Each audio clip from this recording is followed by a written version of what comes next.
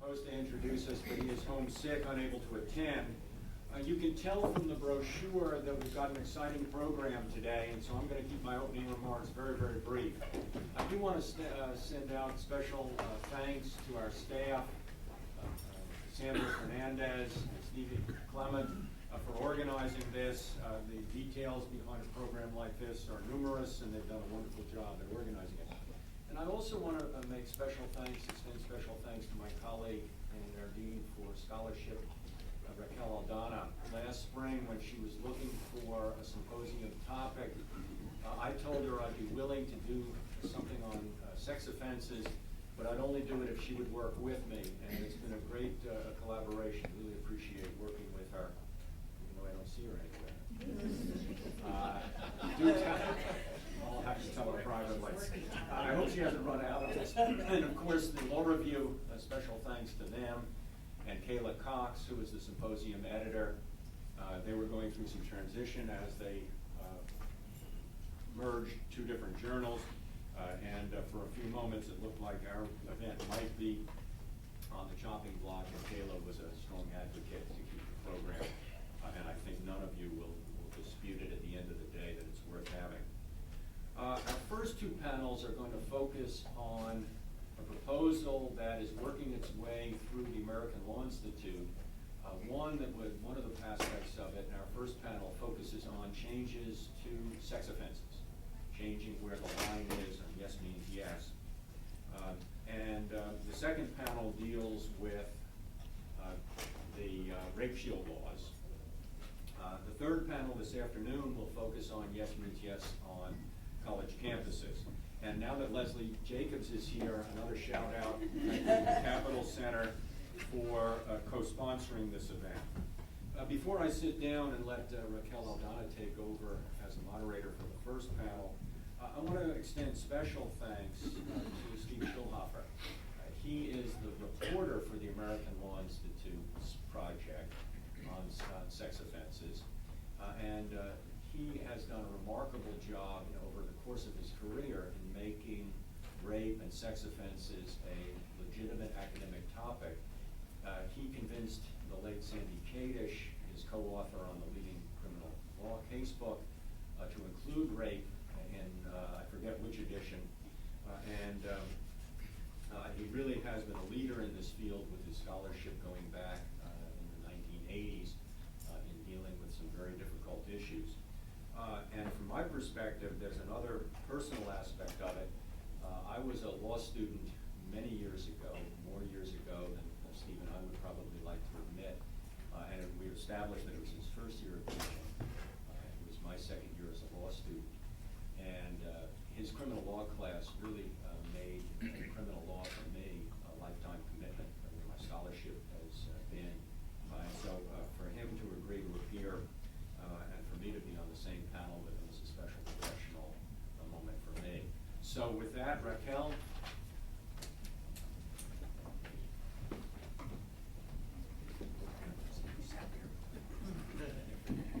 Good morning, everyone. It is such a privilege for me to serve as the Associate Dean for Faculty Scholarship at Pacific McGeorge School of Law, and especially because I get to work with Mike Vitello, who has been an incredible colleague, an intellectual force here. I think this must be his 20th program that he has organized for the Law Review, and I don't say that lightly. I think it's Mike has been someone who is always on the forefront of thinking about areas of law that are undergoing significant reform. I'm also particularly excited about the topic that we're about to engage today, and of course, Mike already mentioned Steve Schulhofer's incredible work. And he's going to be engaging in a conversation, a debate of sorts with another wonderful scholar in this area, Aya Gruber, who also happens to be someone that I've been friends with for a long time, so I'm really excited to see her.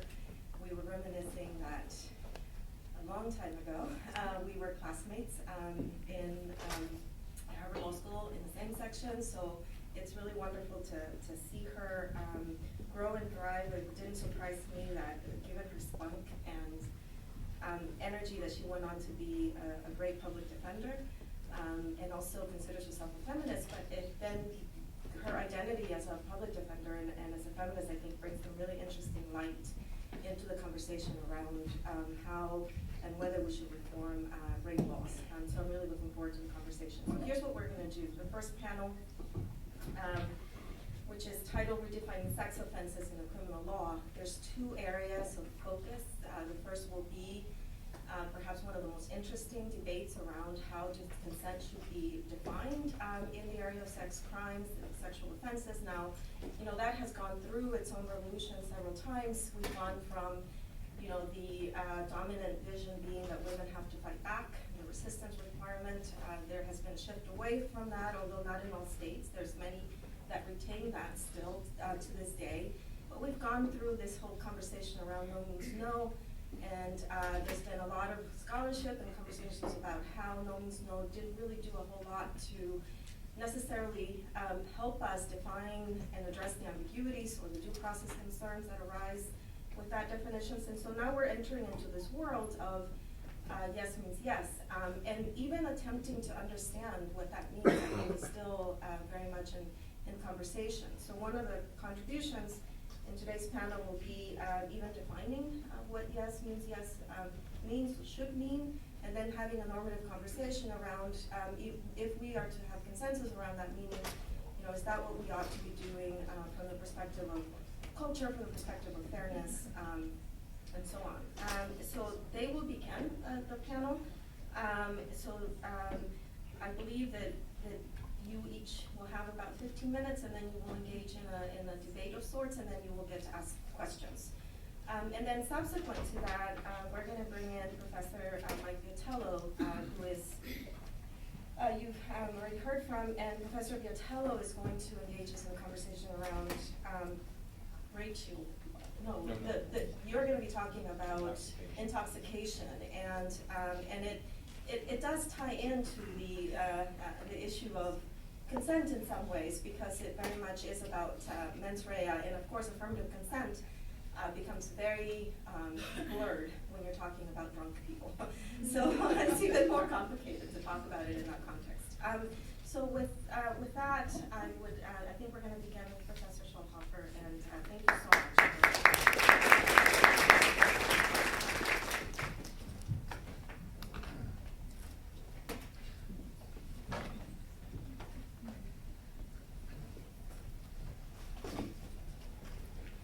Thank you very much. Thank you, Michael, especially for inviting me and for those very nice words. It's been a long relationship. It's been almost 10 years since we've been out of law school, and so it's been wonderful to have kept that up. So I'm going to start right off. I don't have to tell you the media has been just filled with reports about epidemics of sexual assault. We've had report after report about sexual assault on campuses, in the military, everywhere. Reports about the reasons why victims are still so reluctant to come forward, huge barriers to conviction. On and on, I can't even count the number of reports and stories that we've had about that in the newspapers and other media. If you go to a different website, you get a different story. You're going to get stories about epidemic of false accusations, exaggerated accusations, about campus panels that are wildly tilted against the defendant and just automatically imposing draconian sanctions on the basis of any accusation, whether it's supported or not. Endless stories about outrageously punitive sentences, about young men who are expelled from school with lifelong consequences, about men who are sent to prison, often young men who are simply, maybe at worst, ill-mannered, sent to jail for years, that put on a sex offender registry in their life, where their job prospects are destroyed. They can't even, it's even illegal for them to live in a decent neighborhood when you're on a sex offender registry. We get stories like that all the time. And then you can go back to the other website and get the news stories about how sexual assault is going unpunished and being committed with impunity everywhere. So the first thing we have to do figure out which of these stories is the right one. Which direction should reform be going? Should we be pushing forward with more extending the law, or should we be trying to roll back some of these alleged overreactions? At the University of Virginia, you probably know, for one period, University of Virginia was the media's poster child for sexual assault epidemics, for frat boys who were getting away with systematically predatory conduct, institution that was completely unresponsive to the allegations. And then 2 weeks later, the stories were all about University of Virginia being the example of false accusations and overreaction, innocent men being unfairly accused. So I have to clear this up. I don't know if I'm the keynoter for the whole day or just for this particular panel, but either way, I have to tell you which of these narratives is really the right one. And unfortunately, with the exception of false accusations, which I bracket that allegation, but putting that one aside, both of these narratives are largely true. Both of them are largely correct. So we as a society have swing wildly from one extreme to the other, both in our perception of what's going on and our sense of how we should be responding to it, wildly, from one day to the next, depending on what the story du jour happens to be. So I don't have a solution to this. This is the foundational problem that we have throughout the day, and I don't have a solution to it because there's truth in both of those stories. I do know that our punishment system has to be radically revised to bring in some sense of proportion, and sex offender registration in particular, but other responses, including the campus responses and the criminal justice responses, have to be much more measured. We can't keep expanding sex offender registries to bring in, as we do now, every low-level sexual contact offense between two adolescents can put somebody on the sex offender registry, at least for 15, 20 years, if not for life. That's preposterous and totally counterproductive from any perspective you want to pick. So I do know that's wrong. I also know that the problem of overreaction can't be solved by simply not criminalizing the nonviolent sexual offenses. We can't take that route either. I know we have to do more to promote and enforce a culture of respect in sexual interaction. So that's why I'm supporting the principle, and it's already adopted in about half of our states, that sexual penetration without consent should be a criminal offense. And that's, if I can figure out how to work this.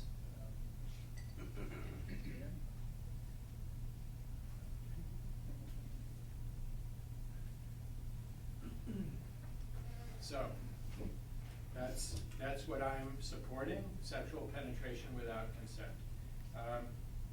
So it's not just penetration by physical force, it's not penetration against a victim's resistance, it's not just when the defendant disregards a victim who's protesting and protesting and protesting, it's any sexual penetration without the other person's consent.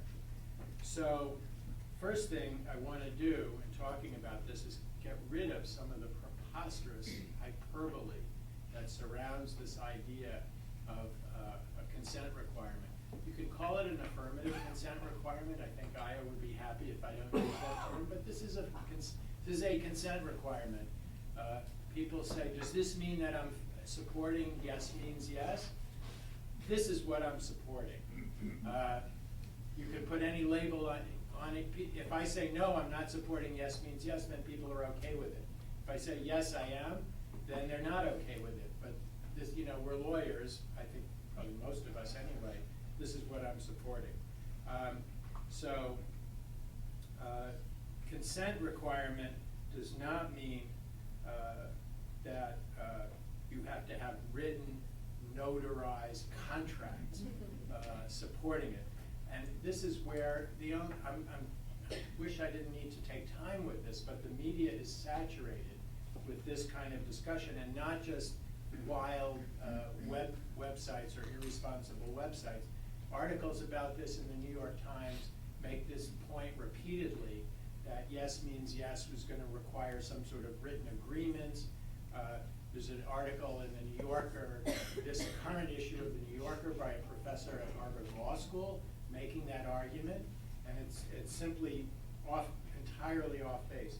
We have affirmative consent requirements in the codes of more than 800 college campuses, more than 25 states in their criminal codes, the Uniform Code of Military Justice, Canada, United Kingdom. All of these sources of law have affirmative consent requirements, and none requires express verbal permission. None of them does that.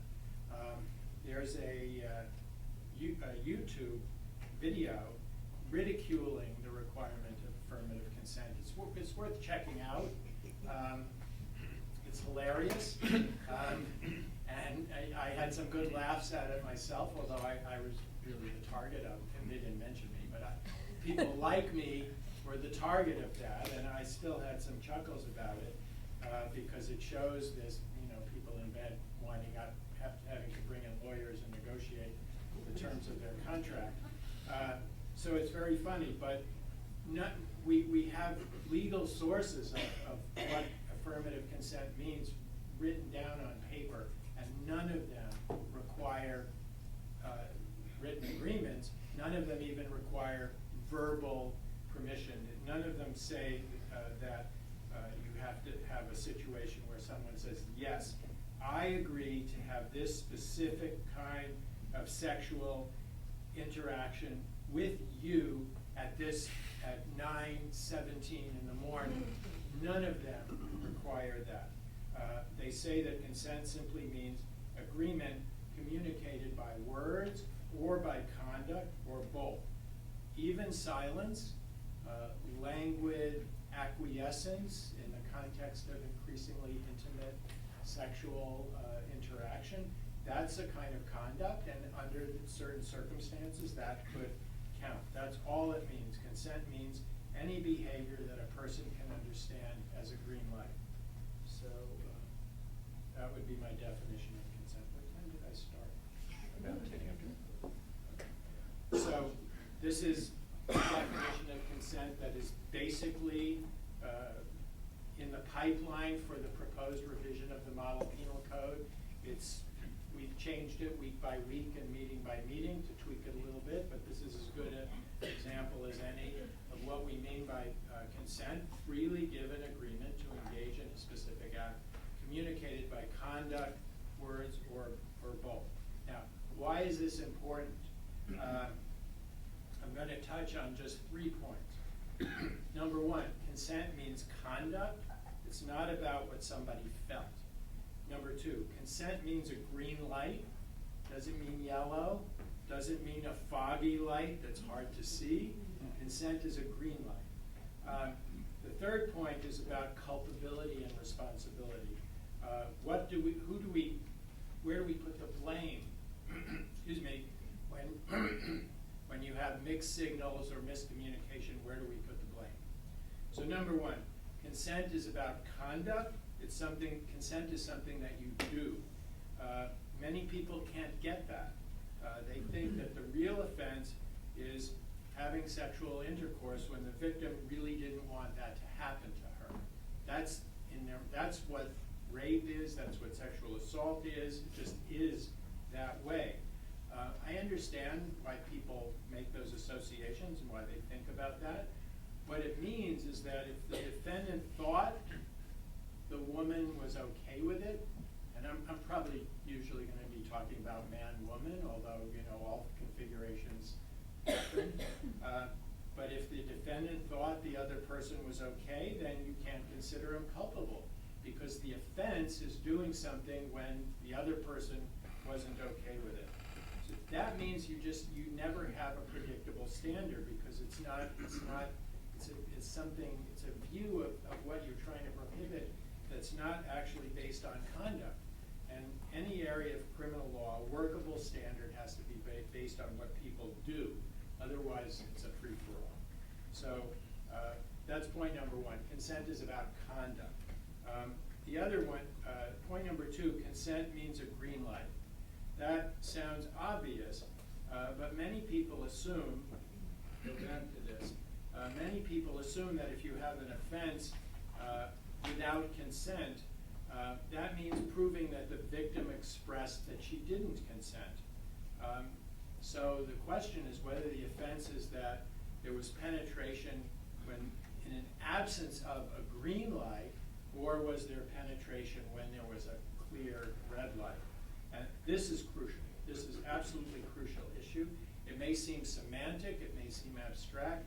This is operationally, on the ground, where the rubber meets the road, this is, whether semantic or not, this is huge, this issue. So how do we treat cases when the evidence is unclear, either way? Answer to that is pretty obvious. The evidence is unclear, the defendant gets the benefit of the doubt, right? We all know that. If the evidence is unclear, you have to acquit. But notice what that means. It's just taking us back to focusing on the victim's feelings. What's unclear when there are mixed signals, miscommunication, the light is foggy or yellow, what's unclear is the victim's feelings. And so that's just taking us back to a situation where we're not focused on conduct. And that means reasonable doubt is almost going to be inevitable because people's feelings are always, uncertain, moving one way or another. That's again why we always have to be asking about what the other person's conduct was. If you go up to a stranger's front door, by the way, I don't like analogies of sexual conduct and analogizing it to theft or medical surgery or anything like that. I don't really like that, but just to try to get the concepts clear in our mind. And later we could talk about whether the contexts are different. But to get it clear in your mind, if you go up to a stranger's front door, it's unlocked, you enter, and then the owner accuses you of trespass. You can't say, well, I thought maybe she wouldn't mind.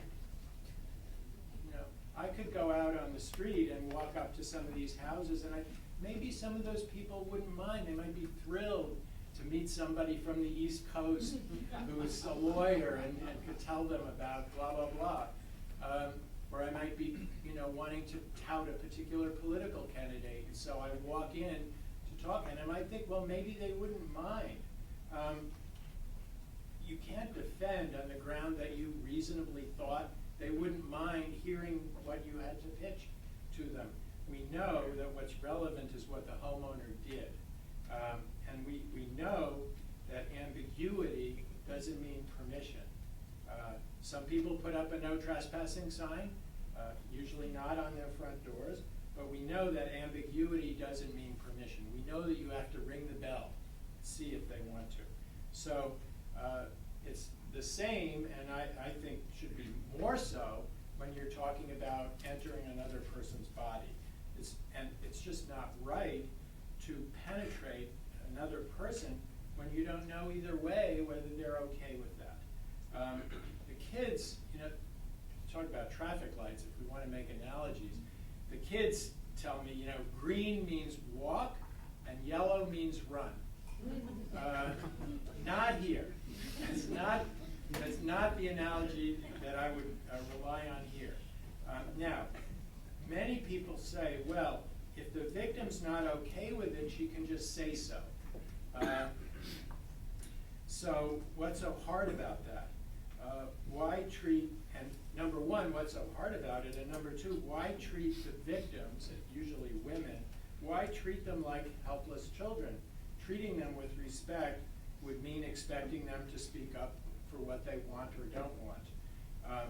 I have a very different idea about what it means to treat somebody with respect. It's more that, you don't poke into my body. Treating me with respect means you don't poke into my body unless you know one way or the other whether I'm going to be okay with that. And by the way, this isn't just a men doing it to women kind of thing. There are all kinds of configurations. It means you don't put your mouth on someone's genital area thinking, well, they may or may not like this, so I'm going to do it. That's not treating them with respect. It means you don't do it unless you know that they're okay with it. And again, to stress why this area of neither a red light nor a green light, why is that such a crucial area? Many reasons, but I'll focus on three. One is surprise. You have people who are having a massage, and before they know it, there are fingers inside. Under normal, well, they didn't say no. That wouldn't be a crime unless penetration unless penetration requires first that there be consent. Second category, also a very common one, by the way, and not just surprise, but there can be a situation of kissing and hugging, and all of a sudden, unexpectedly, bingo. Mike and I gave each other a hug when we saw each other. I don't want to get too raunchy about this, but if one of us did something off color, to the other, completely by surprise. The hug wasn't permission for that. The other thing that comes up is important second category is fear. Sudden, unexpectedly aggressive sexual advances. They might not have come to penetration yet, but just suddenly out of context, something very unexpectedly aggressive. We know there's a lot of research about how that triggers a physiological reaction of immobility. Third category, which is most important, so you have surprise, you have fear, and you have intoxication. So you're going to have a panel on that, but it's crucial here. I won't spend a lot of time on it, but the law is that now that a victim doesn't have to protest if she's incapacitated by alcohol. That means that under current law, the prosecutor has to prove beyond a reasonable doubt that the penetration occurred when the victim was incapacitated. And typically in these cases, the victim is passing kind of in and out of consciousness. And means the prosecutor has to prove that that moment of penetration occurred when she was out of consciousness and not when she was in consciousness. And the prosecutor may ask her, even if he doesn't, the defense attorney is going to ask her, well, when that happened, were you in consciousness or out of consciousness? And the honest answer is she doesn't know. She's not going to remember precisely because she was in that situation. We can decide what we want to do about that. I know what I want to do about that, but you can't prove beyond a reasonable doubt that in practice, you can't prove beyond a reasonable doubt that the victim was or seldom, you can seldom prove, very hard to prove, that at the moment of penetration, the victim was in the outside of the in-out period that she was going through. And that's an extremely common, extremely important practical situation. So in all of these situations, those three and others, requiring the victim to object, saying, well, if she wasn't okay with it, why didn't she say so? It's not so simple. It's dangerous for the defendant to making an assumption that if she's not protesting, then she's going to be okay with it, because that assumption can very easily be wrong. What seems to me simple, respectful, completely cost-free, is to just check. If a person, just check, easily be done, no cost to anybody. It's maybe a momentary interruption of the flow of things, a minor cost. If a person doesn't check, and this comes to my last point about culpability, if a person doesn't check, if a person chooses to intrude on someone else, intrude on their body, when they know that the signals are foggy and ambiguous, that is a culpable choice. That's not saying, well, I did this and I thought it was okay. Taking that step when you know that the signals are foggy and ambiguous is a culpable choice. So that's why I think we should not hesitate to say that penetration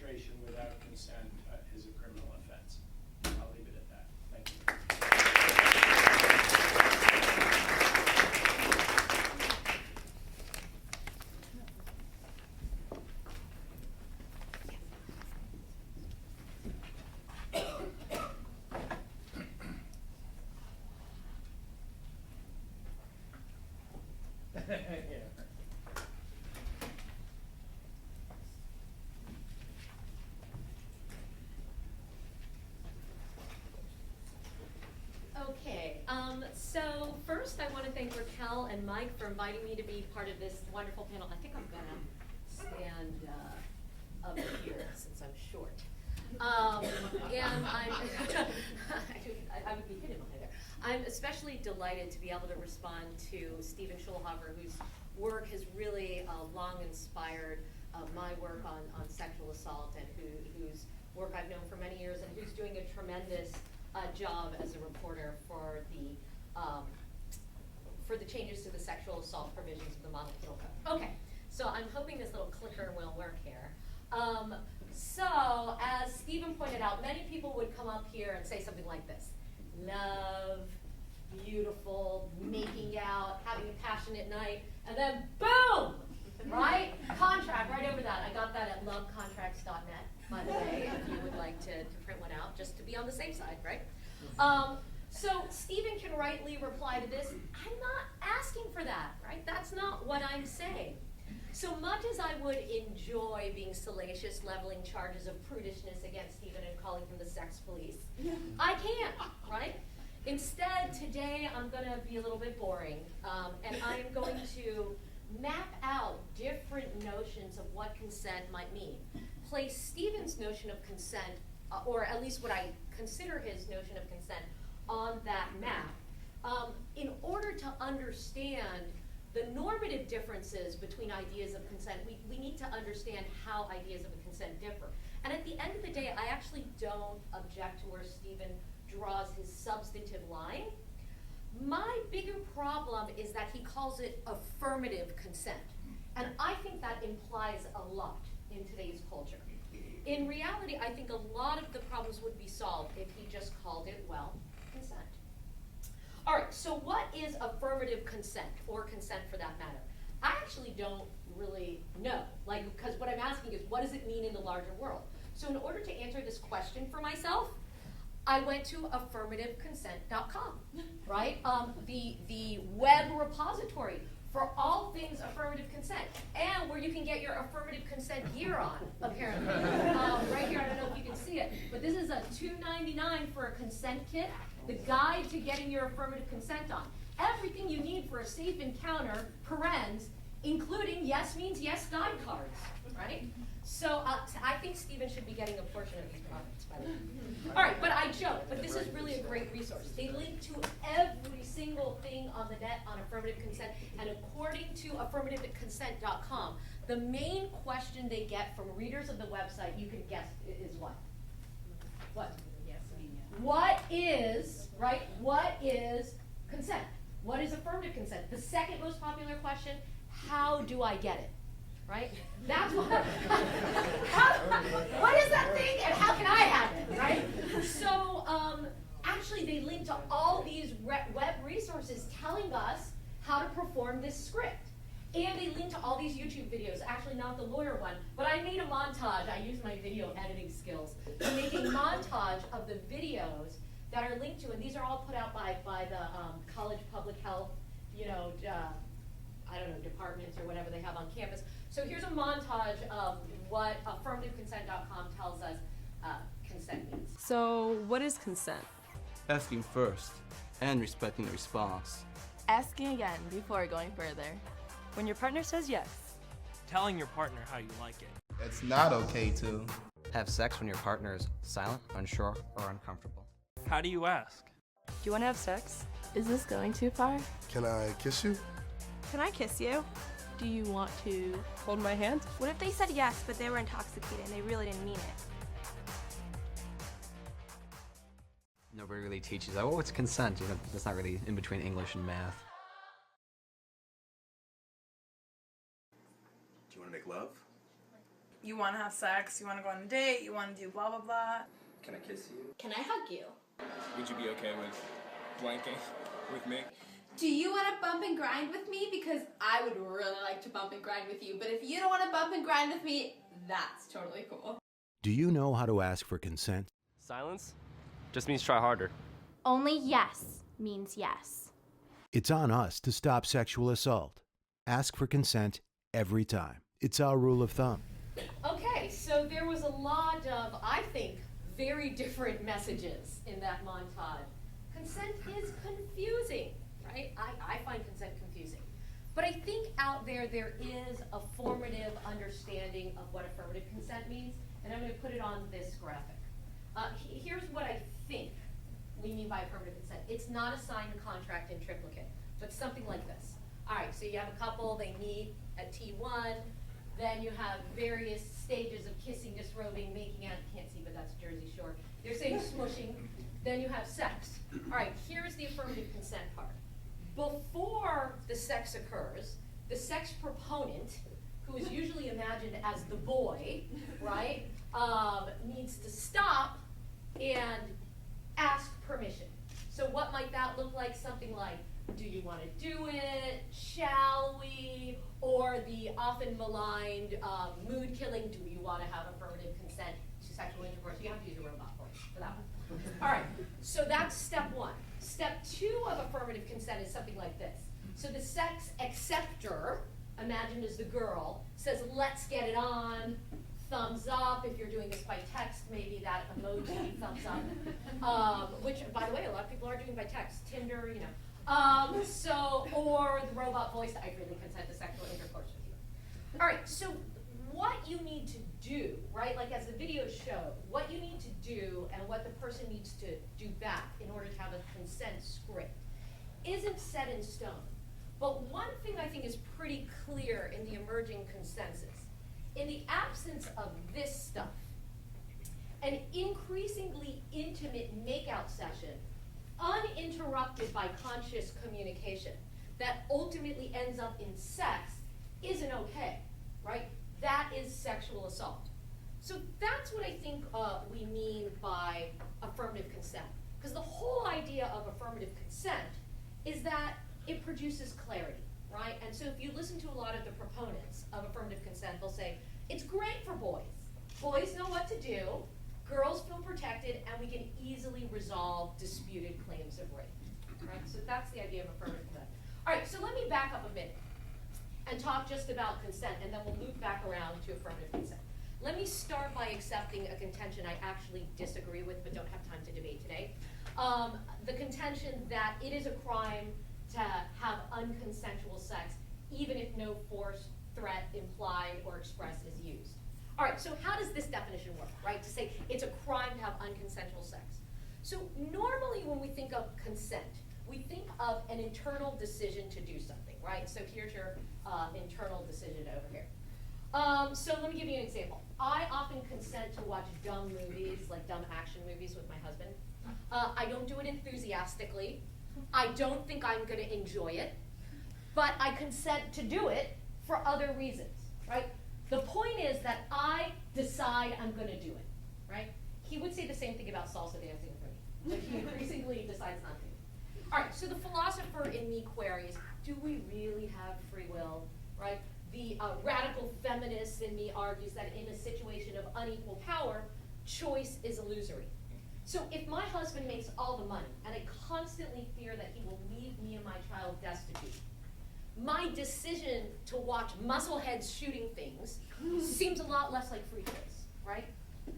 So radical feminists, for example, argue that in situations of structural gender inequality, women rarely freely choose sex. I would love to have a discussion about sex and feminist theory, but I'm going to cabin that. Most affirmative consent proponents, Steve included, I think, do not believe that women's consent to sex is mostly illusory. They accept the liberal notion that women can authentically choose sex, but seek to ensure free choice. Okay, so step one is the internal decision, and here's what I'm suggesting. Those internal decisions can range from being really enthusiastic about something to, just deciding to do it, right? And then there are states of not consenting, which is, I'm not going to do it. Step two is an external communication of that decision. So something that can, again, range from very enthusiastic external manifestations to very clear, non-consent manifestations. Okay, so let's move on to step three. Step three is then B, who is probably the boys, understanding about A's internal decision. And again, this can range from really being sure and reasonable about the fact that the other person wants to have sex, to states of mind that we would consider to be criminal states of mind. Now, how does B come to these decisions? Well, B looks at the external manifestations from A, and B also looks at context, right? So that's how this works. Now, some activists, and you notice in the video, well, what if she says yes, but she really didn't mean it because she was a little drunk? Some activists have suggested that the internal decision of A should control whether or not it's a rape, regardless of the external manifestation, right? So they argue that even if A says yes, yes, yes, if in her mind she was thinking, ugh, I really don't want to do this, then it's a rape. Criminal law doesn't work that way, right? As Stephen said, criminal law cares about mens rea, it cares about culpability. So this is what would happen in a typical consent case. A is going to come up and say she didn't internally agree, right? So she didn't want to do it. B then gets to respond. Either she did agree, or I reasonably believed that she agreed to have sex. Then it's up to the jury to decide who's got the better of the argument. How does the jury decide? Well, guess what? They look at the external manifestation and they look at context. Okay, so that's how consent works. That's how it works out there in the world. Now, what about this thing called affirmative consent? Well, as Stephen said, the first step of affirmative consent is to eliminate the internal inquiry. So we don't really care what was going on in her head. We only care about the external manifestations of the context. Well, that's no big deal. That's how we do the inquiry anyway. We look at the external manifestations and the context. It gets tricky in step 2, right? What is step 2? Step 2 is when the law specifies that only certain external manifestations count as legalizing sex, right? This is where the debate lies. The fewer manifestations that count, the clearer the law, but the more likely it is that reasonable defendants go to jail and the more sex regulatory the law becomes. Okay, so this is how it works with affirmative consent, right? Think about it as a sex regulatory scale, right? On the bottom here is the way a regular consent standard works, which is basically any external manifestation and conduct. And if the jury believes that given that external manifestation and conduct, there's consent, you're good to go. All right, so with affirmative consent, and the video should show you this, you actually have a range of rules in there that make this situation more regulatory, starting from the most regulatory, the narrowest, the most defendant-unfriendly, right, the most reformist to the least reformist. So what's on top? A signed contract in triplicate. In other words, that has to be the manifestation or else it's rape. Who argues for that? Nobody, right? Moving down the line, what could we have? An enthusiastic, hedonic, deliberative yes. What the heck is that? That's the kind of yes where the person is not just saying, I'll do it, right? Where the person is saying, well, maybe if I do it, he'll ask me out next time and we can go to a fancy dinner. Not that. But a person who enthusiastically premeditated on sex and is having sex for its own sake, right? That's the only kind of yes that makes sex not rape. Do you think anybody proposes that? Yes, a lot of people propose that. In fact, there's a lot of activists and radical feminists, and even in college, where they say enthusiastic yes, and if you're doing it for other reasons other than the enjoyment of sex, well, that's commercial sex, that's rape. Okay. So, but most of the time, we don't think of that as affirmative consent. All right, what about a verbal yes? Yeah, a lot of people think of that as affirmative consent. That's yes means yes policies. Moving on down the line, we have this idea. Stop, right, whatever you're doing, stop, seek permission, get permission. Now, it doesn't have to be a verbal yes, but you have to go through this script, this ritual, or else it's rape. So, California law says this. Their yes means yes law says this. A lot of universities say it, and my argument is this is people's increasingly common understanding of the term affirmative consent. It is this script. All right, moving on down the line, words and conducts that clearly convey consent, but not just the making out. So in other words, you need something more than the normal, progressively intimate making out to be it, whether it's a head nod or something, right? Then you have, so sometimes you hear this as consent to each act of policy. Just because we made it to third instance doesn't mean you could go farther, blah, blah, blah. All right. Then you could have any words or conduct that convey consent but no context. For example, you could have somebody sort of ambiguously making out. Then the guy wants to say, that's consent. and that's the disputed issue. Maybe the guy wants to bring in the fact that before the makeout session, she said, I really want to have sex. Under this rule, you wouldn't be able to do that, right? Because you can't have contact. And then there's regular old consent. Any words and or conduct that in context convey consent. This is where Stephen Schulhofer is, right? So my argument isn't really with his notion of consent. I think that's the best we could do. I think that that is what unconsensual sex means. But my question then is, how is this different from regular consent? Why are we calling this affirmative consent with all those other meanings that that could imply? All right, so Stephen asserts that regular consent might exonerate defendants where a woman is frozen, and if you require some external manifestations, you're going to guarantee a conviction. Okay, fair enough. Let me respectfully suggest, however, that this is a solution in search of a problem, right? So cases of random freezing or precipitous penetration are rare and well addressed by existing force, incapacitation, and consent laws. Stephen also touts the symbolic value of saying we should not assume that people want to have sex with us, right? But my question is, who assumes this, right? Who assumes that just walking around, everybody wants to have sex with them? I mean, I'm sure there are some people that do. But here's what I'm also sure of. There is no defendant in the world or jury who's going to buy the argument that it wasn't rape because when we were sitting at dinner, I could presume that she wanted to have sex with me. That is just a bad argument, right?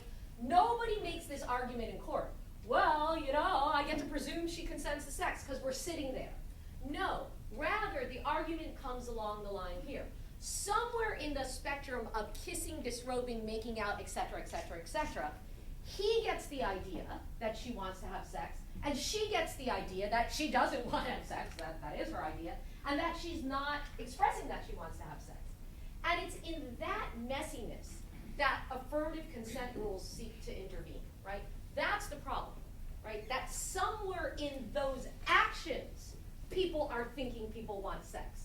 Nobody's going to agree that sitting at dinner, you're allowed to presume somebody wants sex. So here's the thing, affirmative consent really seeks to intervene in that dispute, and it's a tough dispute. When do you get to decide what somebody else wants along a kissing, making out, nakedness spectrum, right? So, in other words, fine, you know, when Stephen and Mike are hugging, you don't get to do stuff. But that hug might look very different than my hug with my date later at home and what we're doing, right? So all of this is very, very context specific. I didn't want to outline all this context because that would just be yucky, right? But that's the difficulty. But here's the thing that I'm arguing. I don't think that Stephen's formulation actually intervenes in that difficulty, right? That's a tough thing to deal with. But basically the formulation of consent he's giving says, hey jury, look at everything, look at the context, and figure it out, right? That is the best I believe we can do. Now I could spend hours talking about strong affirmative consent laws and why I'm not for them, but I don't need to do that here. Stephen's formulation does not have the problem of robust affirmative consent. It's not that sex regulatory, it doesn't risk punishing reasonable actors who didn't get magic words, and it doesn't amplify state punitive authority. But at the same time, it doesn't have the benefits, right? Trials can still focus on victims' behavior before, during, and after the incident, right, and in context. It won't create consistent verdicts, and it doesn't give a clear guide as to what's a green light. We just gotta figure it out, right? So I actually think he's doing the best we can do. Here's my issue, though, with what Stephen's doing, and the only part that I'm going to debate today, which is kind of disappointing. He uses words like affirmative and positive, and his arguments relate to strong versions of affirmative consent. He argues that sex proponents should stop, get permission, that we need clear green lights, that we should presume non-consent. He thus tacitly endorses, but ultimately does not have to defend, the more regulatory stop, ask, and get yes formulations of affirmative consent.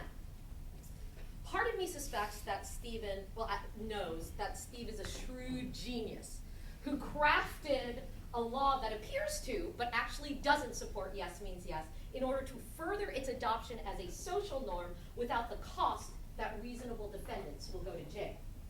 but this is a dangerous tactic. Jurisdictions may adopt, and police, prosecutors, and jurors may apply Stevens' formulation in its apparent form as a yes means yes law. Certainly, those with more regulatory notions of affirmative consent will draw on Steve's argument and analogies, and we might not be so well served with such mystification in the law. We should not achieve by obfuscation that which we cannot by political consensus. Moreover, anti-rape activists who think Steve is endorsing affirmative consent might feel duped, right? Just as much as the civil libertarians and conservatives who are relentlessly bombarding you with anti-affirmative consent memos think you're doing something extremely radical, when in fact he is not. So let me leave you with this, which I think is a really interesting juxtaposition. So Stephen Schulhofer and Ezra Klein are both defenders of this thing called affirmative consent. But look at how differently they describe it. Here's Stephen, right? Ordinary citizens know what it means to have permission, express or implied. And they know that it's unacceptable to take liberties with someone's person or property without permission. That's all that affirmative consent means, okay? Ezra Klein, affirmative consent will settle like a cold winter on college campuses, throwing everyday sexual practice into doubt and creating a haze of fear and confusion over what counts as consent. But for 1 in 5 women to report an attempted or completed sexual assault means that everyday sexual practices on college campuses need to be upended, and men need to feel a cold spike of fear when they begin a sexual encounter. Those two things could not be more different. That's it.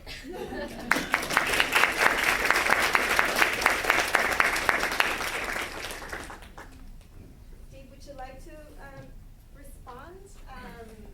And I guess I'm wondering whether you agree with Aya that you're not actually talking about affirmative consent, really.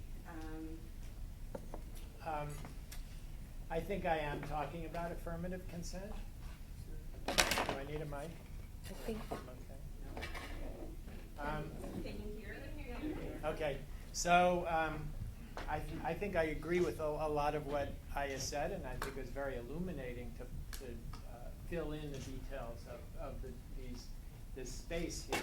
And I think that in one respect, Aya says that the proposal of consent, as I call it, doesn't really clarify or answer that gray area. The minute you start talking about consent inferred from the circumstances, it doesn't clarify. I don't think that's a trick. I think that's one of the virtues of this, but I wanted to back up a little bit and fill that out. First of all, I think there's a very important distinction between our morning panel and our afternoon panel, between criminal law and campus.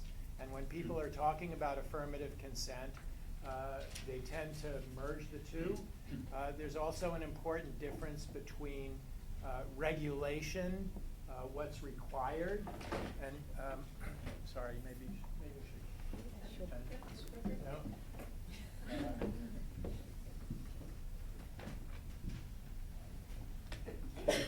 Don't want you all to be looking at the back of my head.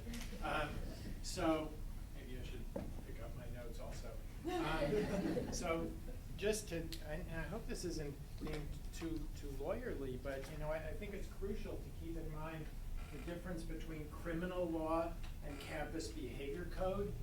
It's crucial to keep in mind the difference between mandatory rules of conduct, wherever they may be, and whatever sanctions may attach to them, college or criminal, the distinction between that and education. And a lot of what we saw there, and a lot of what people are talking about affirmative consent, they're talking about education. And in the context of education, I'm a very strong supporter of affirmative, really clear consent as a matter of education. It's important for people to be educated for that. And that's a lot of what you saw there, where people said affirmative consent means yes, or consent means enthusiastic. That's important. consent means that if you're intoxicated, there's a problem. You can go too far with this education. This is a big problem in the military, and some of the commanding officers, in order to stay on the safe side of the line, when they train their team, their soldiers coming in, they say, we've seen these training manuals in a military review, and one of the things that there's told, if the other person has had anything to drink, they can't consent. That's ridiculous. That's absolutely ridiculous. So I think it's good for education to be going, forward, but it can also be absurd, and it can be counterproductive if it goes to these wild extremes. But the problem with discourse, the problem with media, and all of this is all of these things get lumped together, and so somebody seizes on one of the most forward-looking, imaginative conceptions of consent. Like, consent means you have to be enthusiastic. And they say that that's what people like me are arguing for when we talk about consent as a criminal law requirement. And this is in the current issue of the New Yorker, you have this Harvard law professor who says people are requiring enthusiastic consent. There's no, you'll find out in educational manuals, there is no college in the country that says that's absence of that as a basis for discipline. None, nowhere. So number one, in my heart of hearts, what would I like to see? Yes, I would like to see something more along what you would call more regulatory side of the line, but that in terms of the way people are educated and acculturated to treat each other. And that's because partly, we haven't said this, but there's a history to this, and we're coming out of a culture that was very different. So education has to be a little bit loud, and it has to push a little hard to start moving that needle. So I would like to see that. But certainly it's going too far for criminal law, and the furthest reaches of that are even going too far for college codes that would have disciplinary sanctions attached to it. The virtue of talking about consent under all the circumstances and leaving that umbrella there is that leaves room for our culture to move. And the model penal code, once it's revised, is going to be in place for another 50 years. State codes don't change that often. I'm not worried about a hyper-regulatory jurisdiction or a hyper-regulatory jury. We're not seeing that. But I think it is a virtue in it, two things that are a virtue in a criminal code. One is to not be too specific and to say the following specific hand movements count, and this one doesn't count. Because we don't know what the culture is going to be in a while. So a code that's sensitive to the complexity of sexual communication should be an umbrella. And it shouldn't be too tight an umbrella, because we want this to be able to evolve. The last thing I want to say, and I want to be sure to leave room for comments. The last thing I want to say is there was an implication in what I was saying that once you get so contextual, you're not really doing anything. What difference does it make? This is really interesting, because in half of our jurisdictions today, this is a huge step, and it's enormous progress that the pro and con of this debate is where it is between Aya and myself, that we're debating about how affirmative consent or consent should be formulated, because it's still the law in half the states that absence of consent, contextual or otherwise, isn't enough. Prosecution, in half of our states, the prosecution has to prove beyond a reasonable doubt that the victim expressed unwillingness. That's different. That is different. And the space between those is different in intoxication and many other areas. In the state of New York, the prosecution has to prove that the victim expressed unwillingness and that a reasonable person in the defendant situation would have understood under all the circumstances that she meant it. That's a very different emphasis, and it's still embedded in our laws. And so I think the emphasis is important in the law and also as part of a vehicle of education.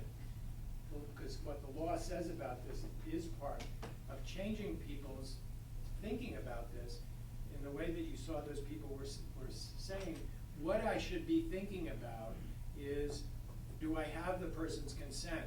Not, are they resisting me, or are they objecting, or are they protesting? That's a very different kind of emphasis, and I think that puts us in a place where our society can grow and change and also be flexible.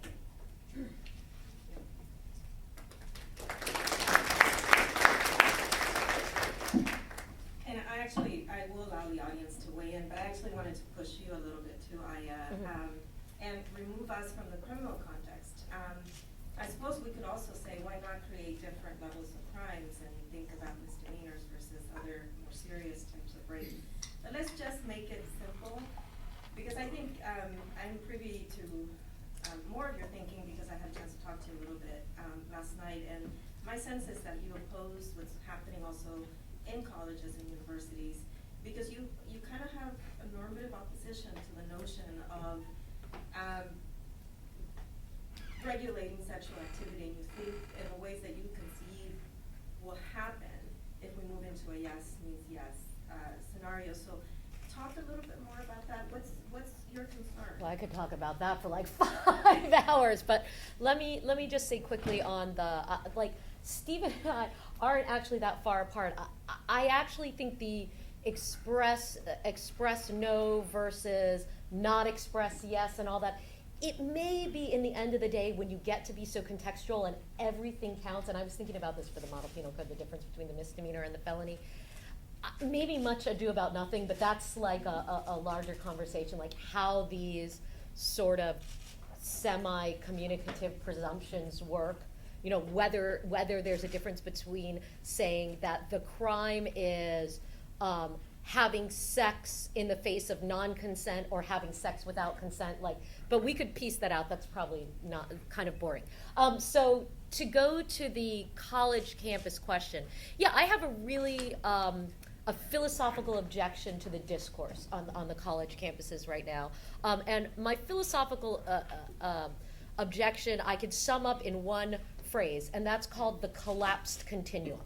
So when we see statistics on epidemics and crises and these horrible things, we are counting everything from a brutal, forcible rape to hacking the iCloud or drunken sex that somebody feels bad about. And I'm not saying getting your nude iCloud pictures hacked is a good thing. No, that sucks, right? Although, you know, if you're J-Law, maybe that's a good price of being J-Law, but whatever. But what I'm saying is when we group all these things together under the umbrella of rape, crisis, gender crisis, epidemic, we end up with policies that I think naturally are going to overreach because the policy has to catch up with the discourse. And the policy then collapses everything. And you see some patterns of that having happened in domestic violence with things like mandatory arrest and things like that. You see it sometimes happening in human trafficking. But when you get to this idea of a wide epidemic of gender violence, and then you have policies that address that discourse, they end up needing a lot of tweaking, and my argument is, if you look at the patterns, they're very hard to tweak, because when a policy rides in on a wave of panic and disgust and fear, it's very hard to recede from it. So if you asked a lot of feminists, even today, about like mandatory arrest in domestic violence, which has had a really bad effect, for example, on minority women, on women of color, they're having a very hard time receding from that institutional structure they built because they don't want to appear to be easy on, you know, abusers. So it's going to be very hard to recede from discipline that is the solution to an epidemic of rape. So any given policy, we can argue whether it's better or worse. It's this whole package of policies and how it's sort of rode in that is my issue. Can I just say something briefly, because I so totally disagree with that? Totally. Well, I do. The first thing I said was we have to be much more discriminating about the penalties that we impose. I agree with that. That's really important. On the other hand, for statistical reporting and for thinking about consequences and so on, of course we'd like to have umpteen categories, but public can't get their mind around statistics that gives you 18 different levels of things and what they're doing. It does make sense to put these things together, and a lot of things that look low level to some people are not low level to other people. So on campuses, which some of my work has been criminal law, but also the military, also campuses, and other contexts. What you see on campus, I don't want to say that I would consider this low level, but some people would. The young woman's in her chem lab in organic chemistry, and the guy keeps slapping her butt. And he brushes up against her breasts when he's reaching for a beaker or a Bunsen burner. He brushes up against her breasts. What is that? Is that low level? Does it deserve to be counted as part of an epidemic? I think it does. I think it has huge, if not catastrophic consequences for that woman's educational opportunities. But that's not, it's not true though. I mean, being brushed up against is a bad thing. He's a creep, it's terrible. Something should happen, there should be education. But to call that a catastrophe for her, I mean, to me, if you have equal moral outrage against everything, how are you gonna discern that which deserves the hammer and that which deserves more mild policy? I don't have equal moral outrage, but I think if you're gonna count what's going on, I think you have to count things like that. We have to count it in the military. We had testimony of a young woman in the Coast Guard whose commanding officer kept doing inappropriately intimate things with her, but it made her entire military career in jeopardy. If you're going to count it, you have to be sensitive to these things. You have to be discriminating about how clear they are, but I don't have a problem counting as part of, and it should be communicated to the public. We're not talking about rape, but we're talking about unwanted sexual interference that is disruptive. In your state of Colorado, my research, I discovered things I didn't want to know about what high school kids are doing now in Denver. And it's butt slaps and something that they call a credit card swipe, which I didn't know what it was until to stop and try to imagine what that could be. But the young women are going to the police because it's driving them crazy, and they can't think straight. So yes, we can't say, oh, that's all rape. Right. And there has been a lot of advocacy hype of the numbers. But on the other hand, we have to be aware that a lot of what this is going on is impacting. But I don't think it's an unfair point, and let me just say this and then I'll shut up, to be very careful about the discourse and the labels and be nuanced in our thoughts. I mean, yeah, the credit card swipe, it's a terrible thing, but we are dealing with very young people and sometimes repressed people from home and their sexuality and discipline. And we've seen videos of discipline and how discipline works in schools, right? So I think, the discourse leads to a disciplinary approach. Maybe these high school kids need more social psychological approaches. Maybe they need counselors, they need different things, but I think we need to be very careful of the collapsed discourse of harm. I mean, information is never objective. It works in different ways, and it can keep people in fear. When you don't specify what makes up a high terrorist threat level, but just tell everybody they're in threat, that breeds fear. Fear breeds power. So anyway. Great. So are there questions from the audience? Yes. And tell me your name. My name is Claudia Diaz. I work with domestic violence offenders, sexual offenders. Can you speak up, please? My name is Claudia Diaz.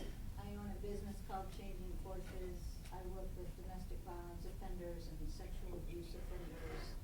I've done it for 37 years. I'm a graduate from here. One of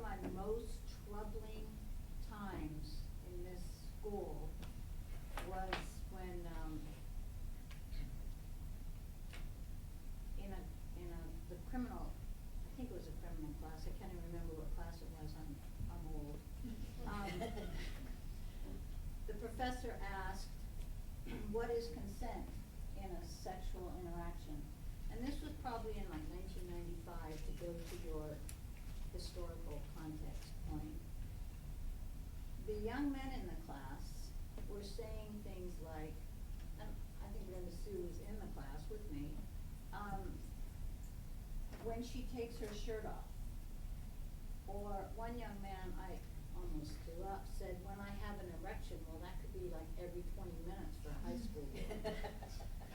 These were considered by these young men as forms of consent.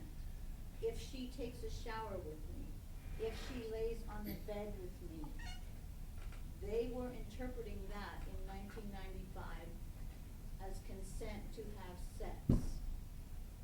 So I thought it became pretty important that we had no means no. I always have the right to say no at any point. And to move it to yes means yes, that makes sense. That's one step in the progression of giving the acceptor of the sexual act some control over it. I was wondering, are we going to address spousal rape? I don't think so. Are we going to address How much time statutory do we rape? have? I mean, these are the issues that I deal with my classes all day long. What Well, is I will, spousal rape? yeah, I will say, what, spousal rape, you know, takes us, some parts of it I want to try to resist getting too deeply into that, but it's very important that you brought that up, because when I mentioned 3 categories of situations where people, it's not so easy to just say, well, if she didn't want it, she should have said no. Spousal rape could be an important 4th category for that, because one thing we see over and over again in spousal situations, because we are generally getting rid of the spousal rape exemption, is, I shouldn't say, you know, spousal, people living together in relationships very often involve elements of abuse, violence, intimidation, and the woman is just reluctantly submitting, and that's another big category. So I don't think it's an empty set. I'm not sure if I meant that, but she said in some way we were talking, some of this is a non-problem. Intoxication, fear, surprise, and domestic violence is another category where there's a big space between the person who says no and the person who doesn't say yes. One more quick point. I have always worked with female domestic violence offenders, and I am incredibly relieved that they are being arrested and prosecuted. The women. Women and men. It's a family violence issue. It's interesting. I think we're going to increasingly see feminists have to grapple with the issue of sort of the pro-prosecution stance being applied to women. So one of the things you see on the web now is sort of arguments like about men being raped when they don't say yes, and how women are supposed to get affirmative consent from men. And it's kind of like makes you giggle now, like what guy is ever going to say, oh, you know, I had sex but I didn't say yes, I feel raped.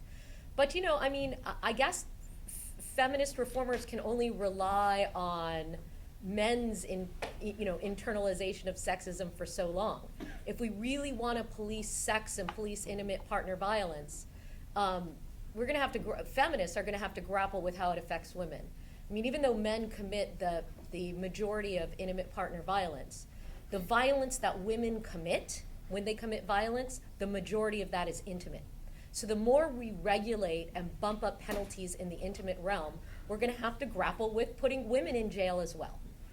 So I think that's a very good point. I know there's a lot of hands up, but you seem to want to respond to this specific point, right? So yeah, I've prosecuted a couple of sex crimes cases in my previous career, and I just wanted to say, first of all of the examples that you used in your PowerPoint about the who would ever do that, who would ever think that it was okay to have sex with somebody just because they had sex with them consensually in the past, all of those things, everything you can think of, I've prosecuted. criminals do those things, and that's why we have criminal courts. That's exactly what rape looks like. Women do, in fact, sexually assault frequently, because one of the things that I noticed is that sexual assault, when it is assault, it has nothing to do with sex. It's about power. And as far as having to grapple with the idea of putting women offenders in jail, they're there. I put some there. Good. I mean, I guess. I mean, so I guess the point I'm not making is that there aren't sex offenders out there. I mean, of course, there are people who are prurient and deviant in every sense of the word. The question is whether we need to craft a consent rule because we need to counter some sort of widespread belief that you're allowed to presume consent just when you see somebody. And I'm saying we don't need a rule that does that because consent already works that way. There's no jury in the land who's going to say, well, she gave him no signals that they could have sex. He walked in and penetrated her, but I'm going to acquit him because I believe guys are always allowed to walk around thinking that women are going to consent with them. That's not the way it works. The judge will instruct the jury that they must acquit because there was no evidence. Not of under protest. a regular consent. Well, True, yeah, okay. but Right. we're objecting. Right. That's why we Right. want that law, which doesn't exist yet. Well, but that's only in Judge will instruct the cases jury. where you're looking for force. Force or just proof of unwillingness, like New York State. The judge would instruct the jury they must acquit, directed verdict of acquittal because there was no evidence that she ever protested. Right, and I think that's a wrong a wrong statement of the law. But right, we agree on that. But what I'm saying is in terms of a consent rule, right? Like all you need is a rule that says, hey, you have to infer from the circumstances that there's consent. And what I'm suggesting is it is not a good argument for somebody to say, here is my circumstance of consent. She existed, right? And that is, in fact, rare. I mean, your directed verdict thing, that's on a technical, that was a force. The directed verdict was a force. That case you used? No, it's a case that requires verbal resistance. And Right, many right. states don't require physical But resistance. if you did a but they- regular consent rule, you wouldn't risk people coming up there and saying, I'm allowed to presume consent from sitting there. They say, I presume consent from the circumstances, right? So I guess I'm not saying that nobody thinks that. What I'm saying is that those people go to jail without a rule that needs to police the type of evidence that you can look at in determining consent. You've had your hand up. I had two questions for Stephen on the proposed law that you discussed. One is, in California, our code, PC 61, breaks apart the different kinds of rape. So by force of an intoxicated person, of an unconscious person, of a mentally incompetent person. Is your language meant to replace all of that so there's just this standard and you're not having all these different elements for these different kinds of rape? Yes, right, yeah, that's an important question. It wouldn't replace those, but it sets a new floor. In California, as in many states, the half that haven't taken the step I'm pushing for, in many states like California, it's rape only if there's force, duress, incapacity, et cetera, and that's where the line of criminality stops. So the proposal is to add another offense, which would be the lowest level, simply because there was no consent. It would retain those other factors as aggravating elements. Okay, and then my second question kind of goes to that. The gap that I kind of see that I think our law doesn't address is the situation where a woman's essentially pressured into sex. And there's not force, not even duress, but there's not a willingness. It's more of a giving in because you're relentless kind of thing. Do you envision the law or the language that you guys are working on to cover that kind of scenario? We need to address that, and we are addressing it and struggling with whether we've addressed it adequately.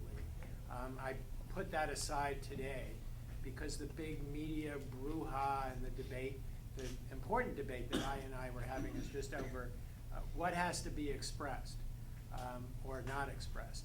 And touching on another very big area, which assume that the person, the woman, the complainant, expresses willingness or acquiescence, says, okay. Yeah, maybe say yes or okay. The consent has to be freely given. But what does the law mean by freely given? The law can't mean what I had described as radical feminists. I prefer not to use the term feminism because it covers it's too confusing. But at the furthest edge of this, the no free will people are saying consent is not freely given if it was the result of some sorts of situational pressure. I don't think the law can take that step. The law has to be more specific about what kinds of circumstances taint the consent.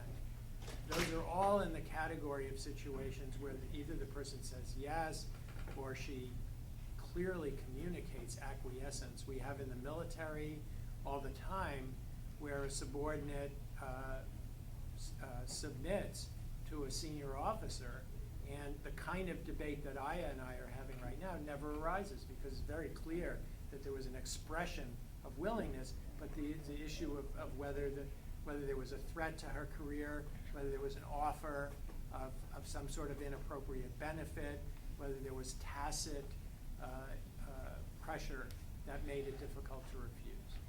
I mean, I'll just say I think everybody's on board with the idea that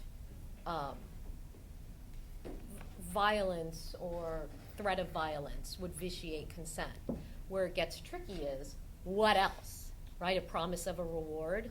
Does the benefit have to be illicit? You know, and so that's something that we're definitely struggling with. California uses the term duress to try to get beyond physical force. They talk about duress, but it's not well defined. New Jersey says consent has to be freely given. They do nothing to give content to what it means to be freely given. So in our project for the Model Penal Code, we're trying to be very specific about what kinds of nonviolent coercion is sufficient. And to do that, and at the same time with clarity that the criminal law requires, so that you don't have the potential vagueness of sweeping people in for situational pressures. Jerry. You know, what I wanted to begin by saying that this has been a terrific discussion. I've taught the course for on and off for a while, and it's been very illuminating. And the only note I want to have, some of the other points that have been covered, is it's hard for me to follow in this regard. It's so connected, it's so disconnected from process. And in a system where you have 90% of the cases are plea bargain, one would want to know how these cases play out in jurisdictions. You may have covered that, but only tangentially by giving the atrocities on either side. But there's a whole host of things you can charge. If you're rubbing against someone's breast, that's an assault. There's probably 2 or 3 other things. I can't believe some of these cases would go to court, and a prosecutor would bring such a case. On the campus, the decision-making process is entirely different. You have actually people who are very aware of the culture on many of these student panels that are doing it. And that's different when you have a jury where you don't know what you're getting.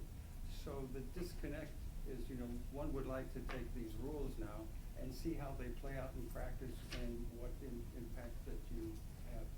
The other thing that I was very much attracted to Can I jump in there, because I'm afraid I'll lose your point, and then before you add your other I'm going to forget my other point, but let's go. Okay. Good, that.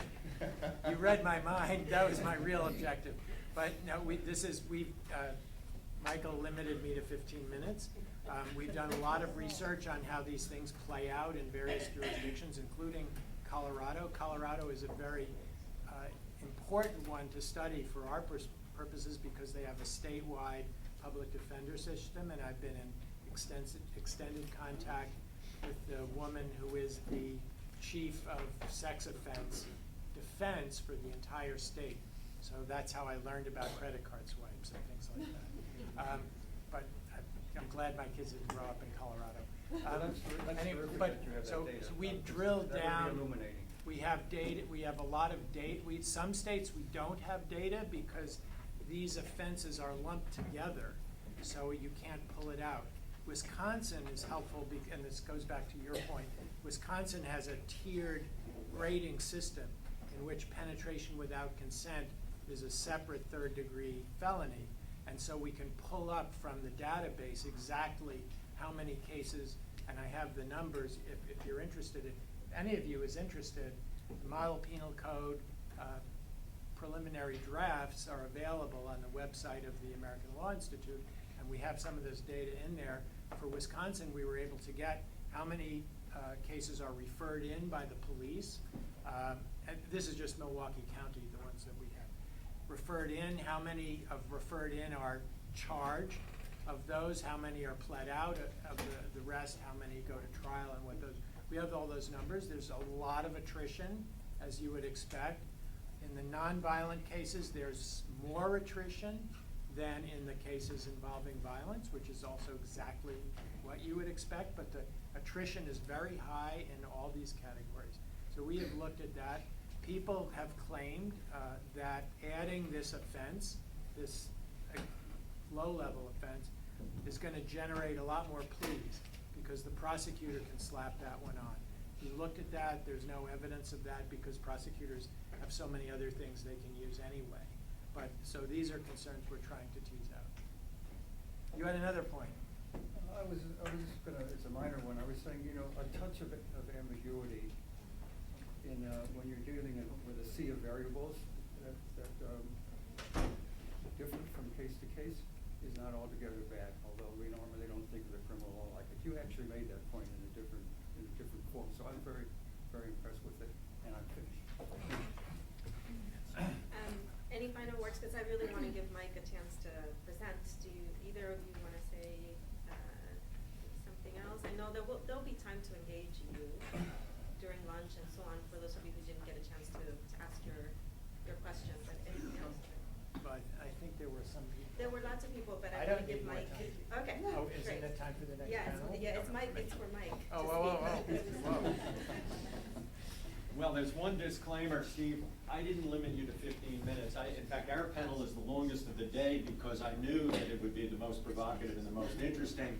And it's a tough act to follow the two of them. But I do have 3 points to make. The first is that you can see that the proposal that is working its way through the American Law Institute is controversial. It is dynamic. And there have been efforts to scuttle the project. I've been contacted by a couple of different groups trying to get me to sign up on memoranda that would scuttle the project or severely limit it. And I have not joined them. I'm agnostic on some aspects, specifically insofar as proposed substantive crimes would change cultural norms. I'm nervous about criminalizing people until we really have educated the public. I think about young people today who learn about sexuality. More likely, they learn about sexuality from porn sites on the internet, from books like 50 Shades of Grey than they do from decent sex education programs.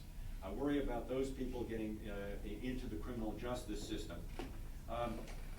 But especially when we talk in the afternoon, our panel will be talking about California law that has put in place a requirement for sex education. We know that people who do get good sex education, in fact, are more likely to engage in safe practices than when they don't get sex education. But there are too many places in our country where sex education is verboten. So one thing, as I say, I'm a little bit nervous about where the line ought to be drawn. I'm also worried about mass incarceration and dramatically increasing the number of people who will be subject to criminal sanctions. At the same time, I think two things really militate in favor of the project. One is, as Steve alluded to, the Model Penal Code sex provisions need modernization. They were written in the 1950s and 60s, and a lot has happened since then, very significant changes. The other thing is, I used to attribute the quote to Otto von Bismarck. Rose Deck, my research assistant, corrected me. It's not Otto von Bismarck who said, you don't want to know how law and sausage is made.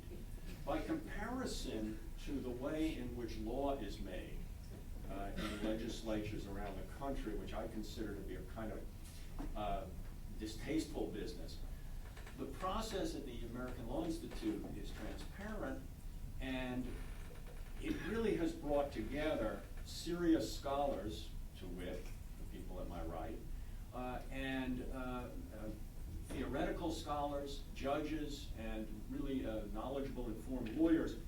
Now, I was not at the last meeting, the annual meeting, and I gather that there was a vigorous debate. I hope Steve does not feel at some point, as our former Dean Elizabeth Parker used to say, that no good deed goes unpunished. But what has really been remarkable about the process is the way that the various reports, proposed drafts, have evolved over time, with more and more input, with what I see as some moderation in the original proposal. So certainly as a member of the Institute, I'm proud of the evolving drafts that are working their way through the system. But now I want to talk about two other points, specifically about proposed changes that have gotten a lot less publicity. The first one, I want to go back to something that appeared in the Davis Enterprise, the little town where I live. Davis Enterprise is the newspaper, and on the front page a few years ago was a story about two young college students who've been out bar hopping throughout the evening, along with some friends, and they ended up being found at the Amtrak station engaged in an act of intercourse. Now, how does the law treat that kind of act? Let's focus first on the man, the young man. The criminal law historically makes intoxication a partial defense in specific intent crimes. But for general intent crimes, it's irrelevant. And of course, rape is a general intent crime. Now, occasional scholars, most notably, for example, Glanville Williams, the British criminal law scholar who was a consultant to the original Model Penal Code draft, occasional scholars like Williams have pointed out that there are some problems with the way in which intoxication works as a partial defense, that in effect what you're criminalizing someone who does something when he's drunk he would not have done otherwise, that in point of fact he's being punished for being drunk. The Model Penal Code did not listen to his advice. Basically, the Model Penal Code approach really largely parallels the common law. That is, Section .208 of the Model Penal Code allows the mens rea of purpose and knowledge to be negated by intoxication if it's severe enough, but for recklessness it's not. So that when a person voluntarily gets intoxicated, there's an irrebuttable presumption that that person was reckless. And so no case-by-case adjudication. Prosecutors don't have to prove anything other than the intoxication.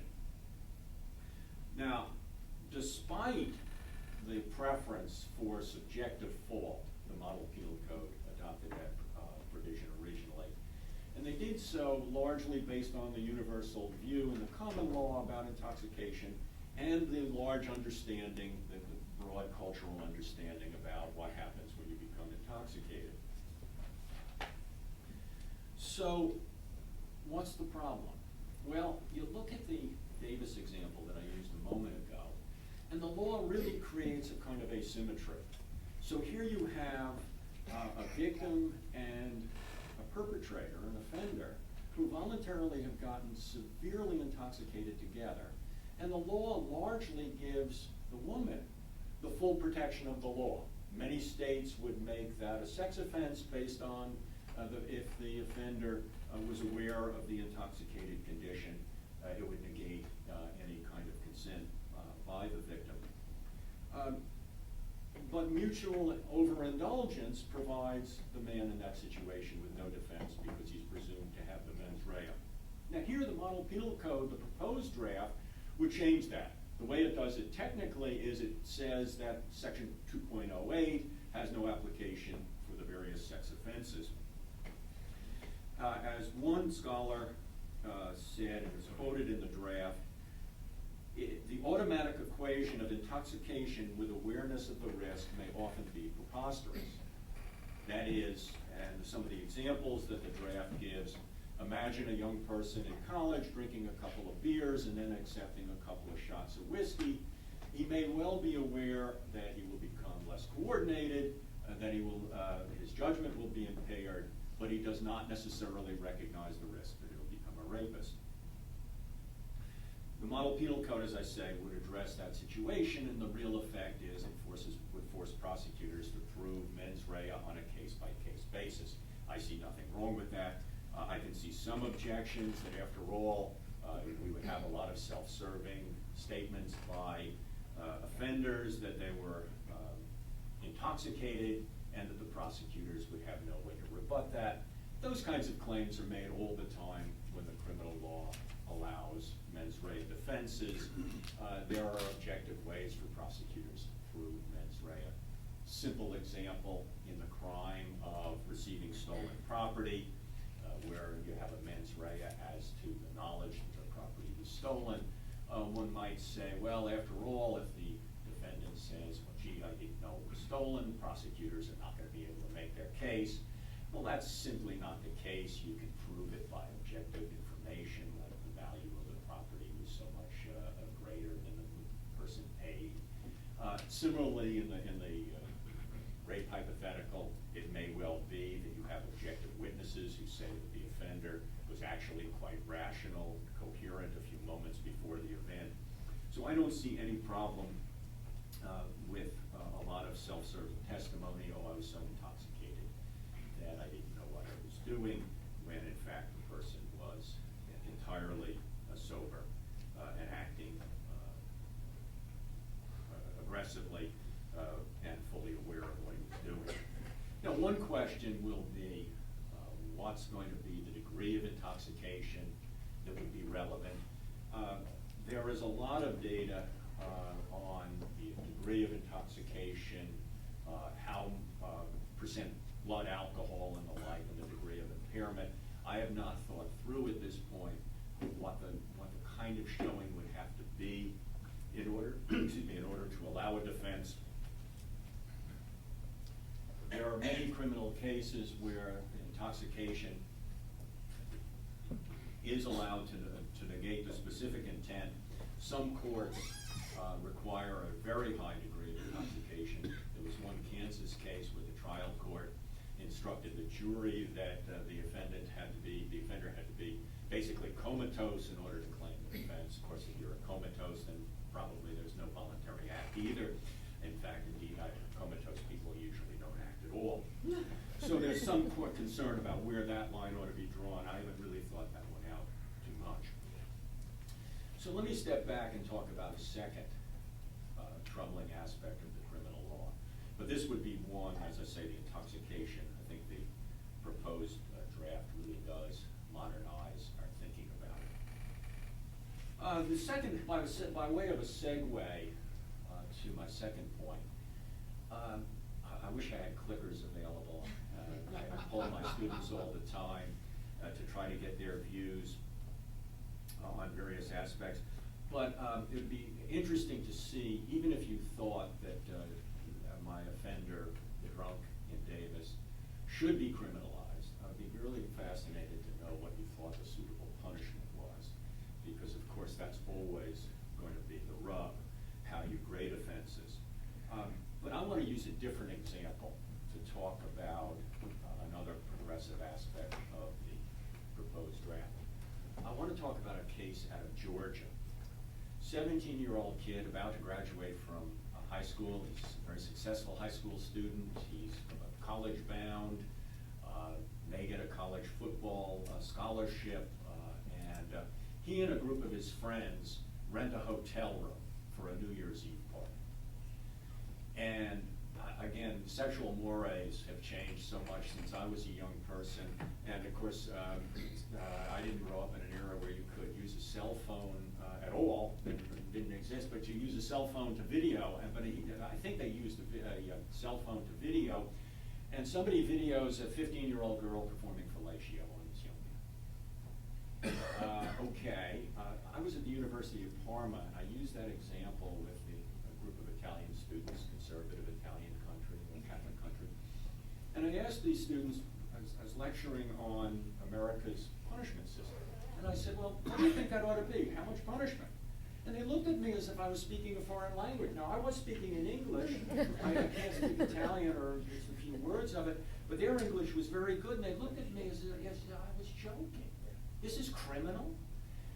Finally, one student was a very good student. She knew how to play the game, accommodate the professor, and she said, well, a little bit of community service.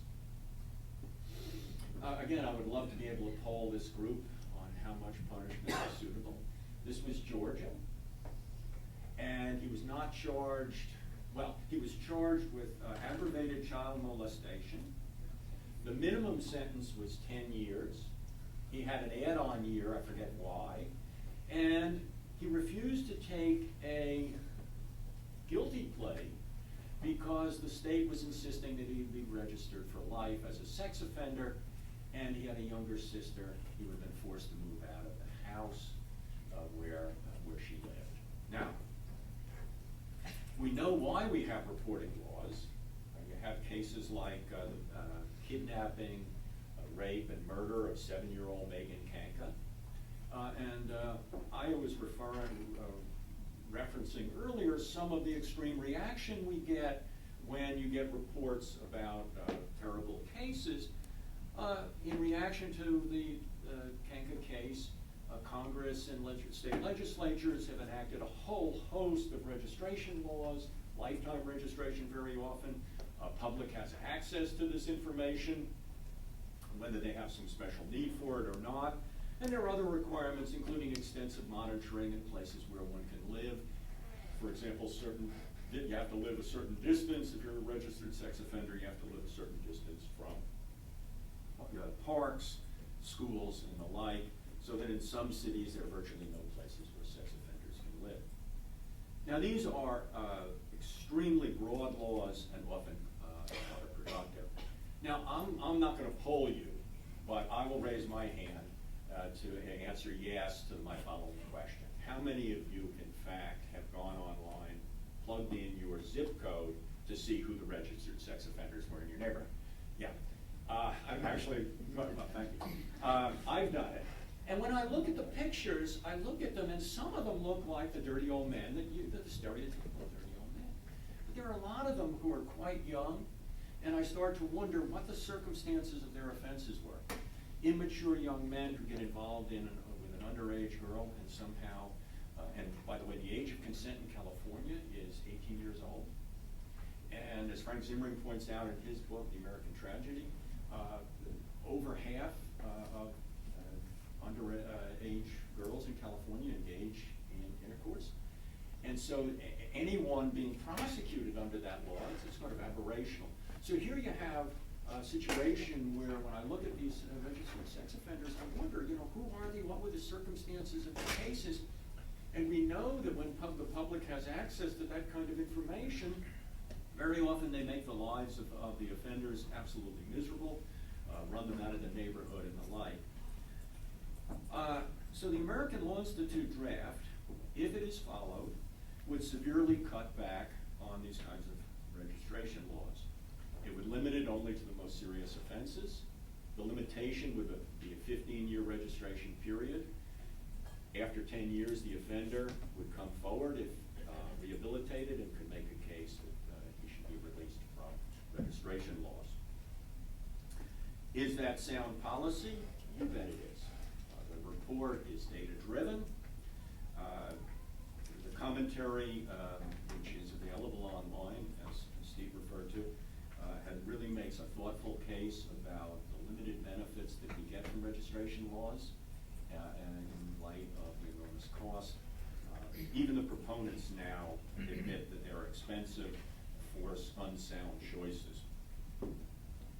They're also based on false assumptions. Sex offender laws stereotype offenders. Most of you probably have the impression that I did until I started researching in this area, that sex offenders are incapable of rehabilitation, that they are unredeemable. of juvenile sex offenders do not go on to become adult offenders. And again, and yet we have these broad requirements. So from my perspective, as I go back to my original point, well, I may be agnostic on where that line ought to be drawn, on what ought to be the minimum threshold for something to become a sex offense. I'm very upbeat about the larger project, and certainly hope that the Institute will end up adopting one of the versions that law as proposed. Thank you.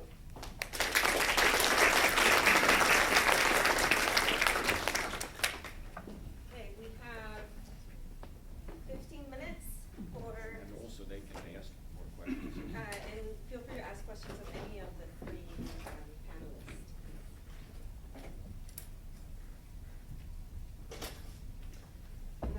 Nobody now wants to ask questions? I do. I saw your hand up before, sir, yes. Steve, in the ALI language on consent, is there the defense of a good faith belief in consent by the accused? Yes, absolutely. And I don't know, it's not worth clicking and trying to put it up on the screen, but it does say that the accused has to know or be aware of the possibility that the victim didn't consent. Yes.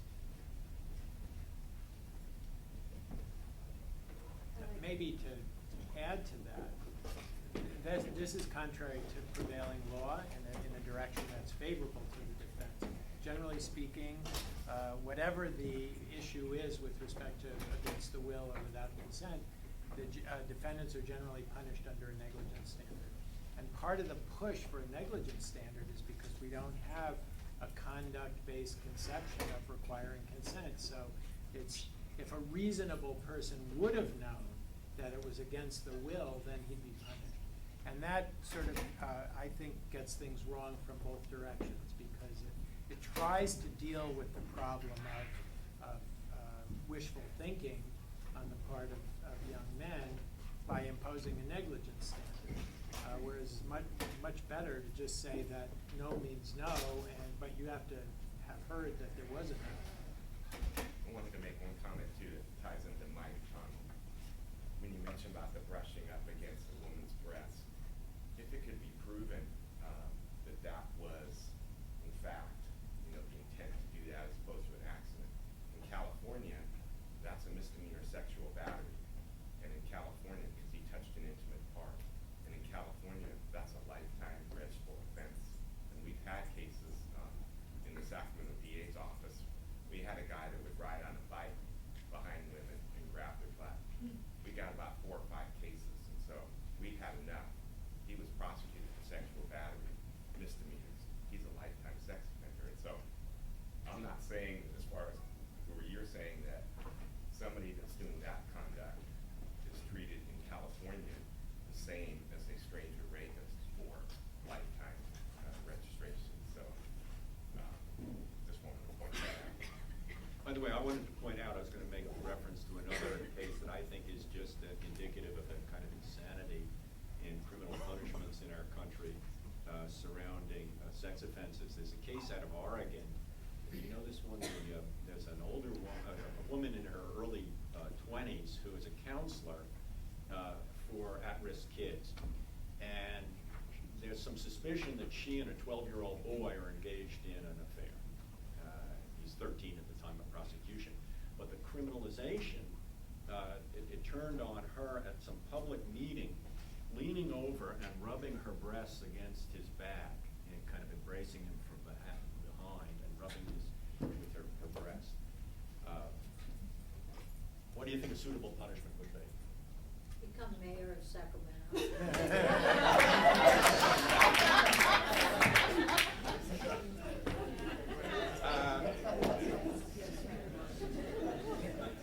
Where's Steve Hansen when I need him? Steve is our city councilman. He's on our faculty.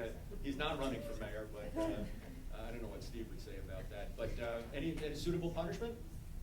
Under Oregon law, she got 6 years. For just that one act? That's all they proved. The suspicion was that they were having an affair, and she got a 6-year sentence. Happily, in both the cases, the Wilson case that I was describing, the young man who had fellatio performed with a 15-year-old girl, factually consensual but legally not.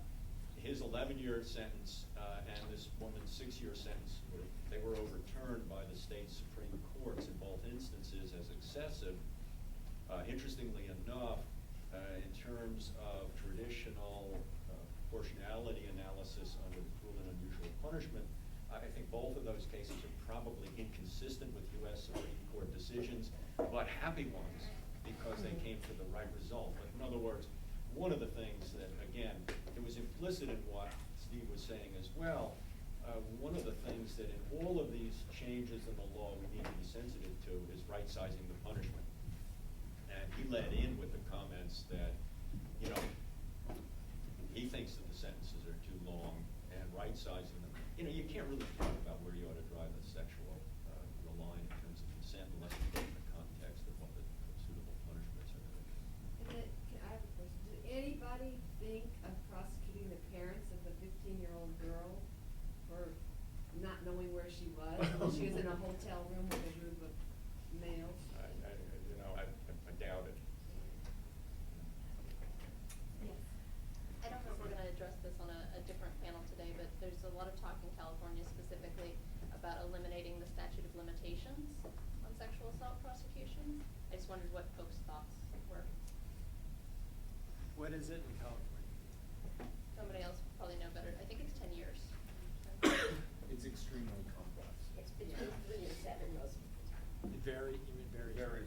If it's a forcible crime, the big four, what we call in California, rape, sodomy, oral copulation, or digital penetration, it's 10 years. But if the person's been accused of more than one victim, because we have a one-strike clause in California for multiple victims, the statute of limitations is life. For less serious violations, it's complicated, but it's anywhere from 1 year to 3 years. Yeah, I'm sorry, I don't have a well thought out opinion, but California approach is kind of suggested where I'd want to go is a lot depends on which substantive offenses it is.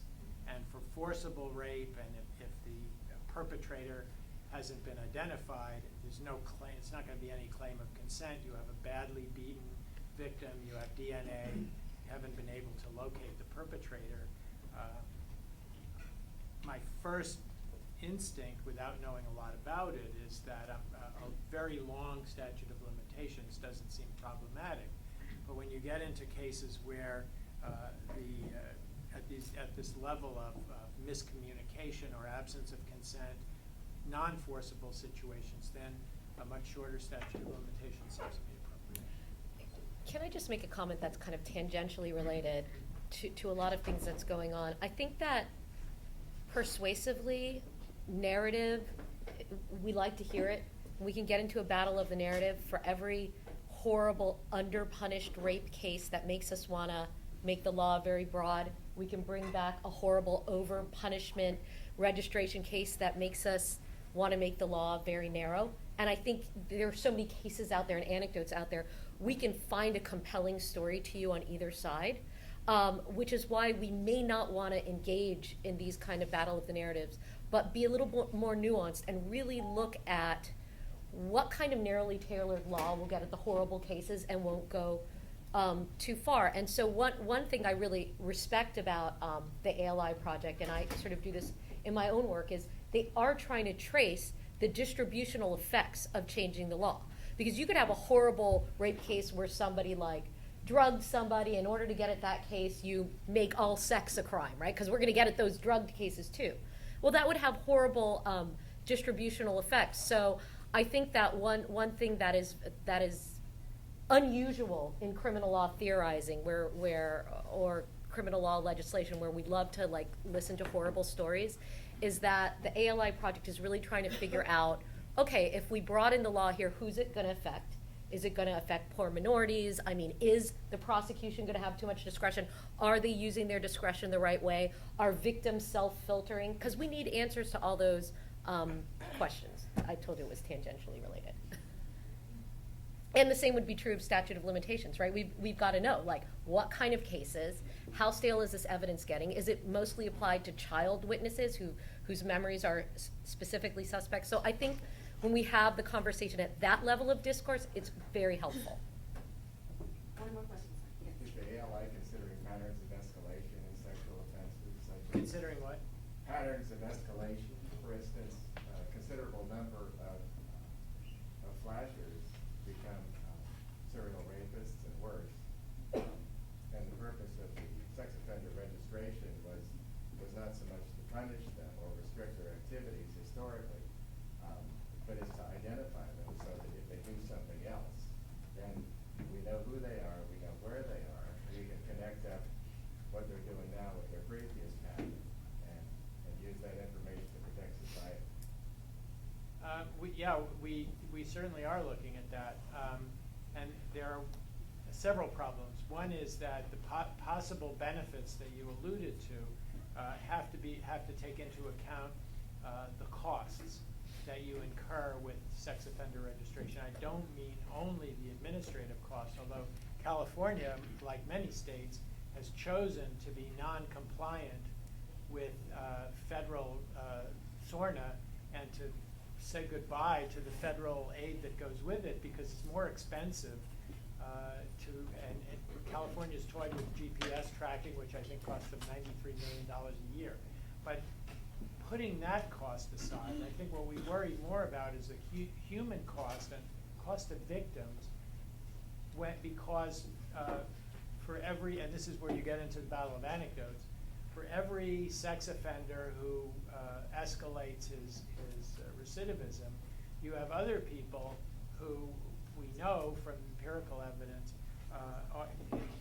sex offender registration has criminogenic effects because it, for various reasons, it makes employment difficult, it makes housing difficult, it forces offenders on the registry to live together in unstructured, disorganized communities, it cuts them off.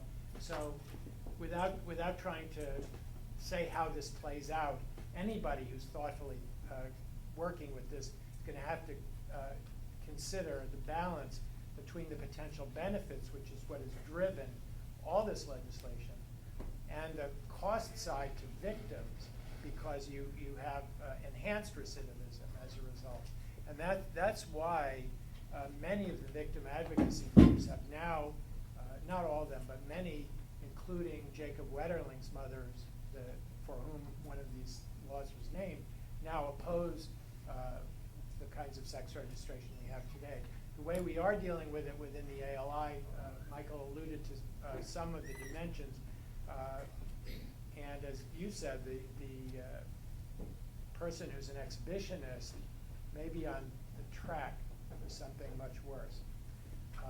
He would not qualify for the kind of registration that we have in mind because the offense itself is so low level. But the other thing that we're trying to do, which would be a reversal of current experience, is to limit the registries that we have to law enforcement access or others who have a well-defined need to know, and get away from the situation where anybody can go, because people do this and they go on the registry and they find out that their next door neighbor or somebody 3 blocks down is a registered sex offender. And Michael said something very interesting about the dirty old man. You look at that picture, which has to be a current picture. That dirty old man might have been convicted 15 years ago of having sexual contact with a girlfriend who was exactly the same age. And what he's on the sex offender registry for sex with a minor. And you have no idea whether it's the kind of predator we usually think about, which is a 40-year age gap, or on the other hand, the sex with a minor could have been 2 contemporaries. So that's law enforcement, I do think, and not all not all opponents of sex offender registry agree with me about this, but I think that law enforcement itself has a very legitimate need for this kind of tool, because in our current system, the criminal record is only in the jurisdiction where it occurred.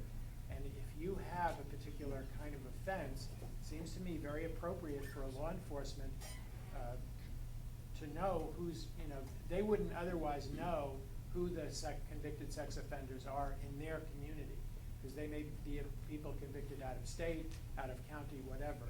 So law enforcement has a need for it that I think is legitimate. And what we want to do, another branch of our effort, is to cabin the access to people who have a well-defined need to know. Daycare centers for people who've abused pre-adolescent children, absolutely. Law enforcement, absolutely, but not the general public. In California, there are levels of public access, whereas I think there's a level of registration that's not available to the public, but only ends up on a rap sheet, which is available to the police. That's one reason why California is non-compliant, because federal law requires states to not have those. If I could make another suggestion, that under California law, there are different offenses for having sex with a child under 14 and having sex with a 10-year age difference at age 16. So I think, making different crimes would be useful to specify the interpretation of the rap sheet. Unfortunately, we are actually out of time, and what I do want to say that I feel like it's been a gift for us to be privy to parts of this project that is complicated and important. It makes me feel, as someone who teaches an area of criminal law, better to have thoughtful people engaging in a necessary project, and I thank the audience for being so engaged. Greetings, everyone. If we could ask that you please take your seats again. I know we did not give you much of a break, but we do want to try to stay on course and have a good discussion with this panel as well. I'm Linda Carter. I'm one of the professors here, and so it's my pleasure to be moderating this panel. This panel takes us from looking at the substance of the crime into what evidence is introduced at the trial when you have a trial on a sexual assault offense. So I think it follows perfectly after the first one. Evidence in these cases, as you all know, is very crucial. It is in any case, but here the old adage, difficult to prove and difficult to defend, I think is very apt. And so it becomes even more important here to take a look at evidence.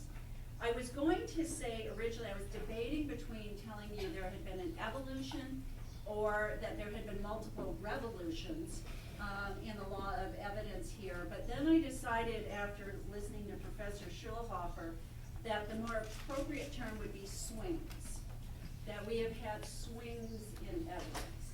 One of the first ones that I'm sure all of you are aware of was in the 1960s and 1970s, the passage of rape shield laws, which you will hear quite a bit about. But of course, then there needed to be a swing to balance this in terms of the rights of the defendant as well. And I'm not going to go into that because I want our panelists are going to give you a very, very good overview of this. But I think one of the key concepts here is balance, in looking at how do we balance protecting what evidence comes in with regard to the credibility of the accuser, and how do we balance that with the rights of the accused to be able to present his or her defense. So we have three excellent speakers for you. They are all highly regarded evidence experts. The first one is going to be Professor Sarah Gordon from the Boyd School of Law at the University of Nevada, Las Vegas. And she is going to give us an overview. Now, I can't resist asking, how many of you are law students who are presently in evidence? Okay, and how many of you are law students who have already had evidence? And how many of you have really enjoyed character evidence? And then I was going to ask how many of you who are in practice would like to have a refresher course on character evidence. because it is very crucial to the discussion, and I'm sure that Professor Gordon will be explaining this as she gives us an overview of what the ALI is doing in this area. Then the second speaker will be Professor Turkheimer, who is up here. She is at Northwestern Law School in Chicago. Apparently it's not cold enough there yet for us to have lured her to Sacramento, but she will be speaking via Skype. And her topic is about deviant sexuality of the accuser under the Rape Shield laws. Then our third speaker will be Professor Ed Winkelried, who is, as he said, from the Ag School across the causeway. He's from the University of California at Davis. And he will be speaking specifically about false accusations, prior false accusations, and various impeachment and the symmetry that he is advocating for under these rules. And I'm probably not doing justice to the description of any topic, but you will get a full explanation as they proceed. Our plan is to have each speaker speak in succession before we do a question and answer. Each person will speak about 20 minutes, maybe 25 at the most. So please write down your questions so that you will be ready when we get to the question and answer period. So right now, please join me in welcoming our three speakers.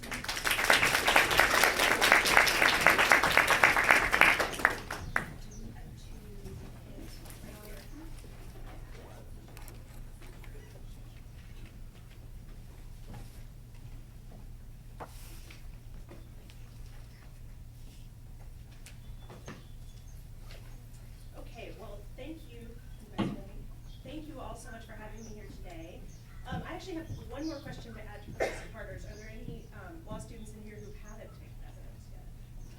Okay, so I was anticipating that situation too.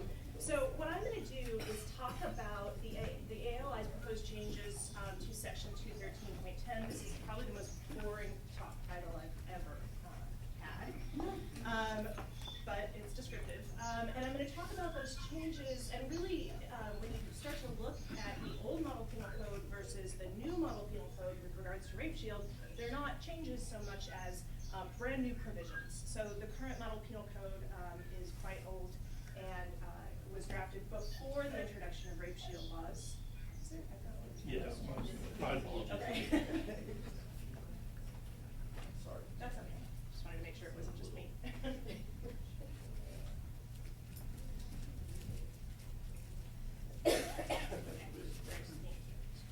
So when the original version of the model penal code was drafted, we did not have rape shield laws. So in the meantime, every state and of course the federal rules have instituted their own set of rape shield laws. And what the model penal code draft recommendations does is sort of give an overview of various state laws and the federal system as they relate to rape shield, and then attempts to sort of compile what it considers some of the best or most useful of those. So what I thought I would do to give some context, especially because even if you've taken evidence, character evidence is one of those things that tends to go away after you're done with the exam, is give a little bit of an overview of what rape shield laws are, why we need them, and then I'm going to tell you a little bit about the federal rules, and then give a few of the similarities among states with regards to their rape shield laws, and then I'll explain how the model penal code incorporates all of those. Okay, so here we go. And my slides got a little bit screwed up because I am a Mac person, so sorry about that. Okay, so what is a rape shield law? So very generally, in a case involving a sex crime or sexual offense, they restrict the type of evidence that can be introduced. So I'm going to talk at the beginning about FRE 412, but many states all states have counterparts of that rule in their state codes. But the federal rule prohibits almost all evidence of the complainant's prior sexual conduct or sexual reputation. That's generally what they do. So the question that comes up is, and these are very messed up, that's not rap, that should be rape, and that should be consent. Okay, so why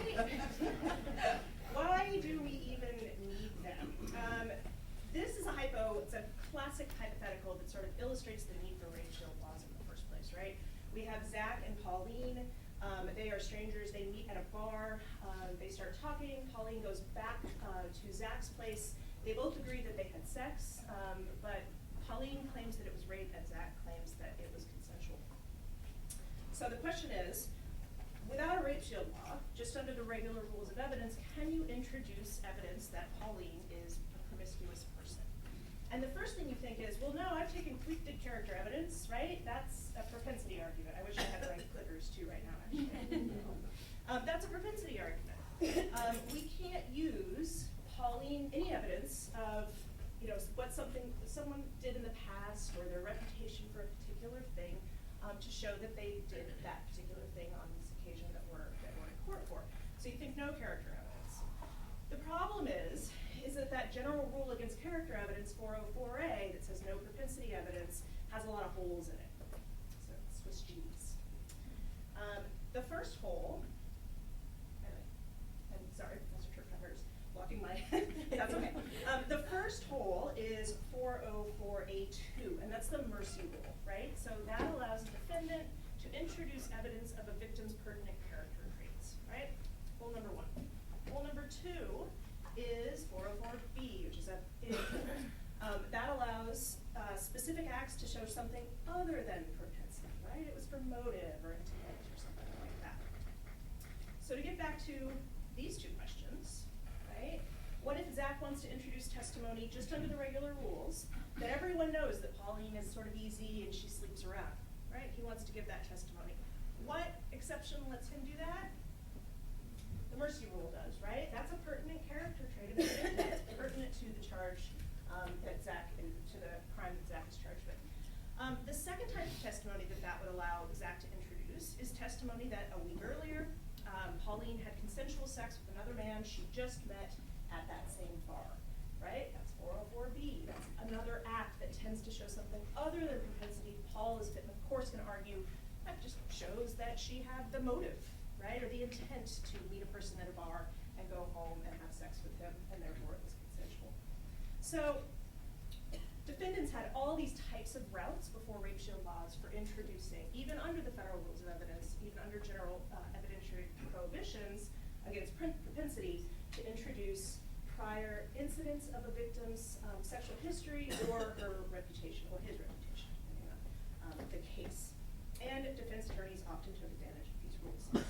So this all started to change, as Professor Carter mentioned, in about the 1970s. We had prosecutors and victims advocates who wanted to do more to protect the privacy of victims and encourage rape victims to come forward to bring charges against defendants. And those people were pressing for the exclusion of all types of evidence related to the complainant's sexual history. At the same time, you have to allow a defendant to put on a meaningful defense. So what we started to see are these fairly complex rules that try to balance, again, those two competing interests, right? The interest of the victim with the interests of the defendant. So the first rape shield law was passed in Michigan in 1974, and then we got the federal rule in 1978, and today every state, Arizona was the last state to get a rape shield law in 2003, which is kind of late, but every state does have some version of a rape shield law.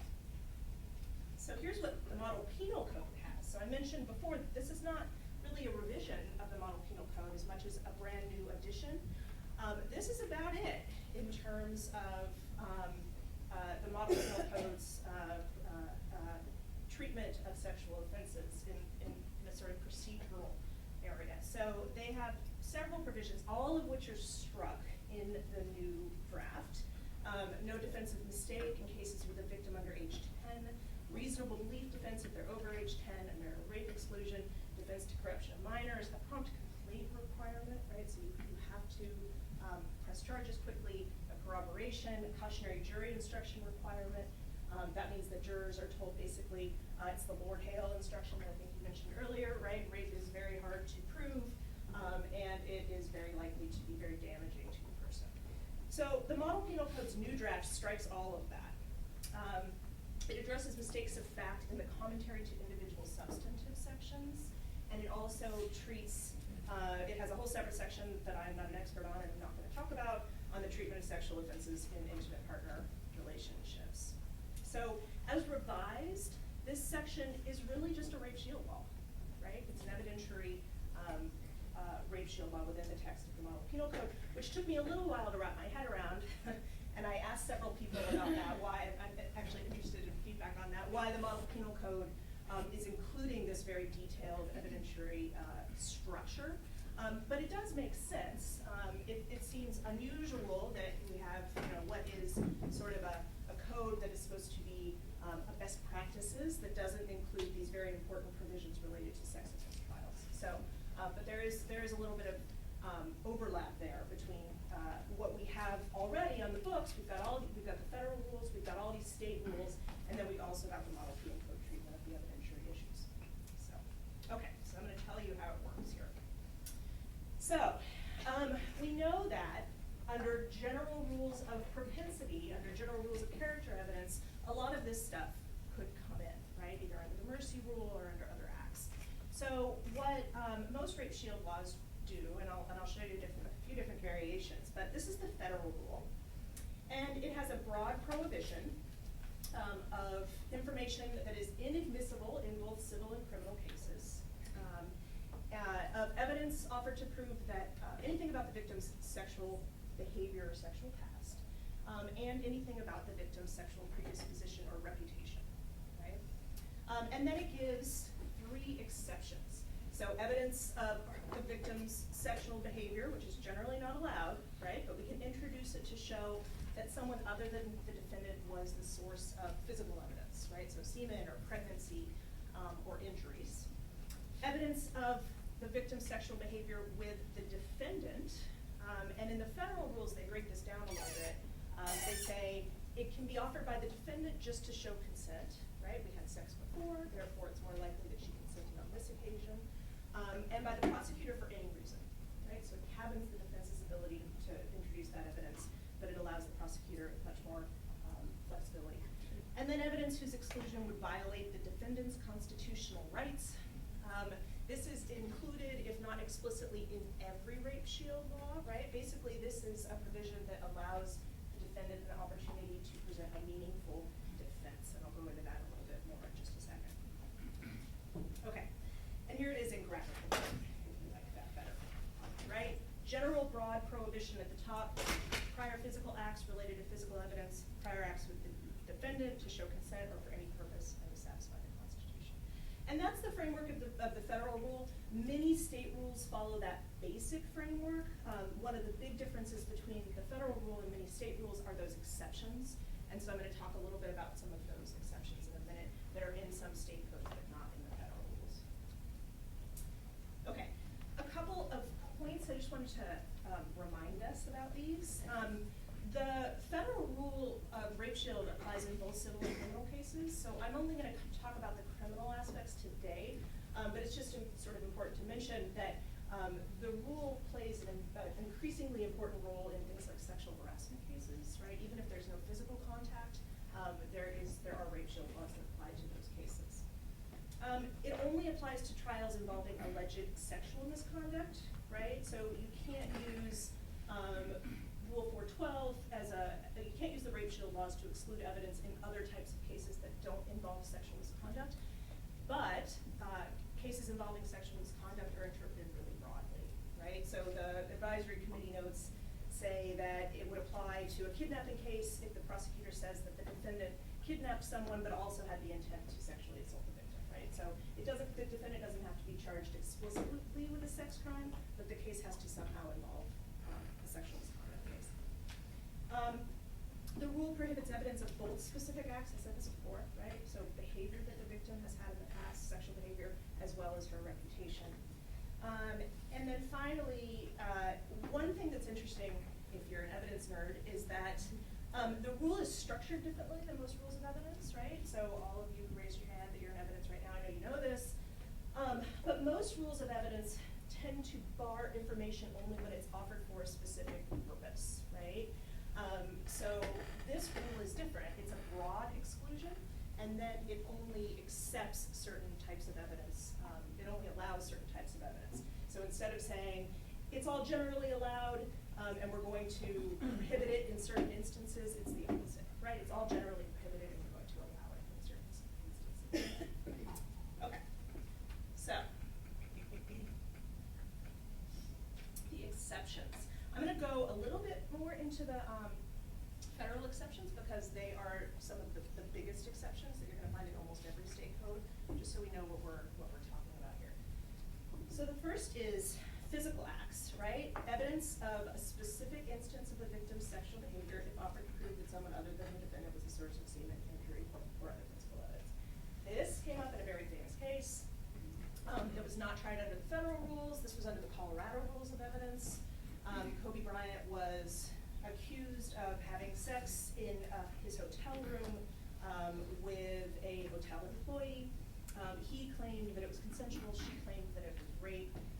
At trial, the prosecutor, not a trial, at a preliminary hearing, the prosecution called a doctor to testify that he had examined the complainant and found cuts and abrasions in the vaginal area that were consistent with forcible sex.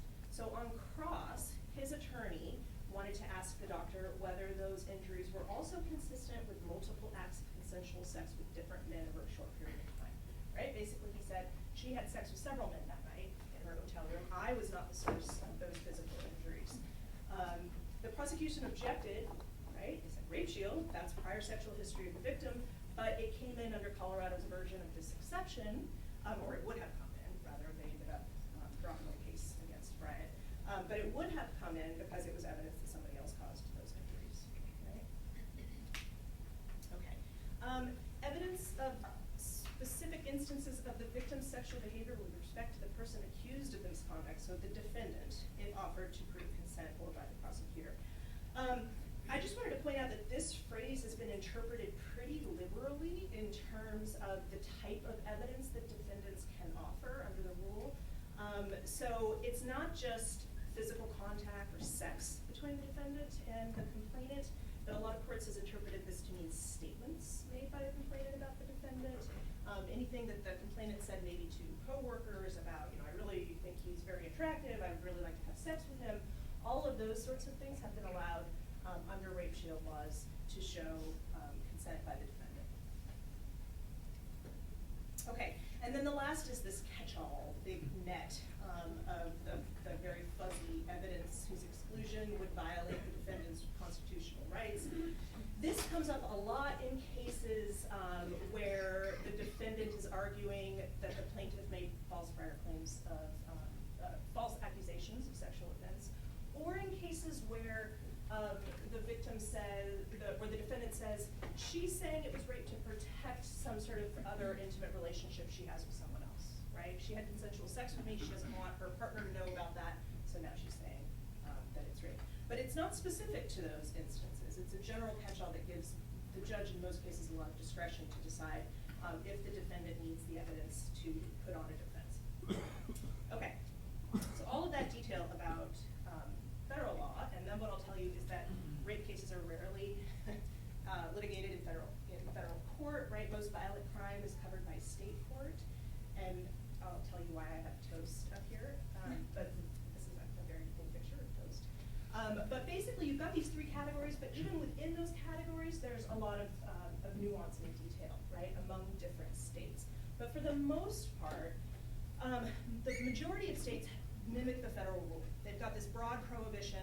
They say it's generally not admissible in cases involving sexual offense, accepting these specific exceptions.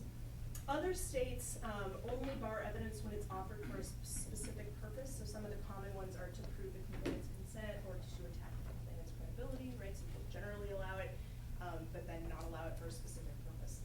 And then a few states just leave it up to the discretion of the judge, right? To decide both on issues of general evidence issues of relevance and prejudicial and unfair prejudice, whether or not the evidence should be admitted. Okay. So there's a lot of words up here, but I'm violating PowerPoint rules. But I'm gonna break this down a little bit. What you've got at the top, so I said we've got these three categories of state laws. Most of them are that type where it's a broad prohibition with specific exceptions. And here's a lot of the exceptions. So the ones that are at the top are the ones that are common in almost every state and in the federal rules. So the physical evidence, prior sexual conduct with the defendant, to impeach if the prosecutor put the complainant's prior sexual activity into issue, and that's more of a general evidence principle, right? We open the door to something, we should be able to impeach. And then a catch-all, which is the constitutional catch-all. Less common, but found in at least some of states are all of these things listed below.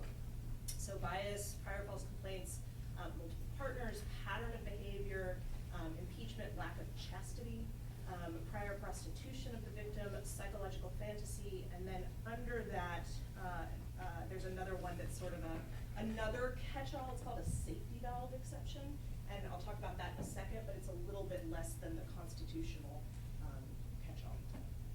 Okay, so what the Model Penal Code did, I'm going to show you the text of it pretty quickly, and then I'm going to do it in a graph, because there's a lot of stuff here, so it's a little easier to understand. But they've got, like the federal rule, general prohibition of reputation evidence unless constitutionally required, and then specific act evidence unless it fits into a listed exception, and then a definition of sexual history that, as I'll talk more about in a minute, does not include false accusations, so prior false accusations that the victim made. And then here's the exceptions. I'm not going to read through these right now because I'm going to talk to you about it in just a second, but a pretty thorough list of exceptions there. Okay. Okay, so what the Model Penal Code's, what the ALI's report does is it goes through all of the exceptions that it found among various states. Some of it just dismisses outright, so we're not going to include those in the new code. So those are things, so the easier cases, these are things we're going to include, right? The big four, right? Things that are included throughout most states. And then it quickly dismisses some of the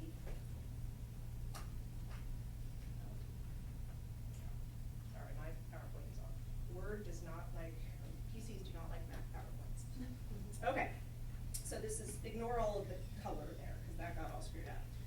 But it goes through those ones in red, just kind of dismisses outright, right? We're not going to allow evidence of multiple partners other than the accused at the time of the alleged crime. Not going to allow evidence of the victim's lack of chastity, right? Or of any prior prostitution, or of, we're not going to allow expert testimony that the complainant fantasized or invented acts. I don't know if you guys can even see any of that up there.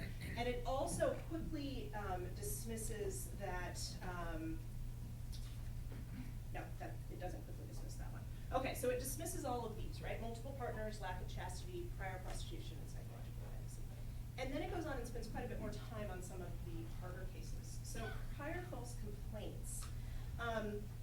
The proposed rape shield laws, so this is, right, the defendant wants to say, look, you go around accusing people of sexual offenses, you've done that before, right? So you must be doing that in this case, and that's a defense for me.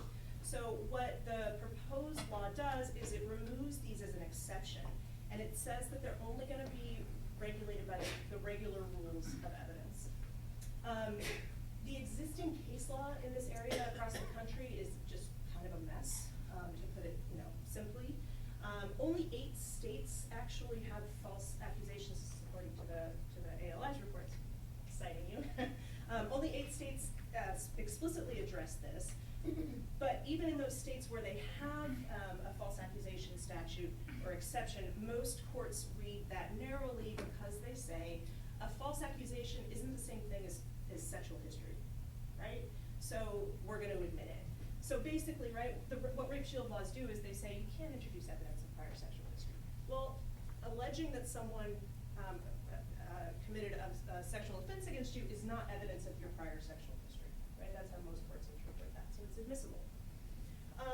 What the ALI did, and part of the reason that they devoted so much attention to this, I think, in the report, is they originally included those prior allegations in the definition of sexual history, right? They said, yeah, making a prior false accusation is sexual history. That would be excluded under rape shield laws. And it seems like you got a lot of feedback from that at the annual meeting, and it's a nice way to put it. Yeah, and the vote was, so there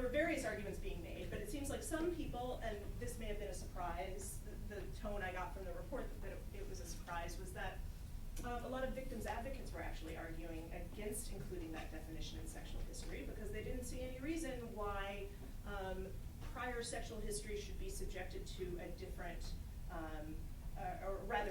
or subjecting false accusation evidence shouldn't be subjected to a more stricter rule than other types of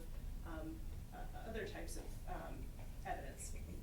But other people thought that, you know, rape shield laws are supposed to be different, right? Rape cases are supposed to be treated differently. The upshot was that the vote was really close, but the new draft removes it from the definition of sexual history, right? But the vote, and I wrote this down, I just thought it was interesting, was 127 to 75 with 23 abstentions. So that seems pretty close in terms of disagreement among whether or not complainants' prior false accusations should be treated as part of her prior sexual history and therefore excluded from the case. The other one that got a lot of attention in the report are patterns of behavior. So a lot of rape shield laws admit prior instances of consent specifically with third parties to show that the victim intended to consent, in this case with the defendant. So the idea, as long as those prior acts are sufficiently similar. So the hypo I gave you at the very beginning, right? If Pauline consented to sex with some other man in the same bar, and a week later she had sex with Zach in the same bar, the argument would be, look, you know, she did it. She consented on that occasion. There's at least some probative value to suggesting that she consented, to admitting evidence that she consented then to show that she consented now. Obviously, that's sort of, I gave it to you as the classic case for rape shield exclusion clause, right? And I think that's where the report came out. If it's relevant at all, right? If consent to sex with someone on one occasion means that you consented on a subsequent occasion, if that's even relevant, it has very low probative value and a lot of prejudice. So if I tell a jury that, what are they likely to think, right? They're likely to think that she's promiscuous, she consented with someone else, so she's doing it now. That doesn't have very much to do with it. It's got very low probative value, right? Consent on one occasion doesn't mean consent. Okay. And then the last one that you can't see on my slide are these safety valve exceptions. So these are interesting. These are sort of a catch-all that doesn't quite rise to the level of a constitutional catch-all, which is in and of itself sort of interesting and confusing. But for instance, New York calls this in the interests of justice, that the evidence needs to be admissible. Other states just say it's a matter of judicial discretion. So the first draft of the ALI's report gave a very narrowly worded safety valve exception. And this got, again, quite a bit of feedback, it seems like, and most commenters at the annual meeting decided it was sort of an unnecessary risk, right? If you allow for this lesser catch-all, basically you are allowing any sort of evidence, and especially evidence that rape shield laws were originally intended to exclude. So that's cut from the new recommendations. Okay, so what is here? Okay, so here's the graph. I like graphs. Your general prohibition, and what you can't see on the other side is you've got a general prohibition of sexual history, and then you've got a general prohibition of reputation or opinion evidence, right? So she had sex with this man on this date, sexual history. Everybody sort of thinks she's promiscuous, reputation. That reputation, well, I'll go through that in a second. So the general prohibition, a couple of things to note here. So first, it's a very broad prohibition, very similar to the federal rule, right? Any specific instances of sexual history of the complainant with persons other than the defendant, right? So there is, in the model penal code's formulation, there's no general prohibition of evidence of sexual history with the accused. So unlike the federal rule, which allows that sort of evidence but limits it when the defendant offers it to only show consent, the ALI's recommendation doesn't preclude that evidence. It's not automatically admissible. It's just subject to the regular rules of evidence, right? So I don't want to suggest that it's always coming in, but it's not specifically included in the rape shield prohibition. So it still has to be relevant and not unfairly prejudicial. The second category is reputation or opinion, and that is pretty much not admissible unless necessary to satisfy the Constitution. again, unless the judge feels that the defendant needs to introduce evidence of the victim's reputation or opinion about her reputation to make his case or make her case, it's not going to be admissible. Okay, then you've got your definition of sexual history, right? So remember, the general prohibition is instances of sexual history. We define sexual history pretty broadly. Includes evidence related to sexual intimacy, contact and orientation, use of pornography, sexual fantasies and dreams, use of contraceptives, habits of dress, marital and partnership history. And it does not include, and I talked about this a minute ago, right, but it does not include that information of allegedly false allegations of sexual offenses in the past. Okay. And then finally, just to wrap this up. Finally, the exceptions that it does include, a couple of these are pretty straightforward, right? So the first and the third, those are included almost universally in state evidence codes and in the federal code. So the physical evidence to prove bias. Similarly, the constitutional catch-all at the end, that's a required component of rape shield laws. We have to allow the defendant to put on a meaningful defense.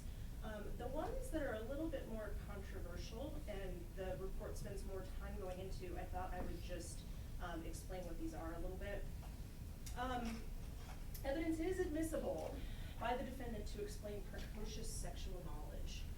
What that means is this is going to be cases involving children in which the victim has a description of abuse that suggests sexual knowledge that a child of her or his age would not otherwise have. So in these cases, what the defendant wants to do is introduce evidence that gives some sort of alternative explanation for that. Often it is evidence of exposure to other sexual abuse by a different perpetrator, and the defendant is trying to use it to show that they were not the person responsible for committing this particular act. It was another person in the kid's life. These are different than adult cases, right? This makes sense to me. In adult cases, when you're talking about sexual history, it's often just irrelevant, right? In those cases, not only is it often irrelevant, but it's often going to be highly prejudicial. The jury's going to look at it and say, oh, she's promiscuous, or oh, she consented before, and it doesn't have very much probative value even if it is relevant. But with kids, the probative value is a lot higher and the prejudicial value is lower. So if a child does have this sort of knowledge about sexual acts that they would not otherwise have had they not been abused, that information is helpful to the jury. And if another explanation for that knowledge does exist, and the defendant should be able to introduce that knowledge because it has a lot of probative value. It's also less prejudicial, because if we're looking at an adult case and we're saying about, a woman has this extensive sexual history, a jury is likely to use that to show, maybe she is less deserving of protection in this case, or she was dressed a certain way, or she was asking for it, those sorts of arguments that we don't want juries to conclude. With kids, juries are a whole lot less likely to think that. If a child victim does have extensive sexual history, the jury is much less likely to use it against the kid because that sexual history is necessarily a product of abuse. Okay. Yeah. Is it possible, I hate to cut you off because this overview is absolutely essential, but is it... Did I go really long? I'm on my very last thing. Okay. I'm sorry. Okay. No, it's been an excellent overview. Thank you. Okay, and the very last one is to rebut alternative explanations for evidence or argument that suggests the defense is highly improbable. I'll just give you a quick hypo and then I'll wrap up. One of the hypos in the report is say that a victim says that although she did have sex with the defendant, it wasn't consensual, it was rape because she's gay, right? I don't sleep with men, so therefore I wouldn't have slept with this man. The defendant then wants to introduce evidence that she's had sex with men in the past, right? That would normally be evidence of sexual history, but it's going to be admissible under this exception because it suggests that her argument that I never sleep with men, therefore this must be rape, makes the defendant's defense that it was consent highly improbable. So the rules allow that. And that's it. Thank you.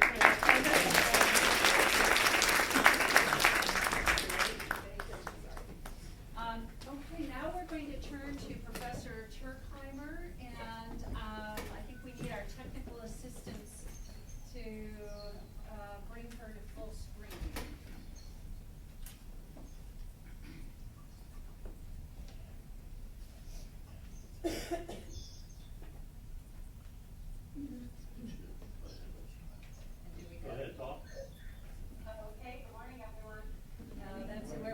we're not, I don't think we're hearing you quite well enough, so hold on for just a moment here. Tell her keep on talking. Go ahead, keep on talking. All right, good morning. I think I'm catching you still in the morning in California. Yes. Okay. Perfect. Perfect. Okay, if you see me looking down at my phone, it's because I'm keeping track of my time so that I stay within my limits. I'm going to start my stopwatch. And hello, I first want to express my gratitude to the Symposium organizers and the McGeorge Law Review for the invitation to participate in this important conversation, and to you in the audience devoting a Friday to thinking about rape law. It's a pleasure to be with you, albeit from Chicago, and perhaps I should thank Skype as well for making this exchange possible. So the subject of my remarks is a vexing problem for a rape shield law. The treatment of so-called sexual patterns on the part of the alleged victim. At the outset, let me just make a few observations on terminology and scope. For simplicity's sake, I will tend to use victim and alleged victim interchangeably, and I will at times use pronouns that reflect the gendered aspects of sexual assault. Of course, this is not to deny the all too pervasive sexual violation of boys and men, or the perpetration of sex crimes by women. Please note as well that I will not be talking today about the evidentiary use of the accused's sexual history. So I will begin with a bit of historical context on the rape shield, and toward the end of my time, I will return to the subject of the current ALI reform project. As we heard from Professor Gordon, beginning in the mid-70s, we saw a flurry of legislative efforts aimed at upending the evidentiary rules governing a victim's sexual history.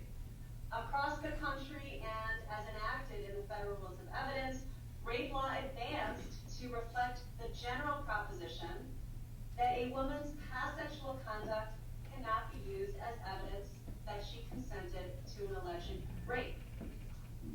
This represented significant progress. In the past, behavior deemed unchaste was thought to suggest that a victim was a liar generally, and also to show a greater likelihood that she willingly engaged in sex with the defendant.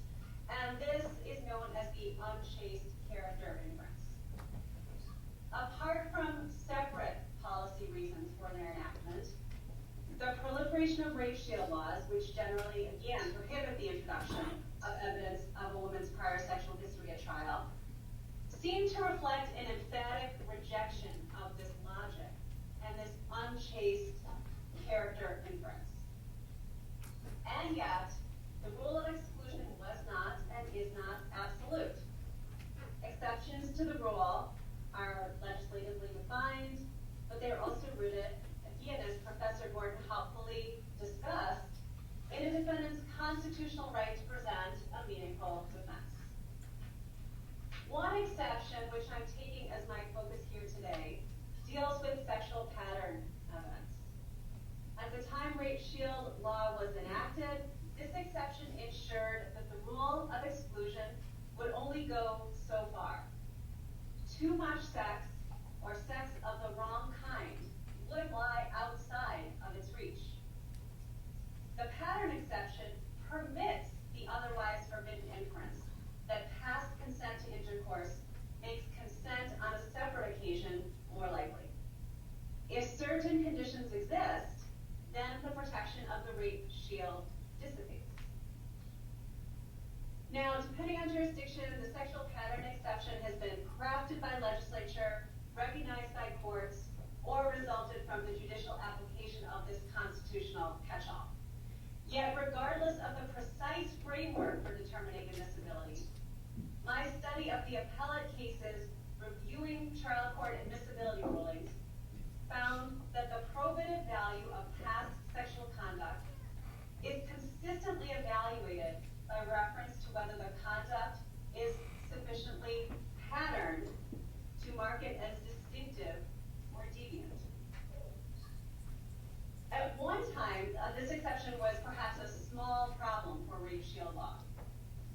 Cases involving perceived patterns, meaning notable sexual histories, were not coincidentally cases that prosecutors were unlikely to pursue.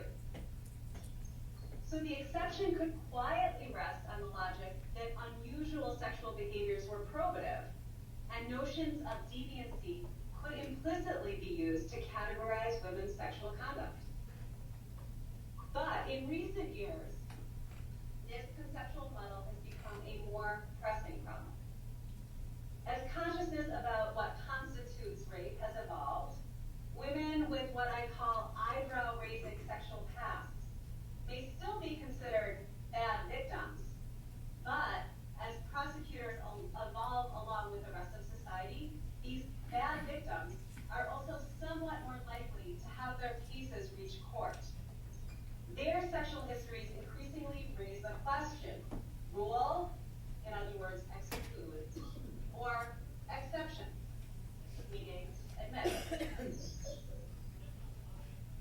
You can begin to imagine the difficulties that this area of law surfaces. Consider in cases where the defense is consent, just a few possibilities. If the victim and the defendant met for the first time at a bar, should a jury learn that the victim previously met another man at a bar and later engaged in consensual intercourse with him? Does it matter if the bar in question was always the same? Does your answer change if the victim selected as former sexual partners, let's say men of a certain demographic background or physical appearance, that is a background or appearance shared by the defendant? What if the men had in common a particular occupation or vocation?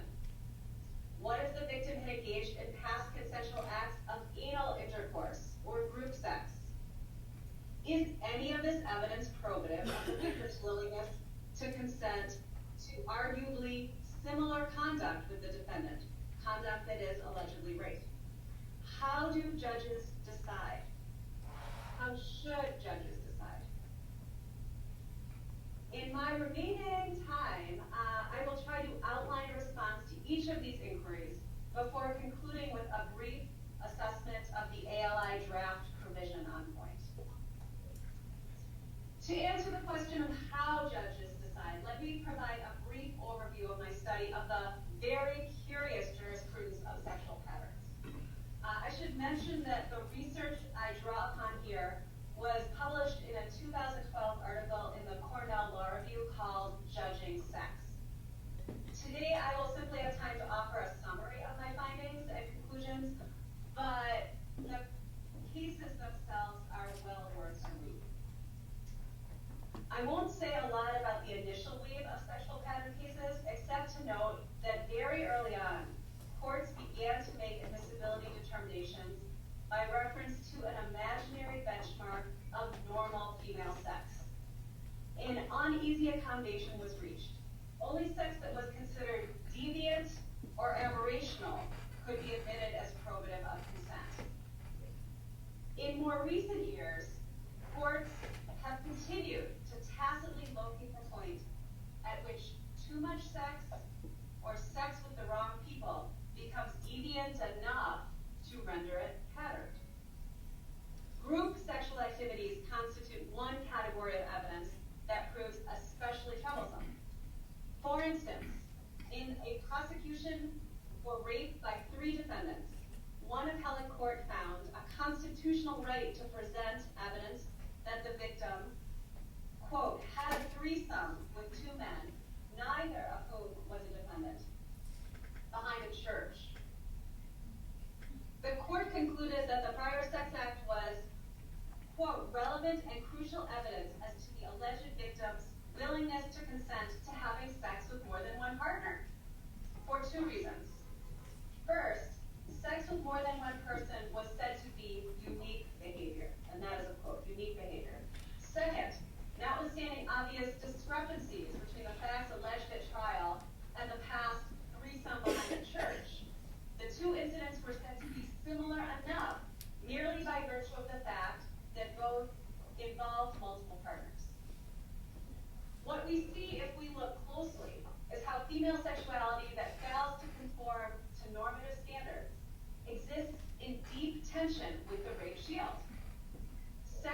departs from discrete and private behavior, as one court put it, tends not to fall within the sphere of normal sexual activity. What I found in my survey of the case law is that courts are most discomfited by group sex, as I've already suggested, acts of prostitution, and sadomasochism.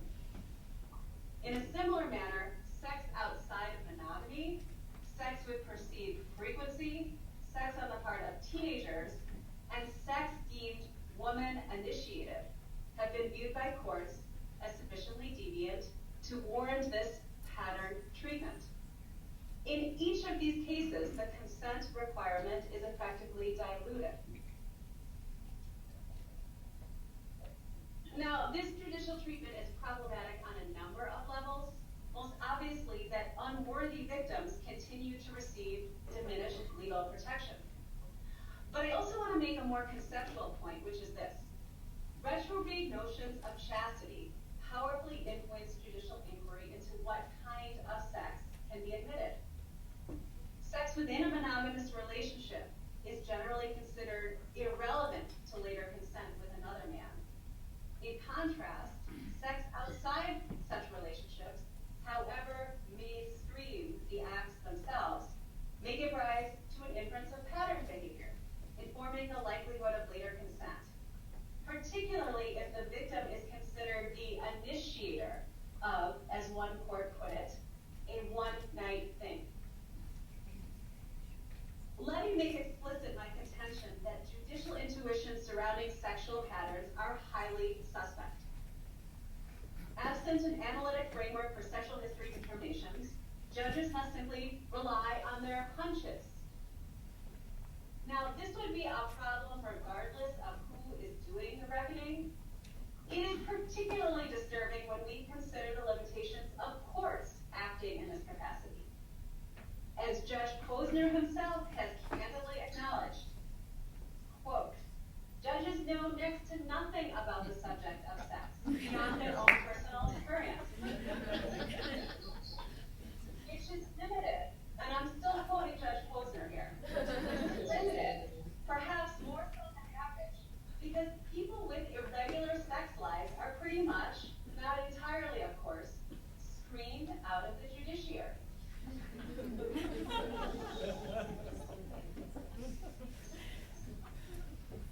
If we carefully scrutinize these cases, we see that often judges are not really reasoning about consent at all. Rather, they are identifying perceived sexual deviancy, then using this designation to advance the dubious proposition that past consent is probative of present consent. Whether perceptions of moral or statistical deviancy frame judicial decision-making, the outcome is much the same. Female sexuality is constructed by reflexive assessments of sex that is and is not normal. In short, intuitions regarding the appropriate bounds of female sexuality influence, perhaps even dictate, judgments about deviance. Though these boundaries have shifted considerably since pre-rape shield days, their very persistence reflects and operationalizes a patriarchal conception of women as decidedly limited sexual agents. What is the solution? It is, in my view, a rather simple one. What I have proposed is an instrumental approach to the admissibility determination, meaning that judges ought to take account of the prosecutor's theory of guilt in deciding whether to allow sexual history evidence. So the proper default in a rape prosecution in which consent is disputed is to classify a victim's sexual history as inadmissible. A court should only allow this evidence if the prosecutor's case in chief has somehow enhanced its probative value beyond the prohibited inference that consent begets consent. To be clear, the door does not open simply because a defendant claims that the victim consented, as the status quo too often permits. Instead, the trial court should assess prior sexual conduct in relation to the state's proof of guilt.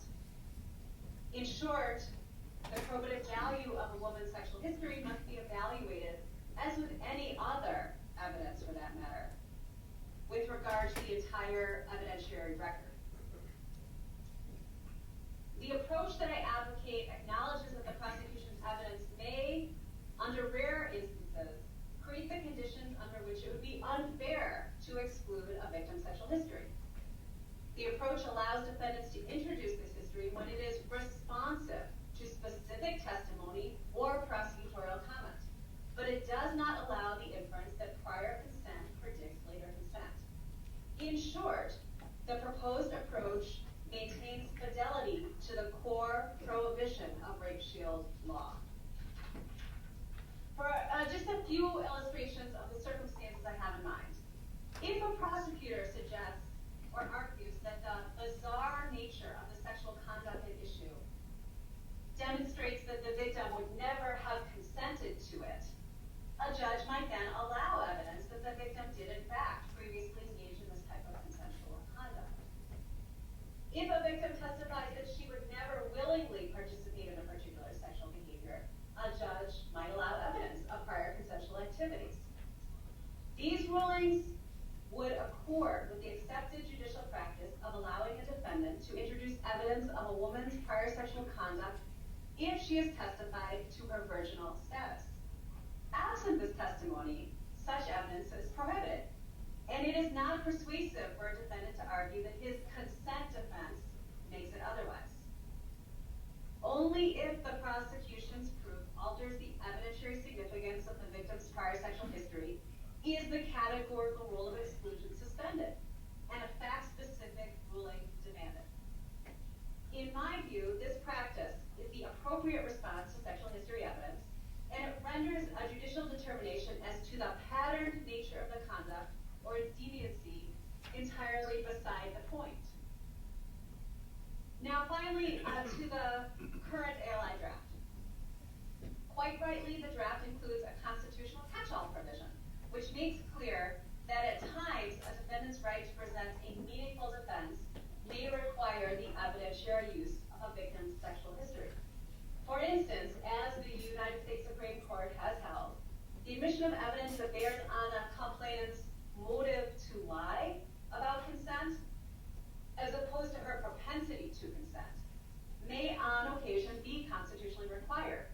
And let me underscore, if only because there's some suggestion to the contrary in the draft commentary, that past history bearing on motive to lie implicates a quite different chain of inferences than the chain that my own work critiques. Returning to that critique, it is worth emphasizing that the ALI draft includes no specifically designated sexual pattern exception to the rule of exclusion. And indeed, the draft commentary explicitly rejects many of the premises that underlie the jurisprudence of sexual violence, moves that I obviously endorse with enthusiasm. That said, I am concerned about a provision that would allow evidence of a victim's sexual history when offered to rebut or provide an explanation for evidence, argument, or other specific circumstances apparent to the trier of fact, which suggests that the defendant's defense is implausible. So we need to parse this language. I have no worries about the notion of rebutting evidence introduced or argument made explicitly or implicitly by the prosecution. Again, this is the essence of my proposed instrumental approach. What does give me pause is the idea that sexual history can, regardless of the prosecutor's evidence or argument, be admissible to provide an explanation for circumstances suggesting that the defense of consent is implausible. My worry is that this provision provides an opening for the defendant to introduce evidence that the victim has in the past consented to the kind of sex that is so unsavory that consent to it would otherwise be deemed implausible. In this regime, sexual conduct perceived by the court as likely to be perceived by the jury as deviant becomes admissible. The draft commentary includes the examples of voluntary interracial prison sex, three-way sex, and sadomasochistic sex, where the jury could ostensibly assume that consent was implausible. It is important to underscore the commentary's suggestion that where this issue arises, typically a curative instruction would offer a means of preventing unfairness to either side. And if the instruction were to focus on the fact that some people, as opposed to this particular victim, consent to the conduct in question, this is better than the given alternative, which is, again, admitting a victim's sexual history evidence to suggest the likelihood of later consent. As an aside, I wonder if jury voir dire might be an altogether better way of dealing with this issue. But again, and to conclude, I'm skeptical that judges can or should be permitted to speculate about the kind of sex that jurors will likely find deviant. Thank you.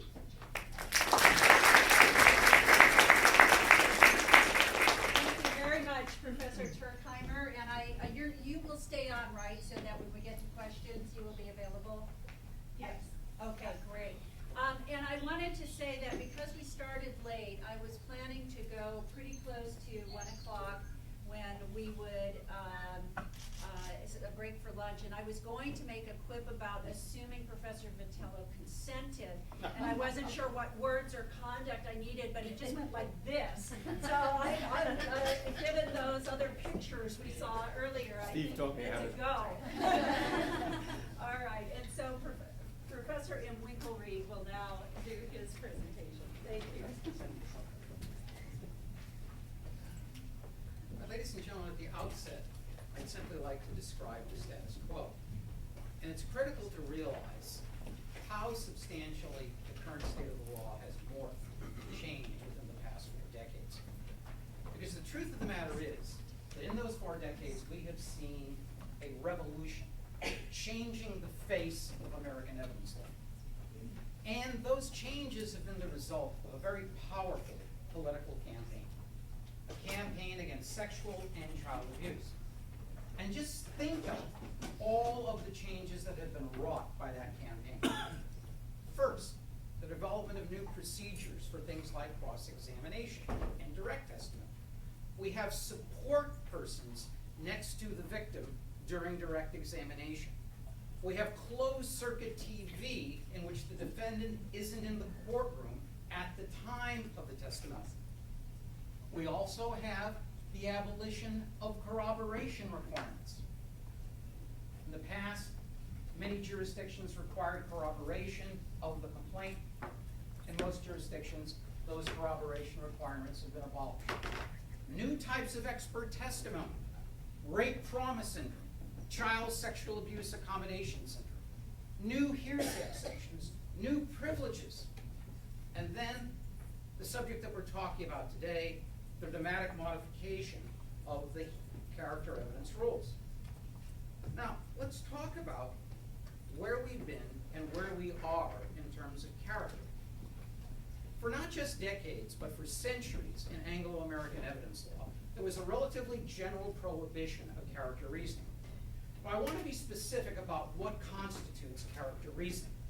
It's a certain theory of underlying logical relevance. You start with the item of evidence, either reputation or opinion for specific instances. Then your intermediate inference is the existence of a character trait. And in turn, your second inferential step is using that character trait as circumstantial proof of conduct on the occasion in question.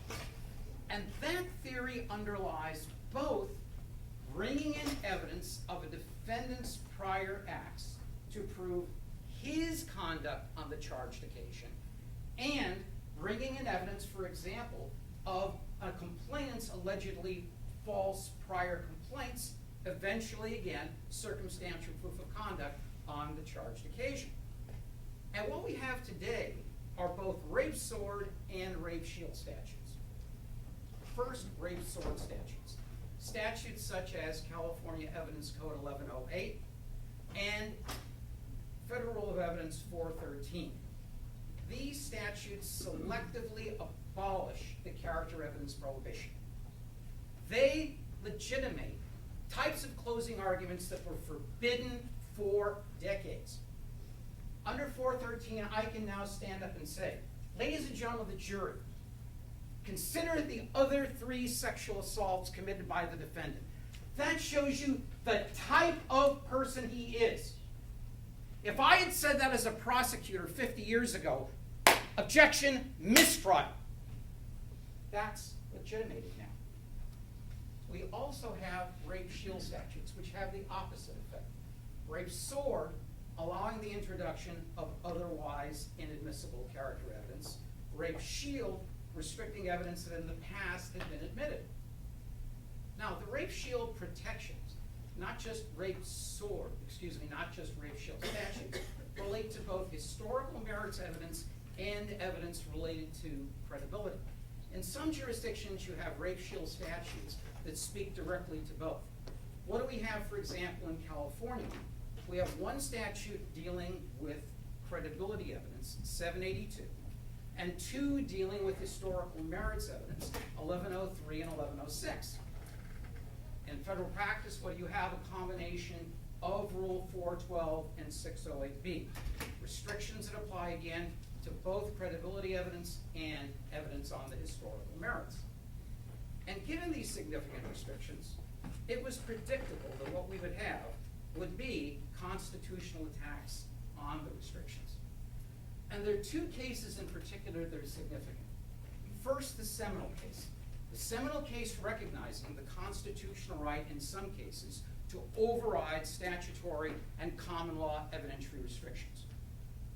Washington versus Texas. Washington is charged with homicide. He wants to put on Charles Fuller. Charles Fuller will testify, yes, the defendant was there at the time of the shooting, but I was the shooter, and he tried to prevent me from shooting. The rub was that there were Texas statutes which said, if someone has been charged as or convicted of the crime, they're incompetent as a defense witness. 2 significant rulings by Chief Justice Warren. First, the initial ruling, the 14th Amendment due process incorporated compulsory process. That was the first time that the court had said 14th Amendment due process incorporates 6th Amendment compulsory process. And then the really critical second ruling. Texas says, well, so what if compulsory process is incorporated? We didn't violate his compulsory process rights. He wanted a subpoena for Charles Fuller. We gave him a subpoena. He wanted Charles Fuller president of the courtroom. Charles Fuller could be there. All we said was that Charles Fuller couldn't take the witness stand. So Chief Justice Warren says, I've heard some liberal, narrow readings of constitutional provisions in the past, but pardon my Texas expression, this takes the 10-gallon hat. It's the reductio ad absurdum. The fathers would not have given us the right to compulsory process unless it was implicit that at least in some circumstances, the person who was compelled to come to court could take the witness stand if they were physically and mentally competent to give that testimony. Now that was a significant ruling, but the question was, what was the scope of the ruling? Even after Washington versus Texas, many commentators and, for example, the Illinois Supreme Court said, the only thing that Washington deals with is a sweeping incompetency rule. That's what you had in Washington. Charles Fuller couldn't take the stand at all. What if the question were not barring him altogether from the witness stand, but rather restricting the content of the specific testimony he could give? 1973, Chambers versus Mississippi. In Chambers versus Mississippi, the defendant is convicted of shooting a police officer. His theory of defense is that the real culprit is Gail McDonald. McDonald has told 3 acquaintances, I shot Officer Ubry, not the defendant. We get to trial to try to introduce this evidence. The defendant tries to have these 3 friends testify. Gable told us he was was the shooter. Objection, hearsay. Response, well, Your Honor, it's clearly a declaration against interest. The rub was that at the time, that jurisdiction still adhered to the common law narrow conception of declarations against interest. Only statements deserving pecuniary or proprietary interest. If Gable McDonald had admitted that he owed $5 to a friend, that could come in. If Gable McDonald admitted he didn't have perfect fee simple title to Greenacre, that could come in. But admitting that you killed a police officer, that's not sufficiently deserving to your interests. And when that got to the court, in his very first opinion on the court, Justice Powell said, that's utter nonsense. And he looked back to Washington and said, this right does not expend its constitutional force putting a competent witness on the stand. It gives us the power to regulate the rationality of the rules that, in turn, limit the testimony given by that person. Now, given those precedents, many defense counsel have attacked rape shield laws. And specifically, they've had success with two theories. One theory, which has already been mentioned, 412b(1)(a). It came up in the Kobe Bryant case, but it's really the Scottsboro rebuttal provision. It's a very famous Depression-era case. A group of African American men, are on a freight train. It's alleged that they raped two women who were on the train. Now we get to trial. In order to corroborate the allegation by the complainants that they had been raped, the prosecution is allowed to introduce medical testimony that semen was found in vaginal swabs after the alleged rape. The defense wants to offer testimony that the night before they had had sex with other men. The judge bars the rebuttal evidence. And the consensus was that was such an unconscionable ruling because they had a due process right to rebut. Once the prosecution tries to corroborate in that fashion, there's a due process right to rebuttal. And look at the wording of the statute. Semen, injury, or other physical evidence. The complainant testifies that there was sexual intercourse. Semen evidence corroborates that testimony.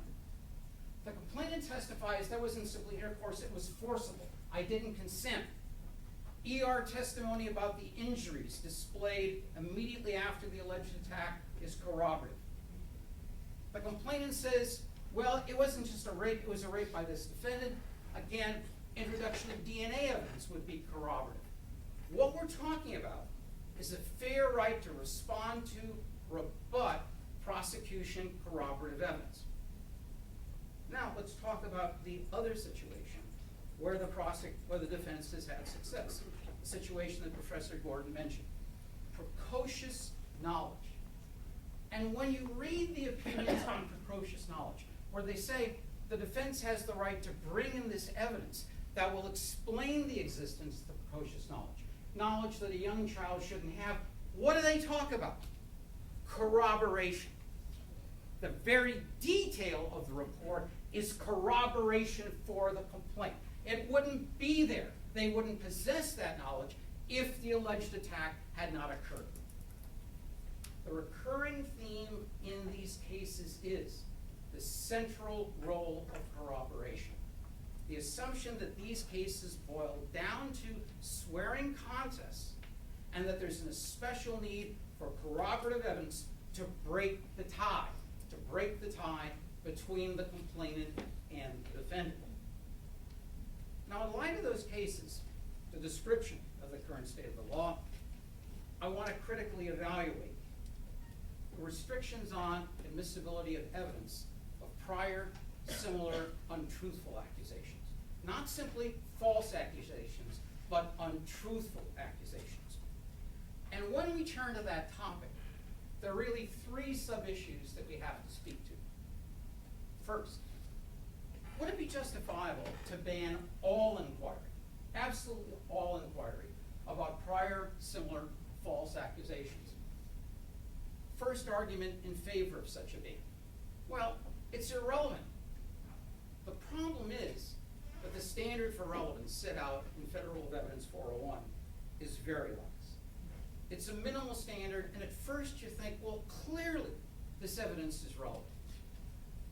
In my judgment, there's only one plausible contrary argument, an argument that's been advanced by a crackpot named Winklery for years, an argument that the courts just don't want to accept. When the rape sword laws were first proposed at an American Association of Law Schools meeting decades ago, I debated the AUSA, David Karp, who wrote the statutes. And in that debate, I said to him, I don't have a complete objection to these statutes. There are times when the evidence is so clear of the existence of the character trait that it does make sense to let the evidence in. Truth of the matter is, we are the only country in the common law world that still in some respects has a rigid character evidence prohibition. But then I said this, look at the wording of the statute you've written. This allows a prosecutor to argue character when there's only one other instance of conduct. Show me that there's any evidence that based on one other instance of conduct, you can draw a reliable inference of character. Now at the time, he sort of hedged, pointed to some articles that in fact didn't support that theory.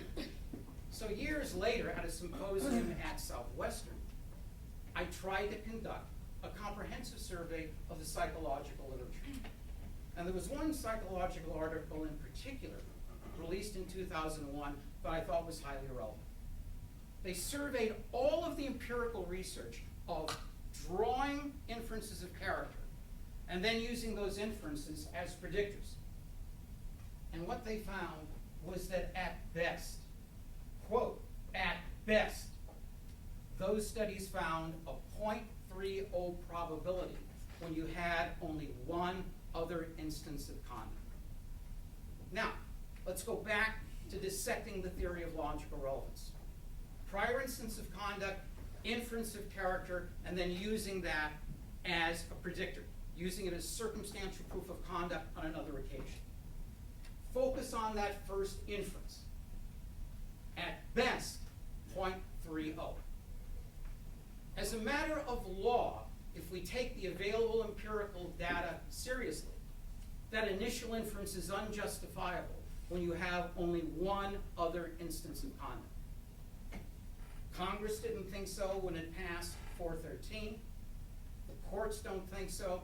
Interestingly enough, at an international evidence seminar in Australia earlier this year, Deborah's colleague, Professor Ron Allen, pointed to me and said, you know what, I think we're here. We have common sense psychology. In our everyday life, we tend to make these inferences of character, even when we have only an isolated instance of conduct. But this may be one of those situations, as the old Hugo Munsterberg once said, the common sense psychology is just plain wrong. If you look at the data, it does not support drawing that initial inference. It doesn't support it in the case of 413. It doesn't support it in the context of prior untruthful accusations. But the truth of the matter is, the courts have uniformly turned a deaf ear to that argument. And if they turn a deaf ear to that argument, then the defense can make the second argument. It's not just relevant, it's highly relevant. What has been the case for the rape sword statutes in the United States? This is the official Justice Department submission to Congress. Quote, adult victim sexual assault cases are distinctive and often turn on difficult credibility determinations. Knowledge that the defendant has committed rapes on other occasions is frequently critical in assessing the relative plausibility of the claims and accurately deciding cases that would otherwise become unresolvable swearing contests. And this isn't simply the argument that's persuaded legislatures, it's the argument that's persuaded courts to brush aside constitutional attacks on these statutes. California Supreme Court in 2014, the Avila case. By their very nature, sex crimes are usually committed in seclusion without third-party witnesses or substantial corroborating evidence. The ensuing trial often presents conflicting versions of the events and requires the trier of fact to make very difficult credibility determinations. So the thrust of the prosecution argument to rationalize the rape sword statutes has been, these cases devolve into swearing contests. That creates a special need for corroborating evidence in the form of evidence of the defendant's either acts. The other side of that coin is the defendant saying, well, if that's true, then we are entitled to rebut, to meet it, by similarly introducing corroborative evidence in the form of strikingly similar prior untruthful reports. Now, if you come to the conclusion that this evidence is relevant, then the next issue that arises is, under what conditions should it at least allow cross-examination? And I'd submit to you that there are at least two restrictions that are appropriate at that point. The first is that there ought to be substantial similarity between the prior complaints and the alleged conduct in this case. This is one respect in which the psychological literature does support what the courts are doing. If you look at the psychological literature again, all those studies of the predictive value of character, they come to the conclusion that you need strikingly similar conduct in order to have a justifiable, warranted inference of conduct. Conduct is so variegated. People are so varied in their preferences that unless you have similarity, there really is no justification for drawing that inference of the existence of a character trait. But that cuts two ways. Just as we ought to limit the character evidence of the defendant to situations in which the conduct is similar, we should similarly limit the untruthful acts to situations in which it's clear that they're similar to the alleged conduct in the incident case. Now realize the language of the federal rule, here 413. The title of the statute refers to similar acts. That word appears nowhere in the text of the statute.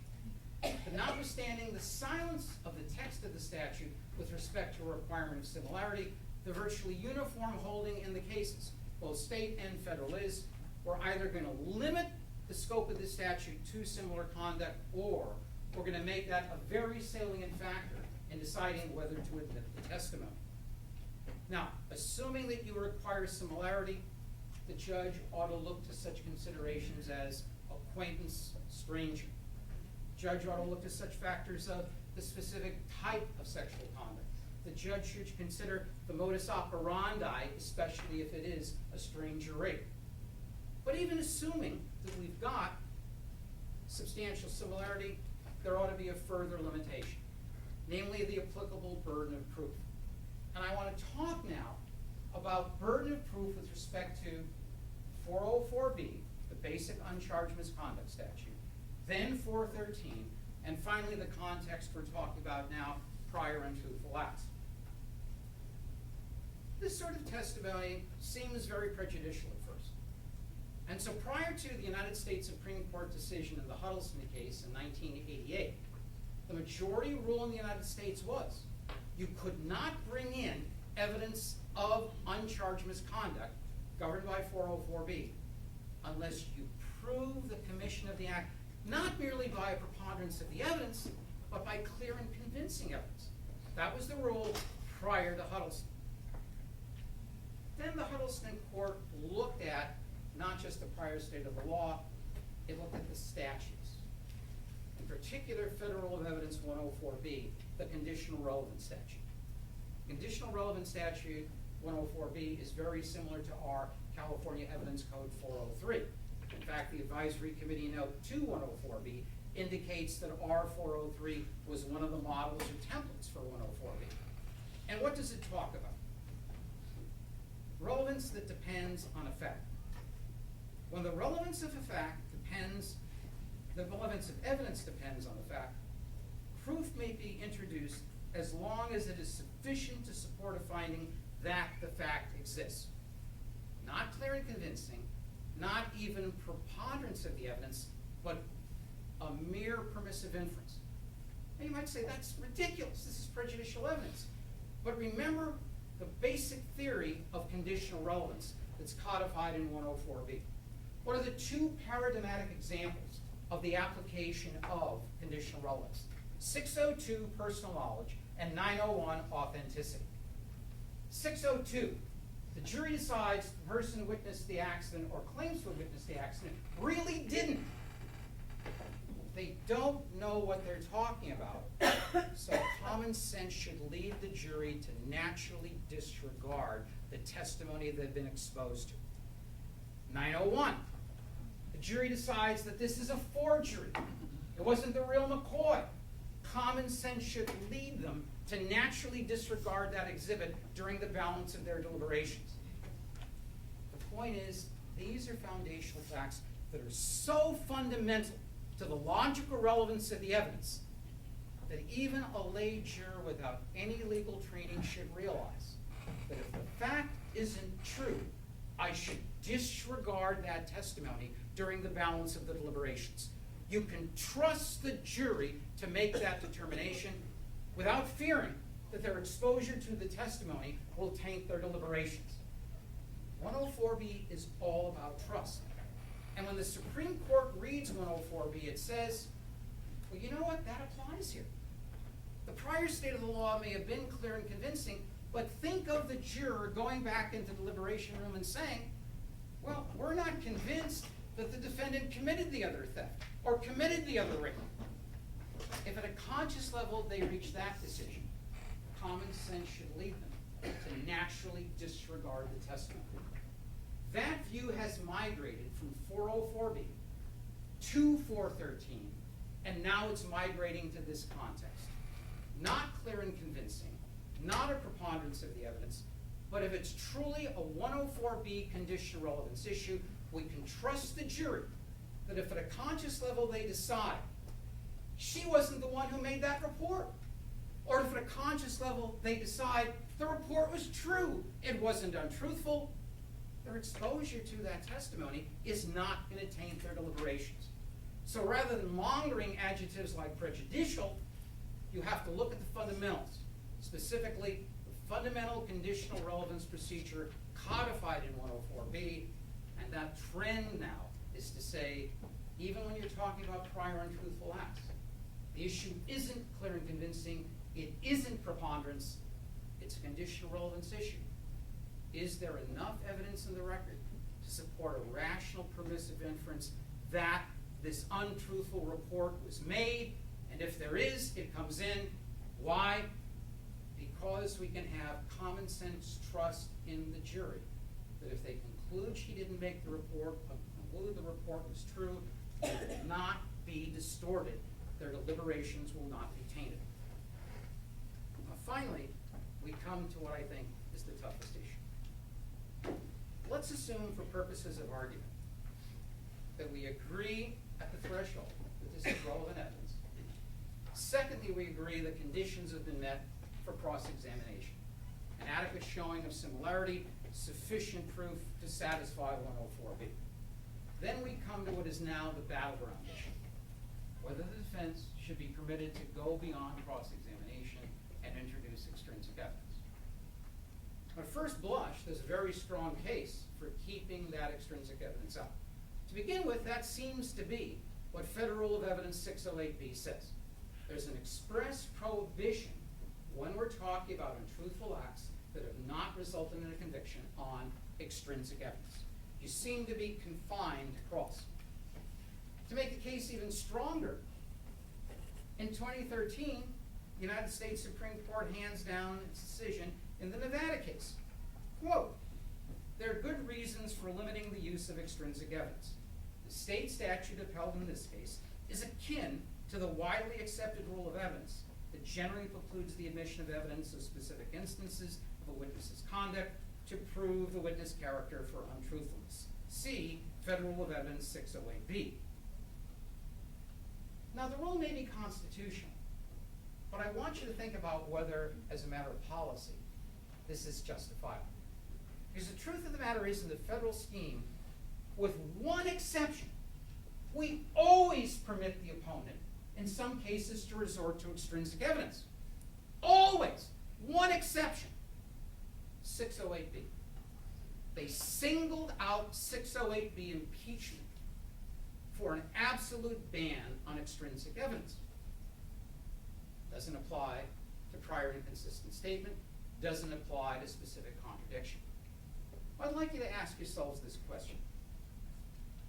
Is it true that in principle, there's a difference in kind between those methods of impeachment where extrinsic evidence is allowed and 608B evidence?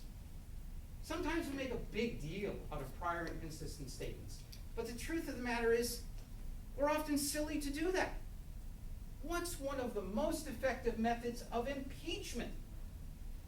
Namely, that the testimony on the stand is too consistent with the prior statement.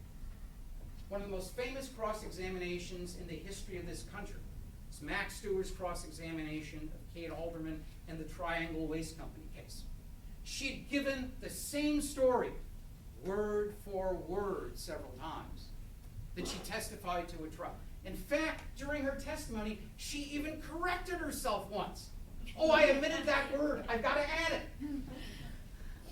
Max Stewart didn't need a prior inconsistent statement or a conviction. Her testimony was self-impeaching because it was so consistent. If you're talking about prior inconsistent statements of experts, it's nonsense. I would hope that my friends who are toxicologists would have their views evolve over a period of 30 years because of new research. This premium on prior inconsistent statements is nonsense. Same thing with respect to specific contradiction. So what if there's a specific contradiction? If you've got two people observing the same event and they give exactly the same story, what are you going to hear out of the defense counsel's mouth at trial? Ladies and gentlemen, if two people observe the same event, even if they're standing in exactly the same position and has exactly the same lighting condition, there are always going to be some differences. But these two witnesses, there's no contradiction between them. Quite to the contrary, they give exactly the same story, which tells you it was a script, not the truth. Again, we've attached too much premium to that. In principle, it's really difficult to single out 608B impeachment and say, this technique and only this technique has to be subjected to an absolute prohibition on extrinsic evidence. Moreover, in the lower courts, we're seeing the movement away from this. 3 lines of authority indicating misgivings, serious misgivings about this absolute prohibition on extrinsic evidence under 608B. First, documents that the witness can authenticate. This witness was stupid enough to write to someone else to document the untruthful act. Well, the whole policy of the extrinsic prohibition is to save time. Very little expenditure of time if they were stupid enough to be able to authenticate the letter that documents the 608B Act. Now that's only a minimal inroad because it's still being done by cross-examination. But the courts are going beyond that. You have a large number of cases now saying if there's a judicial or jury finding of untruthfulness that is so probative, then in effect we're going to disregard the wording of the statute. And finally, as the Nevada court mentioned in 2013, most relevant here, there are jurisdictions such as Nevada in the Miller case that have said it's so central to the question of credibility in these sorts of cases that we are going to admit extrinsic evidence of prior similar untruthful acts. Now what I'd like to do is talk about why I think this fact situation is so exceptional that at least sometimes extrinsic evidence is warranted. If you're old enough, think back to the cross-examination of a complainant in the William Kennedy Smith prosecution in Florida years ago. Cross-examination by Roy Black. Remember how it started. It wasn't a snarling, confrontational cross-exam. He stood up and said, now I know this is going to be difficult for you, and I promise you I'll ask you only very few questions. And if at any time you need a break, just let me know, and I'll ask the judge, and we can have a break-free that because he has common sense, because he's dealing with an exceptionally sympathetic witness. Now, it's one thing if you're dealing with the run-of-the-mill witness. For example, a confessed drug dealer in a drug trafficking case who's turned state evidence. You ask about a prior mail fraud, they deny it. At most, the cross-examination is ineffective. But given the context, the fact that they've confessed to being a drug dealer, it's not counterproductive. Think, though, of this situation. The bereaved mother, the alleged rape victim. Even if you're as polite as Roy Black and conduct an extremely ultra-polite cross, what's happened? You've leveled this accusation that they're a liar, and because of the extrinsic evidence prohibition, you are prohibited from following up on that. In effect, you've committed suicide. Now, you may have to do that if you're desperate enough, perhaps desperate enough because you know that under 413 or 1108, all of this evidence is going to come in against your client. But you only do that in desperate cases because what you would love to be able to do, what you need to do when you're facing this sympathetic a witness, you need to be able to show the jury, I didn't simply level a scurrilous, baseless accusation against this complainant. There was good reason for doing it. Given the naturally sympathetic nature of this witness, in some cases at least, I believe you ought to carve out an exception to the prohibition against extrinsic evidence. Otherwise, what the jury is going to think at the end of that cross is there's been a second victimization. Victimized first by the defendant, victimized second by the defense counsel. Your defendant's gone, even if you would otherwise have very powerful extrinsic evidence of prior similar untruthful accusations. Now, in closing, ladies and gentlemen, I'd simply like to say this. 413 through 415 went in over the determined opposition of both the American Bar Association and the United States Judicial Conference. Again, the power of this political movement. But my suggestion is this. Once you've taken that step, once in effect you've changed the balance in the adversary system, once you have liberated one side from the constraints of the normal character evidence prohibition, we need to restore the basic equality in the system. Now, admittedly, there are asymmetries built into the American criminal justice system. Under the Fifth Amendment, only the defendant has an absolute right to refuse to take the stand. Similarly, under the Fifth Amendment, only the prosecution has the power to resort to the grand jury as an investigative tool. But with notable exceptions like that, what do we strive for in the adversary system? An essential, basic equality and even-handedness to ensure a fair fight. And if 413 through 415 free one side from the constraint of the character evidence prohibition, we have to think long and hard before we conclude that it's fair to saddle the other side with rigid enforcement of the character evidence prohibition. Thank you very much.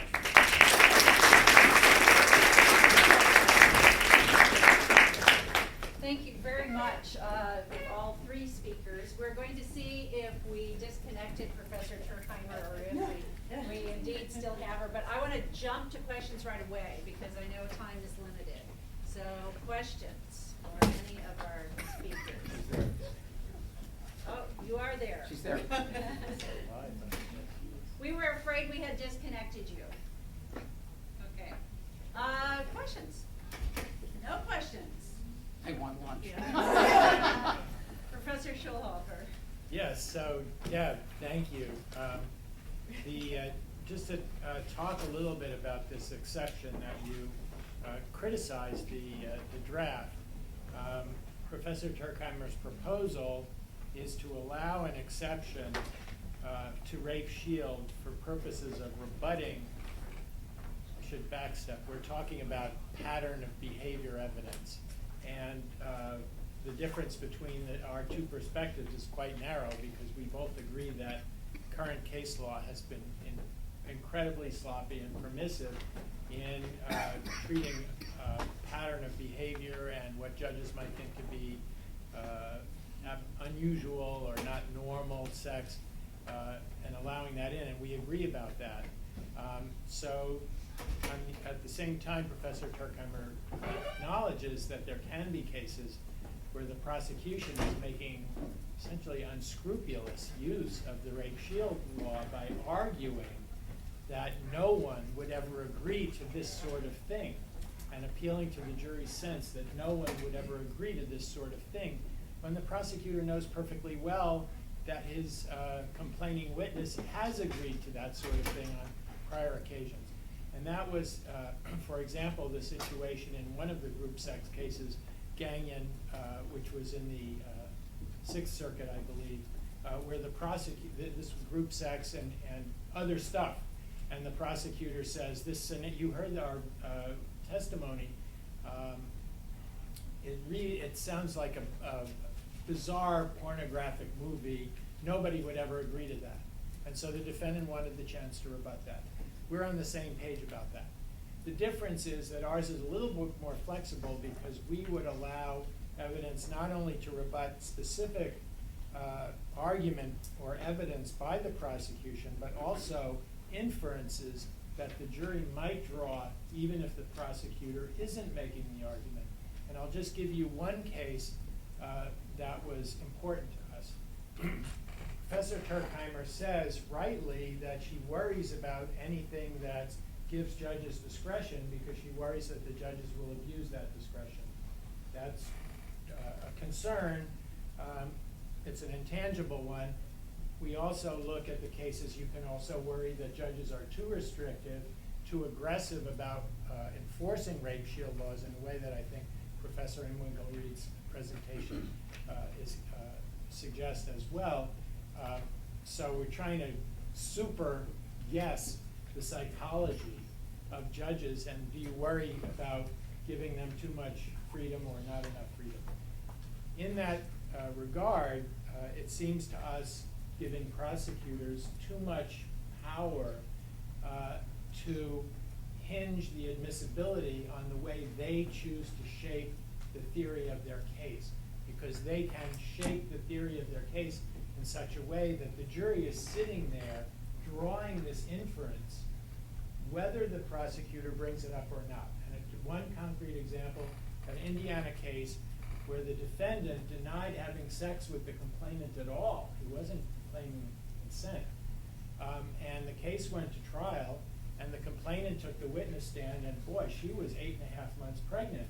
And the defendant's defense was that he didn't have sex with her at all, and she denied it.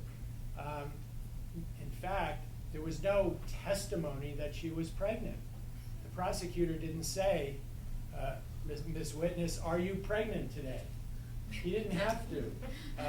It's only in the record because of the motion outside of court, which put on the record the fact that she was pregnant.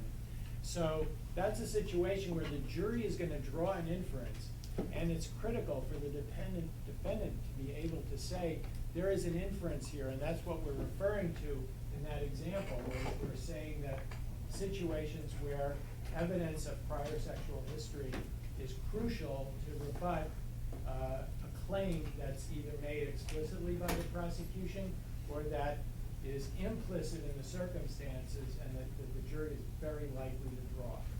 It's not as neat and well-defined as you might like, but that's where our concern is coming from. And the last point to mention about that, which I think is important, is it goes a little bit again at Professor Imwinkel-Reed's presentation put me in mind of this. Rape shield law is, and I'm a strong supporter of it. I think our proposal for our version of rape shield is actually quite forward-leaning compared to, and it deals with a lot of the abuses that have been discussed. But a rape shield law does more than just keep out the evidence. It leaves the jury in a situation of assuming that there is no such evidence. That's the part of the problem. The jury will often assume that if such evidence had existed, they would have heard about it. So one thing we would say, a curative instruction, and only partly tongue-in-cheek, but how would we feel if the judge said, ladies and gentlemen, You've heard this evidence. Now I want you to know that we have a rape shield law in our jurisdiction. So if the complainant had prior sex, and I, the judge, am not saying that she did, but you don't know either way, and it's not relevant to you, but you should be aware she may or may not have had prior sex. You should not assume that she did just because you didn't hear about it.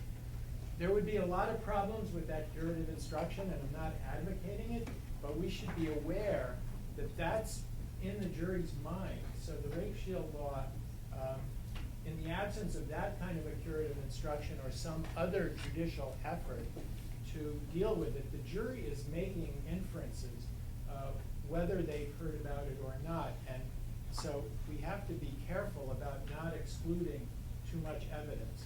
Our commentary makes very explicit that in the Michigan case of interracial same-sex sex in prison, we did not think that that was a situation so unusual that it had to be rebutted. Again, that's another one of, I think, the racial interaction would have been obvious to the jury whether the prosecutor mentioned it or not. So we think that's one that's not so unusual. We think a jury today, but it might depend on the community in Michigan, which I don't know where it took it. In a very traditional community, it might be otherwise. In a rural southern community, it might be otherwise. But we think generally today the jury would not be shocked by the fact of consensual interracial sex, nor would they be shocked to hear that there is same-sex stuff going on in prisons. The jury is not going to be amazed at that. So that's not such a case. But some of these others,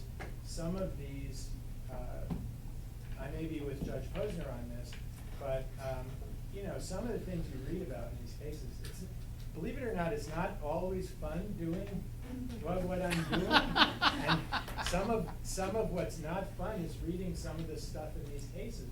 And you read that stuff and you think, how could anybody, some of these group sex situations with other kinds of atypical behavior, you really do think when somebody says, I was forced to do this, you think, well, of course they were forced to do it. Who would consent to that? And you're really making an inference. Here, this is important for philosophically, if you will, when I disagree with Deb on this point. I don't think that judges are constructing a norm of sexuality for women. They shouldn't be. I think what judges are asking themselves is my jury going to assume that no one from our community could have consented to that? I think that's what they're assuming. The judge, for all we know, he may love group sex himself. But if he's thinking that the juries in his community would be drawing that inference, then it's his obligation to preserve a fair trial to either let that evidence come in or to tell them, look, you don't know either way whether this person has agreed to group sex. And don't assume that she didn't. She may or may not have. That's not before you. If he does that, then we're okay. That's the point of disagreement, but I think it brings out that the lines here for rape shield are tough ones. Deborah. Good afternoon. Good afternoon. Can everybody hear me? Good afternoon. We can't hear you, but we will keep talking. I understand. Good afternoon, everybody. My name is Patrick Day, and I serve as the Vice President for Student Life here at University of the Pacific. Thank you so much for being here. I want to thank our really wonderful faculty here at McGeorge School of Law for the work they did of convening this conversation.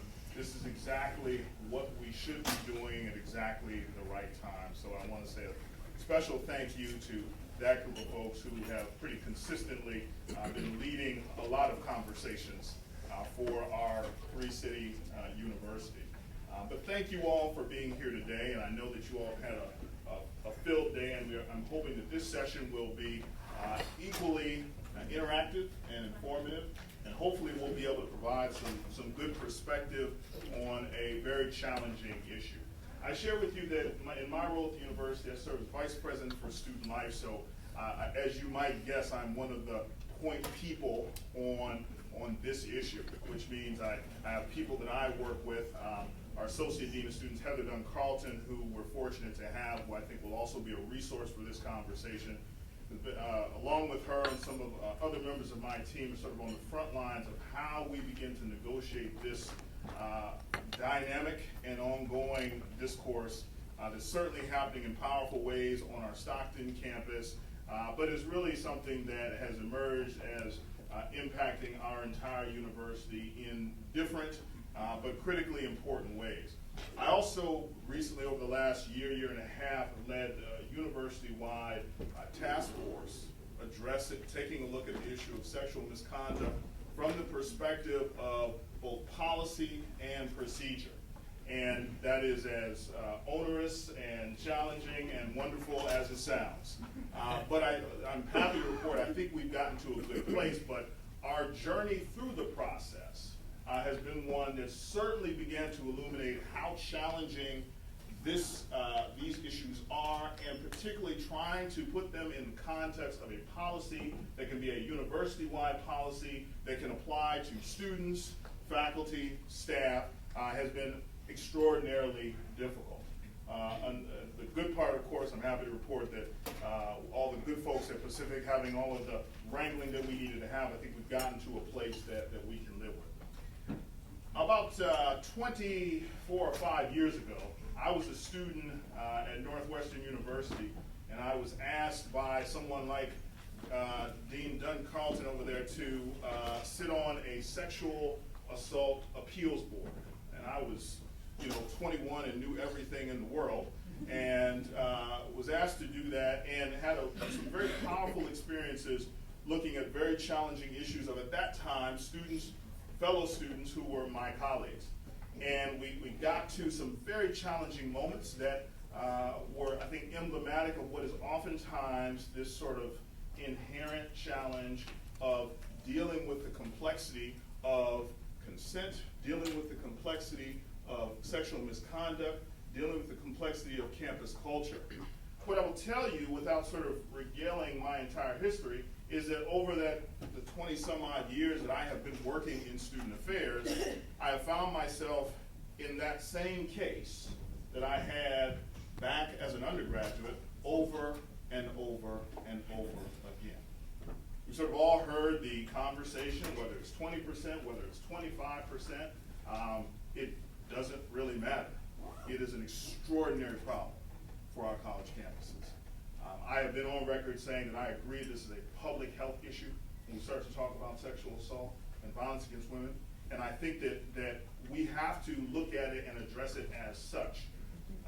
That said, as we have sort of come up within the last 4 or 5 years, what we found on the campus that is different from where we've been before is in addition to the legal environment shifting, certainly the regulatory environment has changed a great deal. And in 2011, we all spent a lot of time talking about the Dear Colleague letter, which, by the way, just for those of you who don't know, every letter that the Department of Education sends out is the Dear Colleague letter.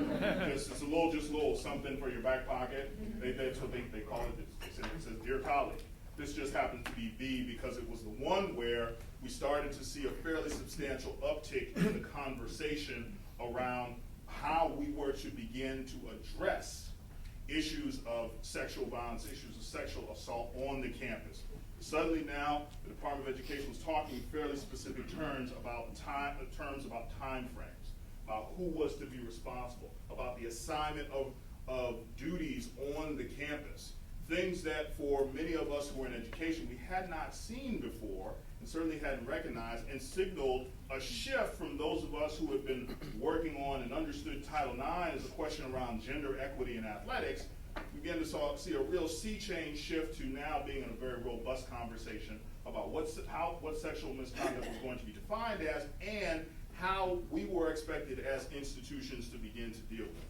We also began to see a number of cases. We watched institutions, a number of high-profile cases that we saw that became these bellwethers for what was happening, a shift in the way in which institutions were being held accountable, And many institutions found themselves in circumstances that were very high profile.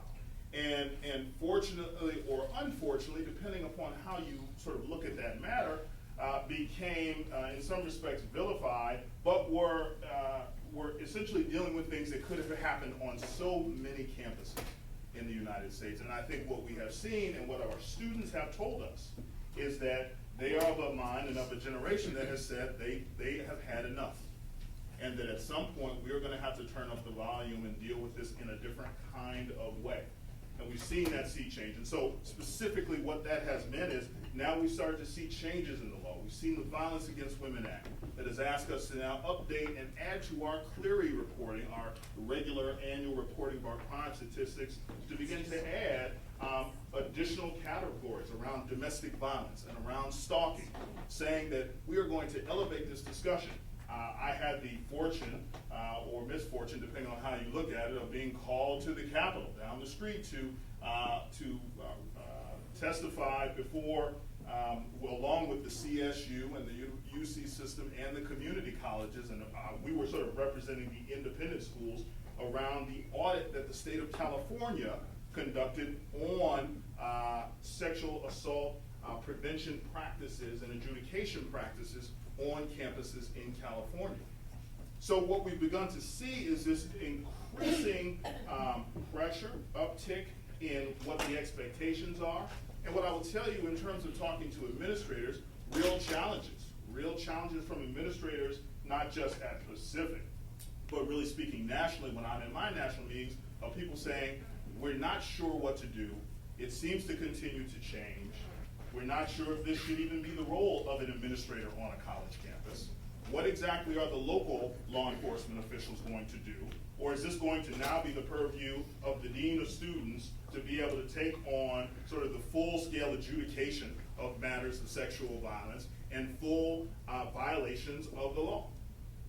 And so very tough questions being asked and continuing to be churned around, which is why I'm glad and I think it's appropriate for us to have this conversation today, particularly since we have certainly led the nation in California in this discussion around affirmative consent and really sort of asking what that means, because there's a political component of that that many people agree with and think is absolutely right and what should be happening. And then there's an implementation dynamic that also has to be negotiated on the campus. And then there's a whole question of campus culture. And what exactly are we or are we not communicating or teaching our students about what appropriate expectations are? And how do we do that in a cultural climate, in our state, in our country, and so forth and so on? I lay all that out only to suggest there is substantial complexity in these matters. Now, the good news is we have a wonderful panel that's going to solve it all today. And so to make sure that you're writing good notes, and I'm going to ask them to join us. And what's great about our panel today is we're going to have an interdisciplinary discussion to really be up, and that's really critically important, because the idea that we're going to do X or we're just going to do Y or Z in abstraction, and that's going to solve it all. I will tell you, as one of those folks who is on the ground, this is a very complex issue that we will have to bring to bear multiple perspectives. I'm glad we're going to be able to do that today. We have three tremendous presenters who will speak much more articulately than myself. And you had an opportunity to read their bios and what they're bringing to the table. Terry Humphreys, who's a professor in the Department of Psychology at Trent University up in Old Canada, which is certainly doing some extraordinary things in the news these days as it relates to Parliament. So we're thrilled to have you. All my Canadian friends are buzzing on Facebook talking about how amazing things are right now. We're very happy.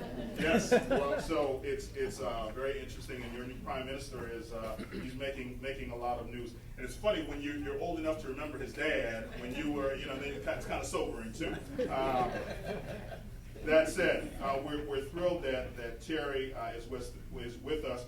Kristen Jaskowski is an assistant professor in public health and also affiliate faculty in gender studies and director of the Sexual Health Research Lab at the University of Arkansas. So we're so thrilled that she has decided to join us from a super institution doing really important things in the state of Arkansas, in a very sort of dynamic and interesting part of Arkansas relative to so many of the things that are happening. I say that as someone whose family is from Arkansas and all that good stuff.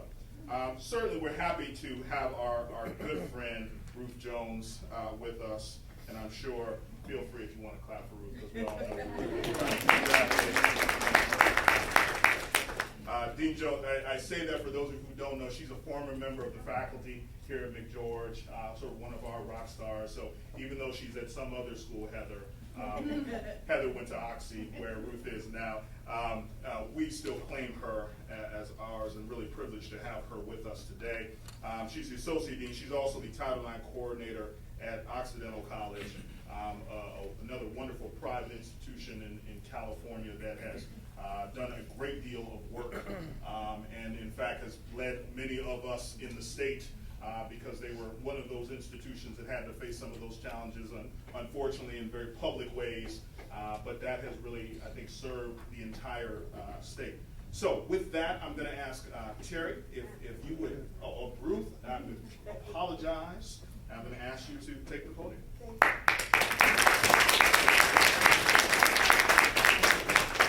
Thank you very much. It is indeed an honor to be here this afternoon, and I'm excited to talk about these important issues, particularly, and I think the theme of this afternoon session, seeing what's going on with college sexual assault after we spent the day looking at potential changes with our criminal justice system. And I'd like to start by reminding us that part of the tension that we experience is because colleges and law enforcement are often asked to deal with the exact same conduct. And it's because we're asked to look at the same conduct that there's been some confusion, quite frankly, about the role of colleges in responding to sexual assault. So during my presentation today, I'd like to start by giving you a bit of background. Why are colleges responding to sexual assault complaints at all? Talk to you a little bit about the process, and then move into talking about consent. So the thing that differentiates how colleges respond to sexual assault and the why colleges respond from law enforcement is in the context of college, it's a matter of discrimination. In this framework, colleges address sexual violence to ensure educational equity and to also to address the safety of the community. I want you to remember those two reasons because they really represent an ongoing tension of who the college represents in this context. Colleges are responsible for the individual student, the individual complainant, the individual respondent, but they also have a responsibility to the entire community. Why? Why must we address this? Well, we start with Title IX. Title IX is the federal law that prohibits sex discrimination in educational institutions receiving federal funds. And that pretty much means every college, every university, every public school. And historically, Title IX has been known as the law in making athletics more gender inclusive. But it has been expanded in the last few years by the Department of Education Office of Civil Rights and their interpretation of Title IX. So how do you get from Title IX, prohibiting sex discrimination, to sexual violence, and in particular sexual assault? Well, the Department of Education starts by reminding us that sexual violence is a form of hostile environment sexual harassment. So the approach, how they started, was that it's sexual harassment. And there are two types of sexual harassment, quid pro quo and hostile environment. Quid pro quo is just unwelcome conduct saying, you give me a sexual favor, I'll give you something for that. But the core for sexual assault is typically defined as a hostile environment, creating a hostile environment.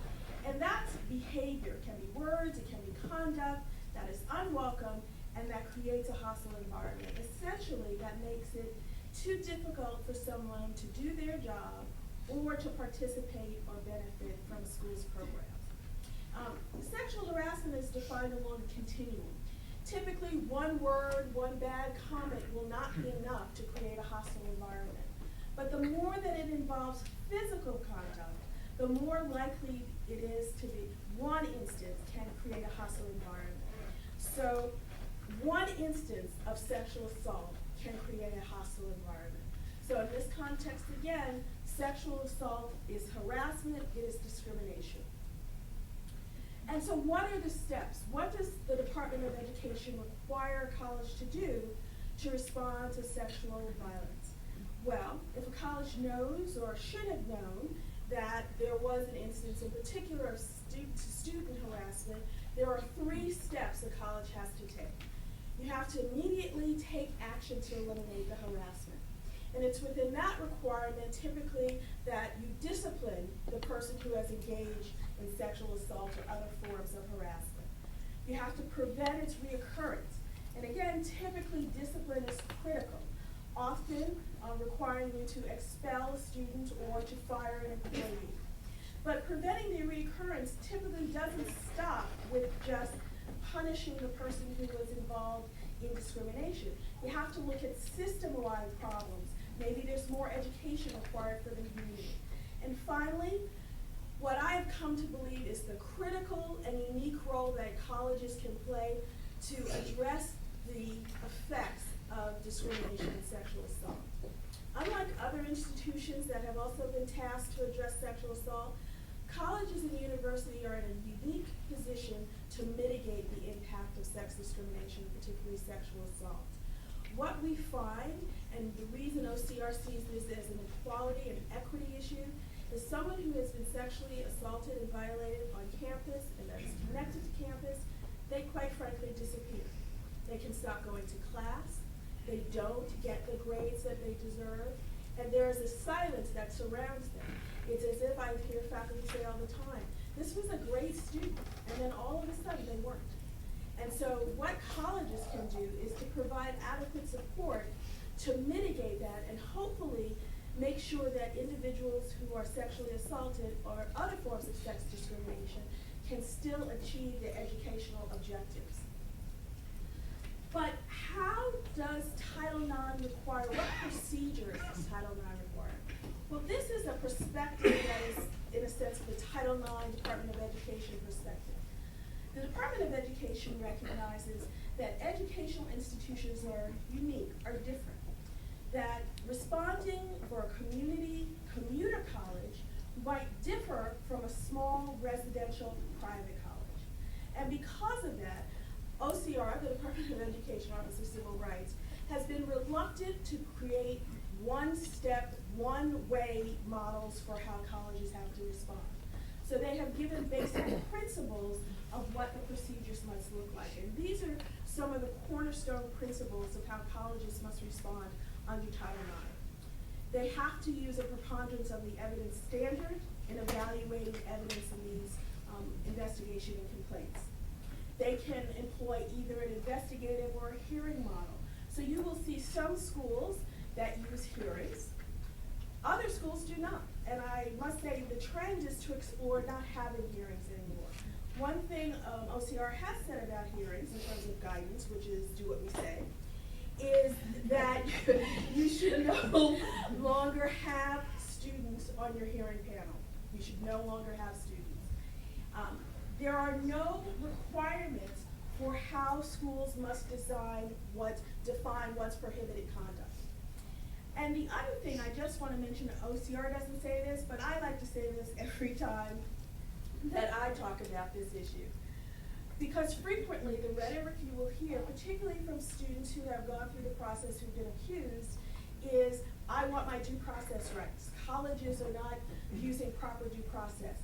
We're a law school. I'd like to remind you, one, due process applicable for governmental overreaching, not applicable to to private institutions.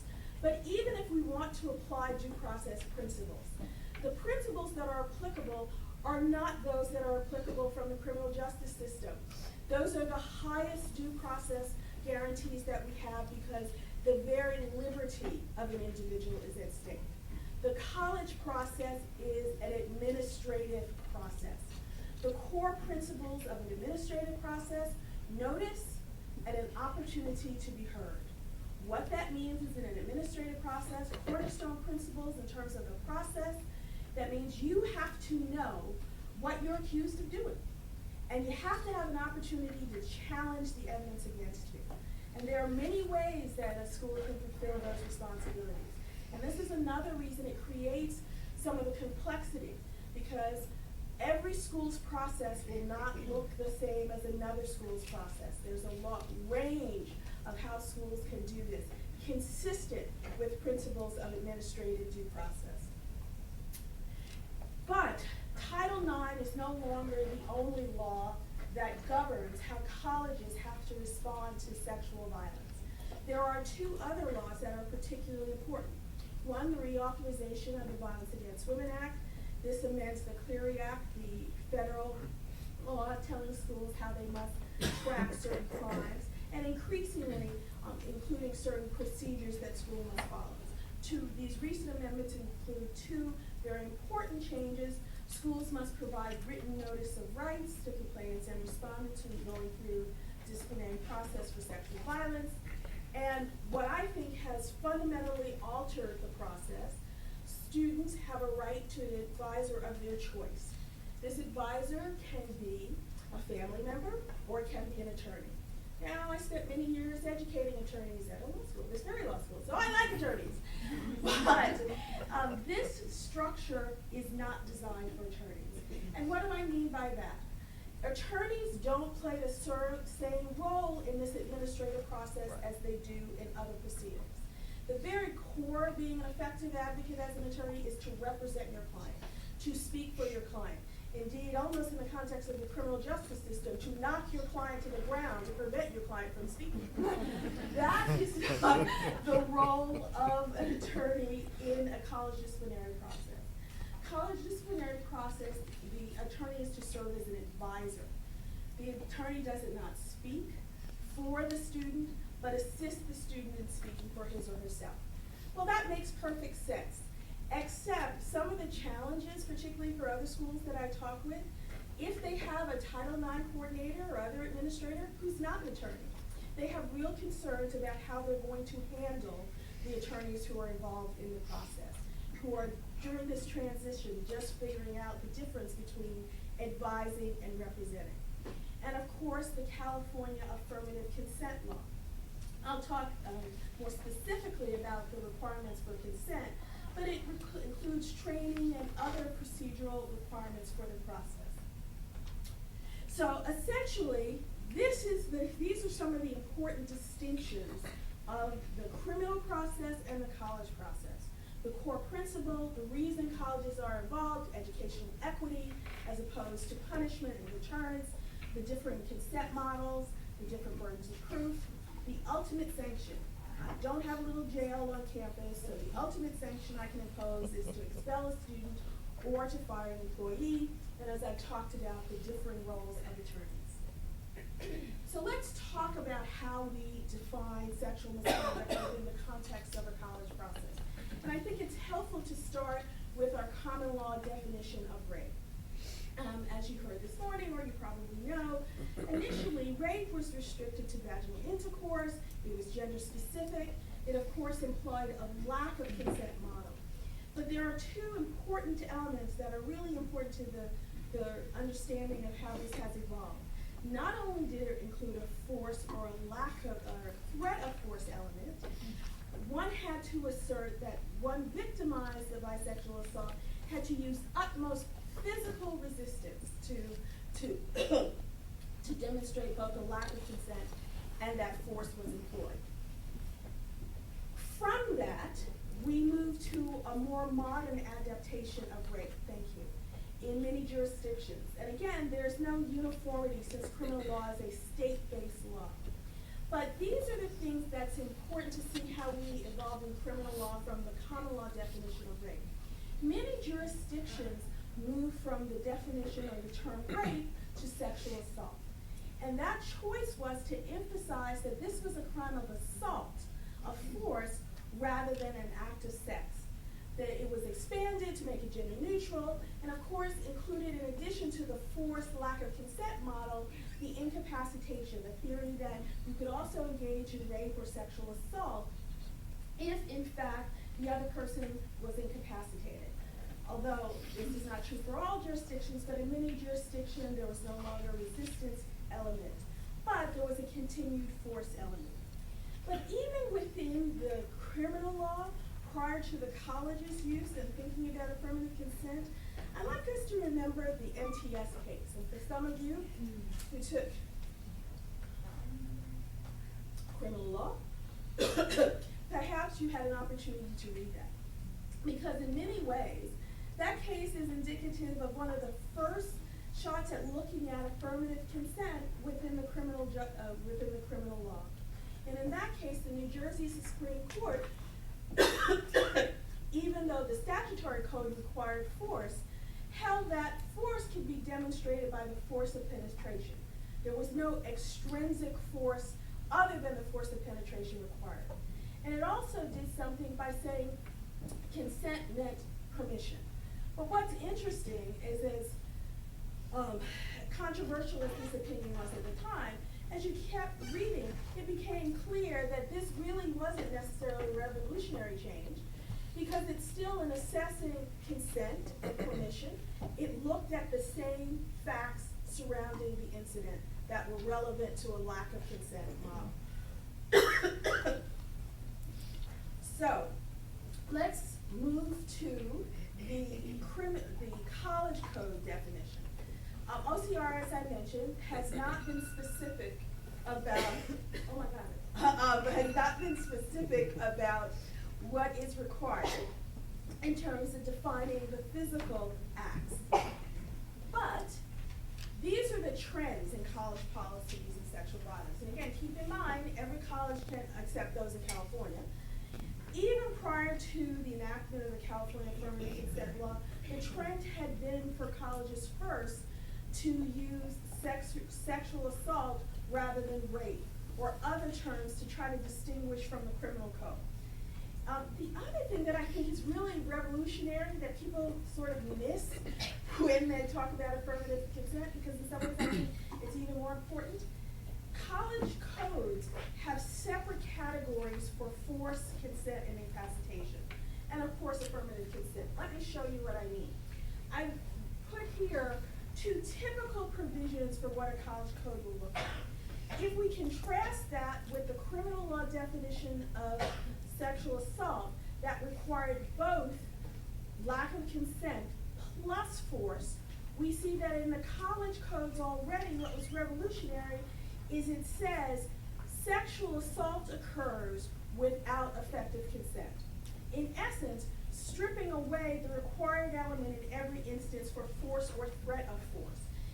From my perspective, that's the revolutionary part, because it redefines how we think of sexual assault, not just as assaultive conduct, but really to the very core of an autonomy model of how we look at sexual assault. It is because you did not receive effective consent. That's the harm that you caused, not because you threatened force, physical force. So let's take a very quick look at what actually the California Affirmative Consent Law requires. And if we had more time, I could talk about the fact that in some ways it's disappointing that this was so political, because this has already been the trend, and many schools had affirmative consent policies in place long before the law was enacted. But this is the definition of affirmative consent that is given in the law. And one thing that's interesting, it creates dual responsibilities of individuals engaging in sexual behavior for both parties to receive consent. And then it provides some clarifying perspective on how we should define consent. Lack of protest does not mean consent, silence does not mean consent, and then it must be ongoing, and past relationships doesn't matter. This is what I think, these are the important things about how affirmative consent in colleges has the possibility to reshape how we think about sexual assault generally. It moved us to a place where we're talking about sexual assault as something that doesn't necessarily require force or threat of force. And it doesn't shift the burden of proof, the procedure in which we assess evidence, but it does shift the responsibility during sexual interactions. And by that I mean, historically we've said you keep moving with sexual activities unless and until you receive a no from your partner. Well, this shifts it and says you don't move forward unless and until you, by words or deeds, receive a yes. That is theoretically the greatest shift that is accomplished by the affirmative consent standard.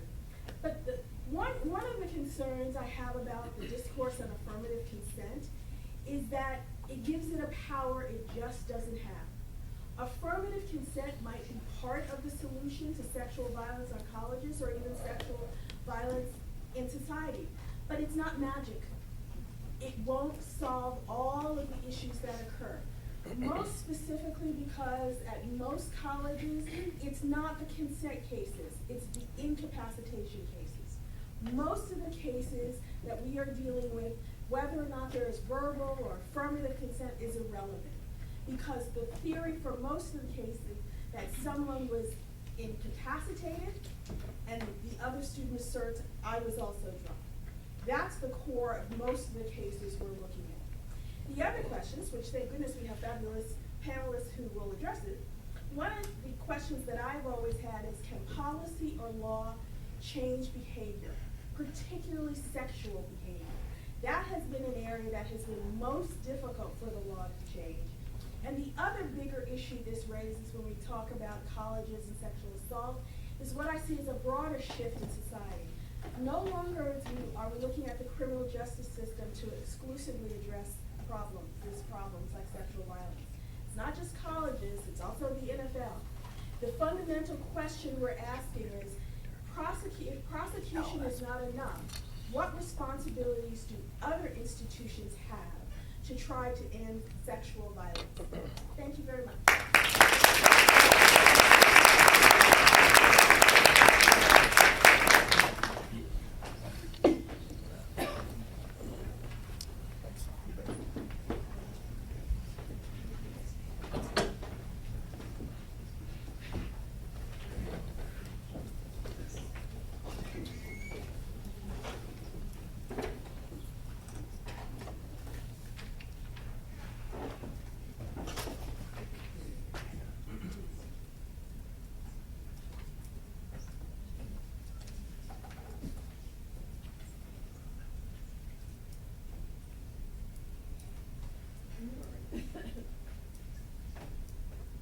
Well, actually, that's a great lead-in. What we had alluded to, in the end there, she asked the question of can policy or law actually change sexual behavior?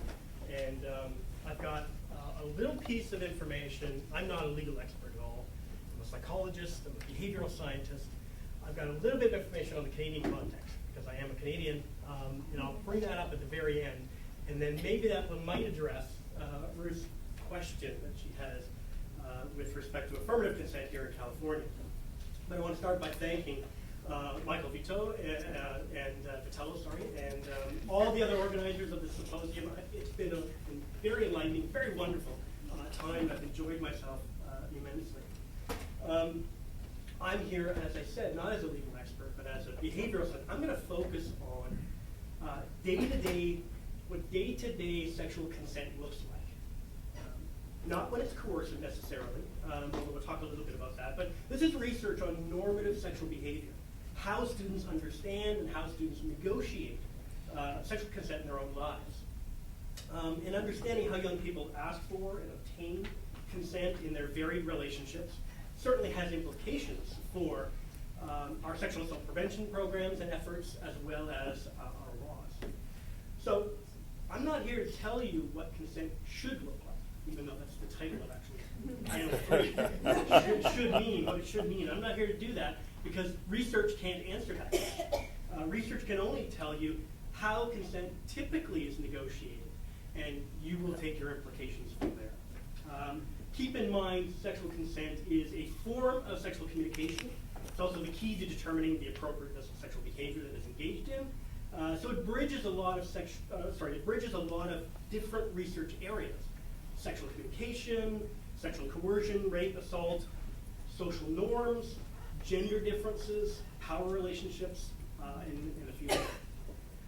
Obviously, the caveat that I have for you is that the research area of sexual consent is very new. So I'm going to come at it from a very heterocentric point of view. There has been one study that actually did same-sex consent issues. I'll tell you a little bit about that. And I've got a study actually going on right now that focuses on sexual consent with men who have sex with men. But other than those, the rest of it's all been done with heterosexuals.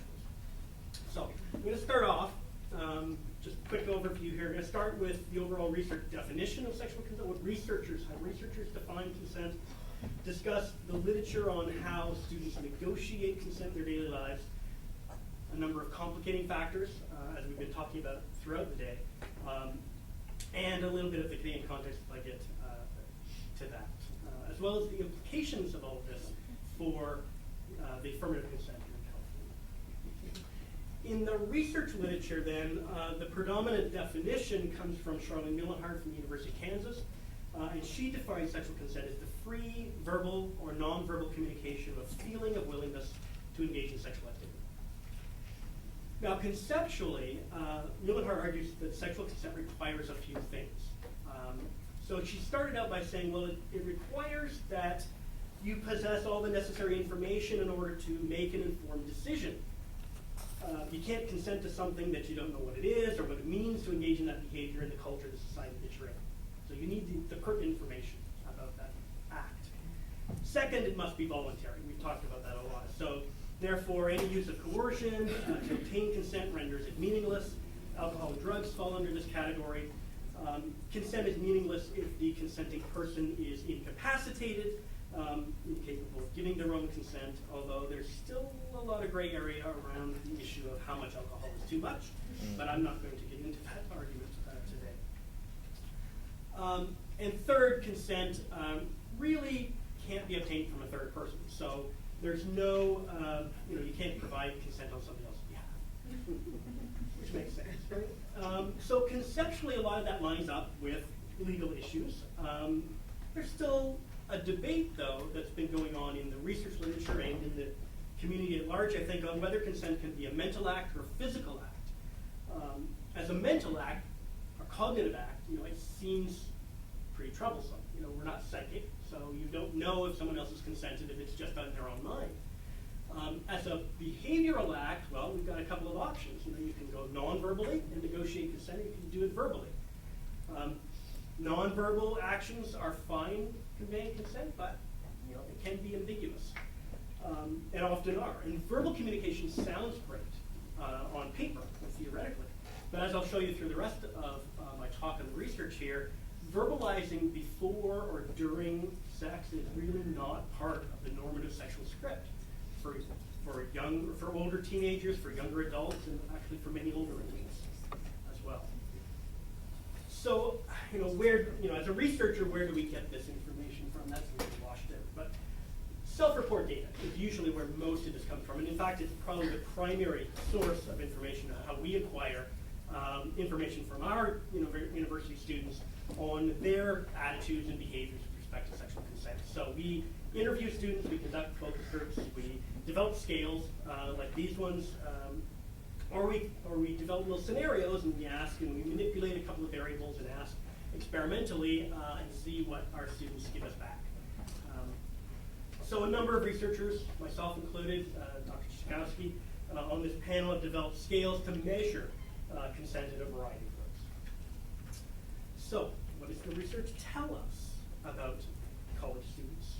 So in day-to-day sexual interactions, how do students go about communicating sexual consent? Think of your own relationships. How do you make sure that you have signaled your consent to your partner? How do you know you have consent from your partner? These are the types of questions that we ask. And the research to date has demonstrated a couple of broad generalizations. First, both women and men report that they use nonverbal behaviors, surprising, more than verbal behaviors to indicate their initial consent to engage in sexual activity and to continue sexual behavior once it has started. The only study to investigate sexual consent in same-sex relationships actually came to the same conclusion. They found that nonverbal is used a lot more than verbal, so no surprise there. In addition, the actual type of sexual activity that is initiated matters.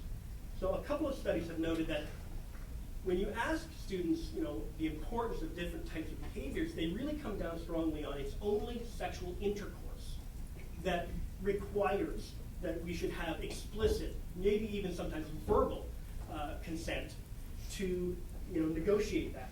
Even though they say that with overwhelming percentages, we also know that behaviorally, when you ask them have they done it, only about 50% or less actually say, yes, I actually engaged in explicit verbal consent to engage in intercourse.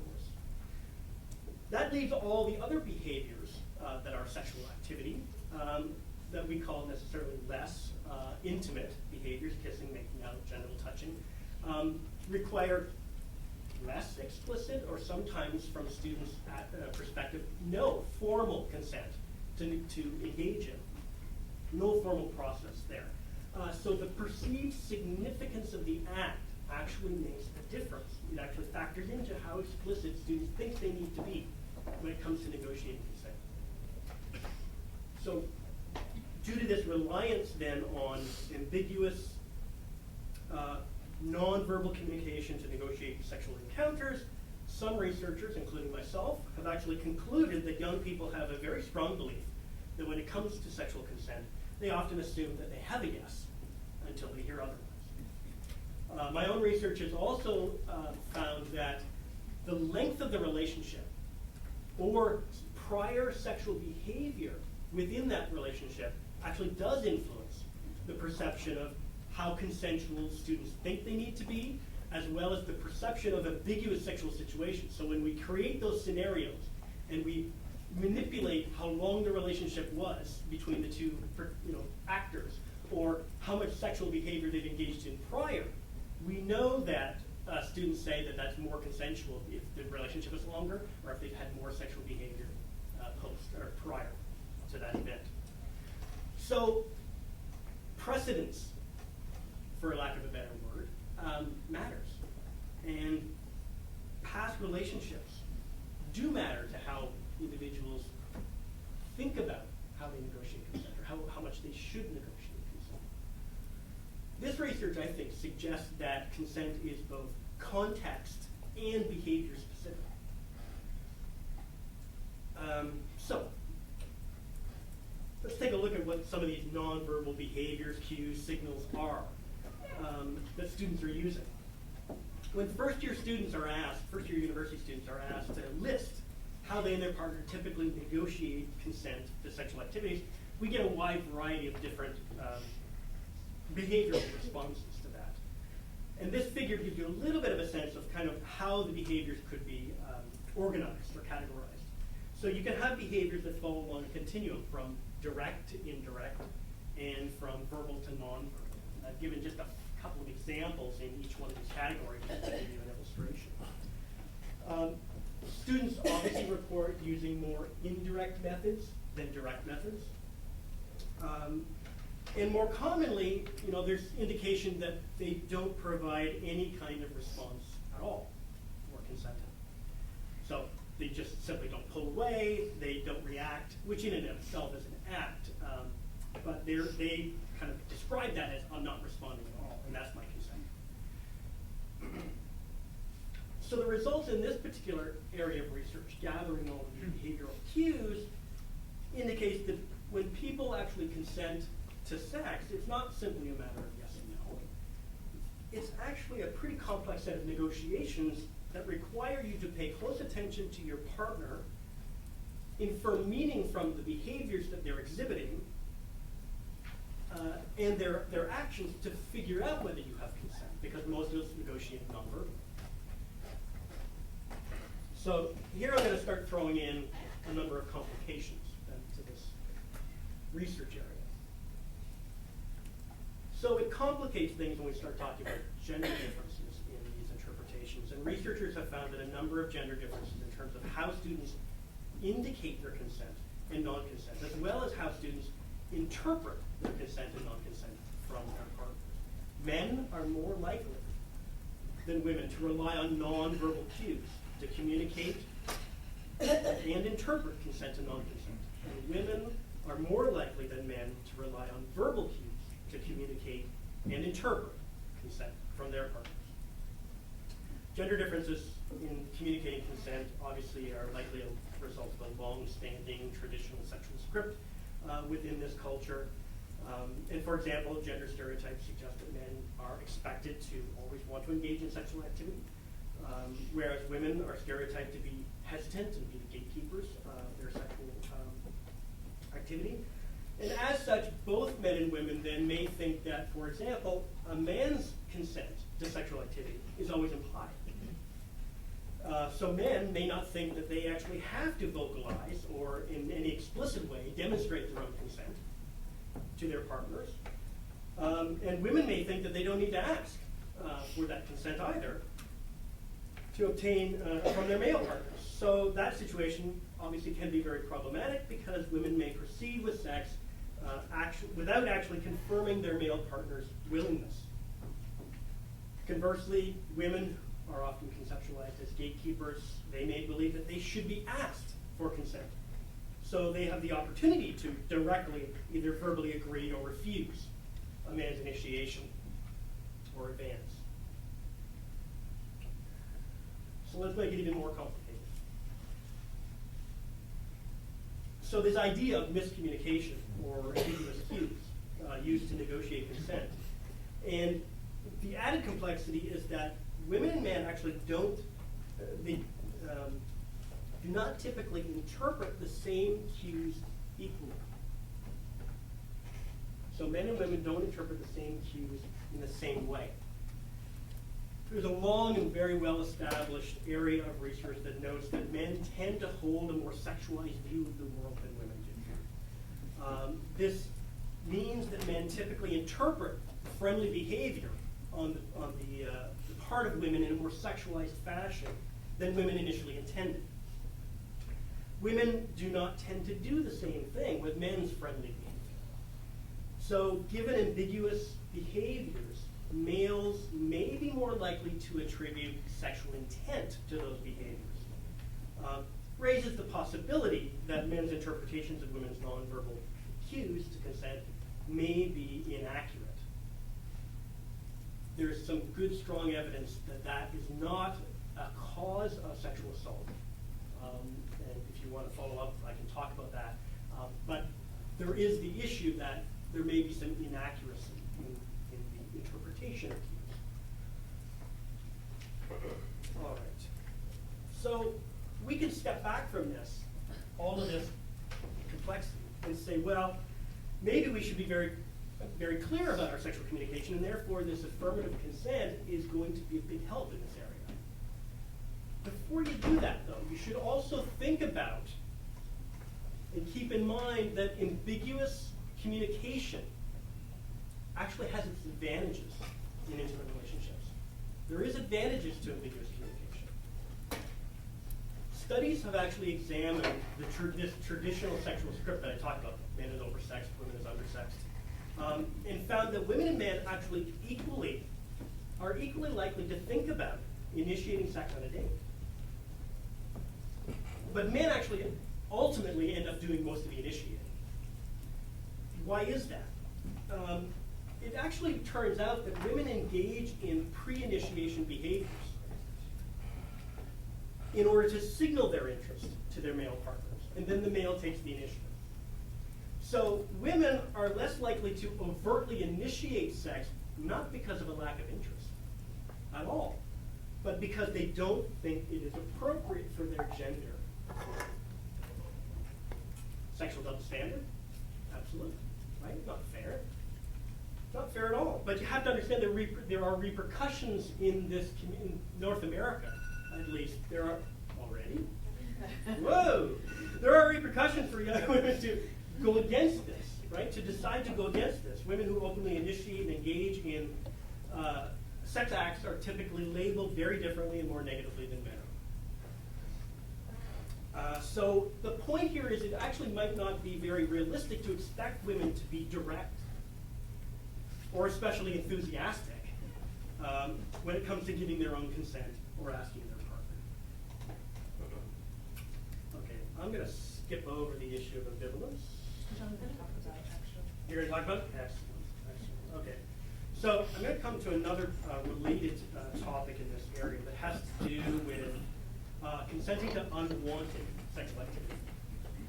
And besides the desire here, there's actually many other reasons or rationales for engaging in sexual activity when you don't particularly want it. Now, in fact, Messon and Buss have actually created or did a study, published a study back in 2007 that suggested that humans actually have 237 different reasons for engaging in sex. Why 237? It sounds like a very strangely precise number. I don't know. I think the point was there was just a lot of them. There was just a lot of reasons. And many of them had nothing to do with wanting sex. A lot of them talked about promoting intimacy. This is a relationship maintenance behavior. I want to satisfy my partner's needs, or at least not disappoint them. I want to avoid relationship tension in my relationship. And why do we think that these are somehow not legitimate, equally legitimate reasons, besides desire, to consent to sexual activity? Why don't we acknowledge that there is the possibility that people engage in sex when they don't want it, but that they can still be consensual? Now, Peterson and Molenhart actually discussed this difference between wanting sex and consenting to sex in their 2007 article. And they talked about how research up to that point had largely conflated the two with each other. So although most instances of consensual sex are wanted, sometimes people consent to sex when they don't want it, and they want sex that they don't consent to. So these simple messages of no means no and yes means yes, those campaigns imply that consent and wantedness go hand in hand. But just because something is not desired sexual activity does not automatically make it non-consensual or coercive. All right, let's get to the Canadian. Okay. Just a couple more minutes. I'm going to conclude. I just want to add some context here because Canadian law on sexual assault in Canada, not rape, is federal. So the entire country, nationwide. Canada has had an affirmative consent standard since 1992. Long time. When we did reforms way back then around rape shield laws and sexual history issues. And that outlined at that time this issue of reasonable steps that needed to be taken to ensure that a sex partner really wanted to engage in sexual activity. So reasonable steps was part of the mandate. So silence or lack of resistance did not equate to consent. And in '99, the Supreme Court actually struck down the implied consent defense. So meaning that you can't necessarily just think that consent is part of the process. You have to, again, engage in reasonable steps to ensure that it's there. The Criminal Code of Canada actually does define sexual consent as voluntary agreement. That's the standard. And then it outlines a number of situations in which consent is not obtained. This one's down here, which I think we've covered most of them. I just want to mention again the complainant expresses by words or conduct a lack of agreement shows that consent in Canada is defined both verbally and non-verbally, so both can be possible there. So Canada has had affirmative consent. We don't use the word affirmative, but we've had that principle, that standard, for about 20 years. I know of no research that has directly compared the sexual consent negotiations that happened among young people before and after 1992 or 1999. And I don't know of any analysis on sexual assault conviction rates before or after those dates. I just know of the behavioral research that I conduct in Canada on how young people negotiate consent. And I have seen lots of research, similar research from the United States on how young people negotiate consent. And I can tell you there's no difference. There's really no difference in how young people or older people negotiate consent in their day-to-day sexual activities. So I'm going to leave you with that as my concluding remark.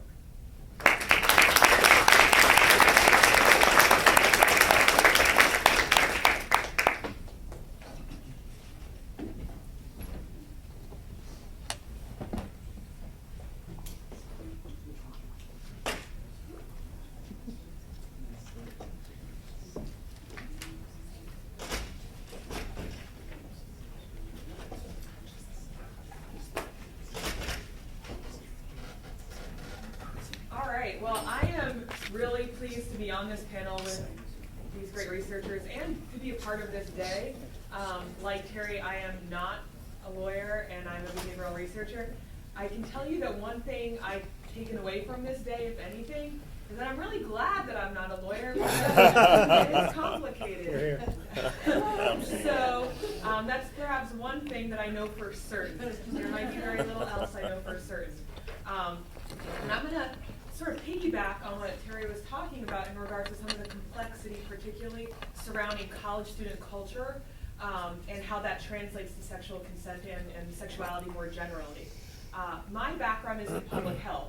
So prior to getting my PhD and working at the University of Arkansas in a faculty position, I used to do sexual assault prevention education. So my responsibility was to teach college students how to, I was doing peer-based education, so I was training them to go out and disseminate anti-rape education, and my programming was predicated on consent promotion. And so that sort of led into this trajectory of research, but I come from a public health perspective, from a prevention perspective, and so that's what this lens that I'm hoping to provide today to you all. And I appreciate Vice President Day speaking that sexual assault is a salient public health issue. I don't think that requires much evidence to present. And recently we've seen a number of mechanisms to address sexual assault as a public health issue. And Dean Jones spent some time discussing some of these initiatives. And namely, I'm going to be talking about the affirmative consent policies as the panel has been discussing today. And thankfully, Dean Jones has gone over that, so I don't need to go over that in a tremendous amount of detail, which is wonderful because I'm positive that I'll be over time. And it is important to acknowledge that there are plenty of critiques of affirmative consent. We've heard from some of them earlier this morning. Interestingly, from my perspective as a public health professional, some of the critiques of affirmative consent are not unlike critiques of other public health policy, right? So a good example, I think, of a policy that received a ton of critique was former Mayor Bloomberg of New York and his regulation on the size soda beverage you could drink, right? And that was wildly met with a sort of wild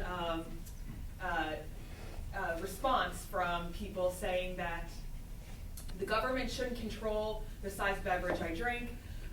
We're seeing the same sorts of critiques in regard to sexual consent policy, the fact that we shouldn't have the government controlling what I do in terms of my sexual behavior or my negotiation of consent. So that's one critique.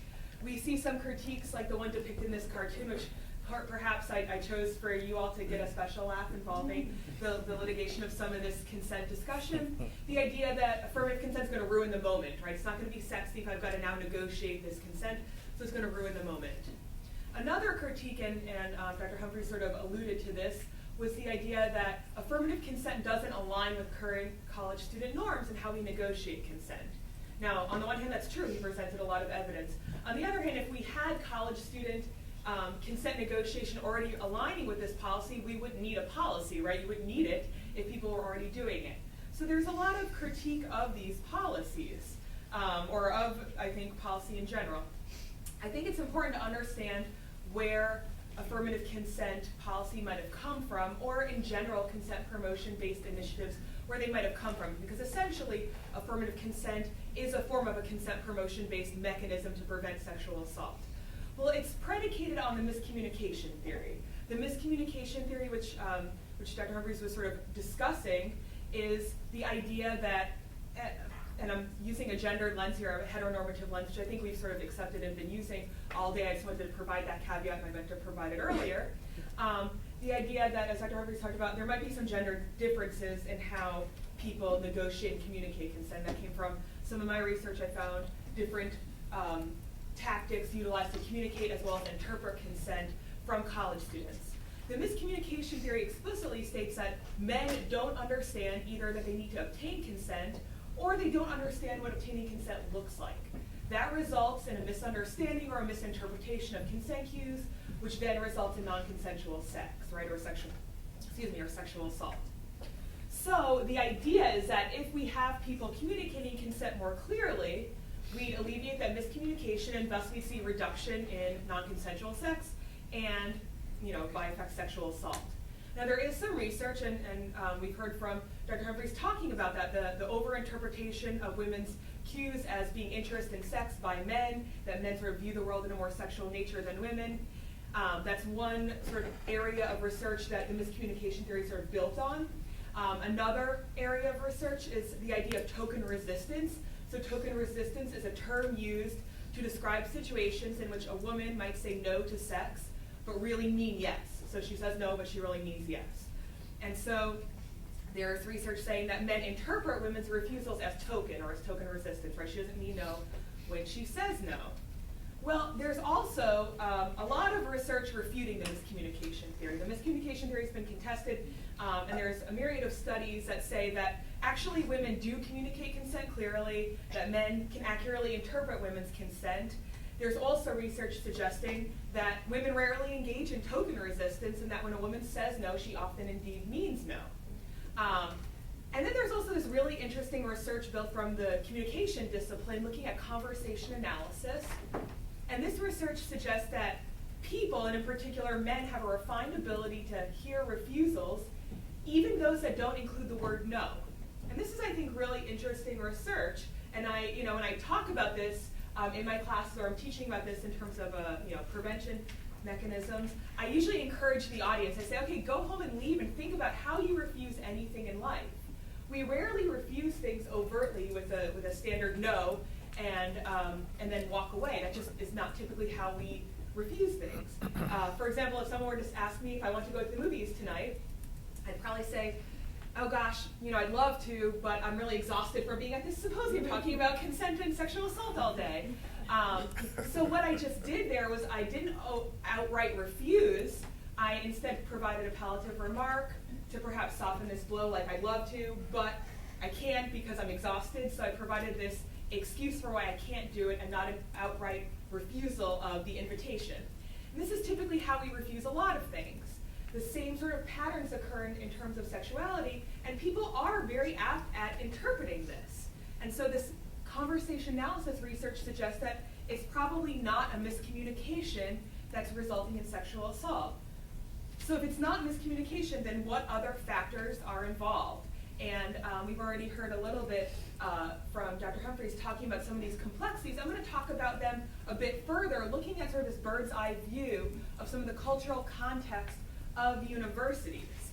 And again, I just want to provide a couple caveats of these. It is from a heteronormative standpoint, and I'm going to present some of these normative cultural issues. And then I want to supplement that with some of my data from some interviews that I did with college students, heterosexual college students. And so I'll be talking about some of these issues and then presenting some of the narratives from some of the interviews that I've conducted. All of the names that you'll see on these slides are, of course, pseudonyms. However, I chose pseudonyms to reflect their gender, and then all the ages of the students are accurately reflected. So I just want to provide that caveat. So these are some of the cultural issues that I'm going to talk about, starting first with the state of sexuality education in the United States. And I appreciate that folks have already, on this panel or on this discussion today, have already addressed some of this.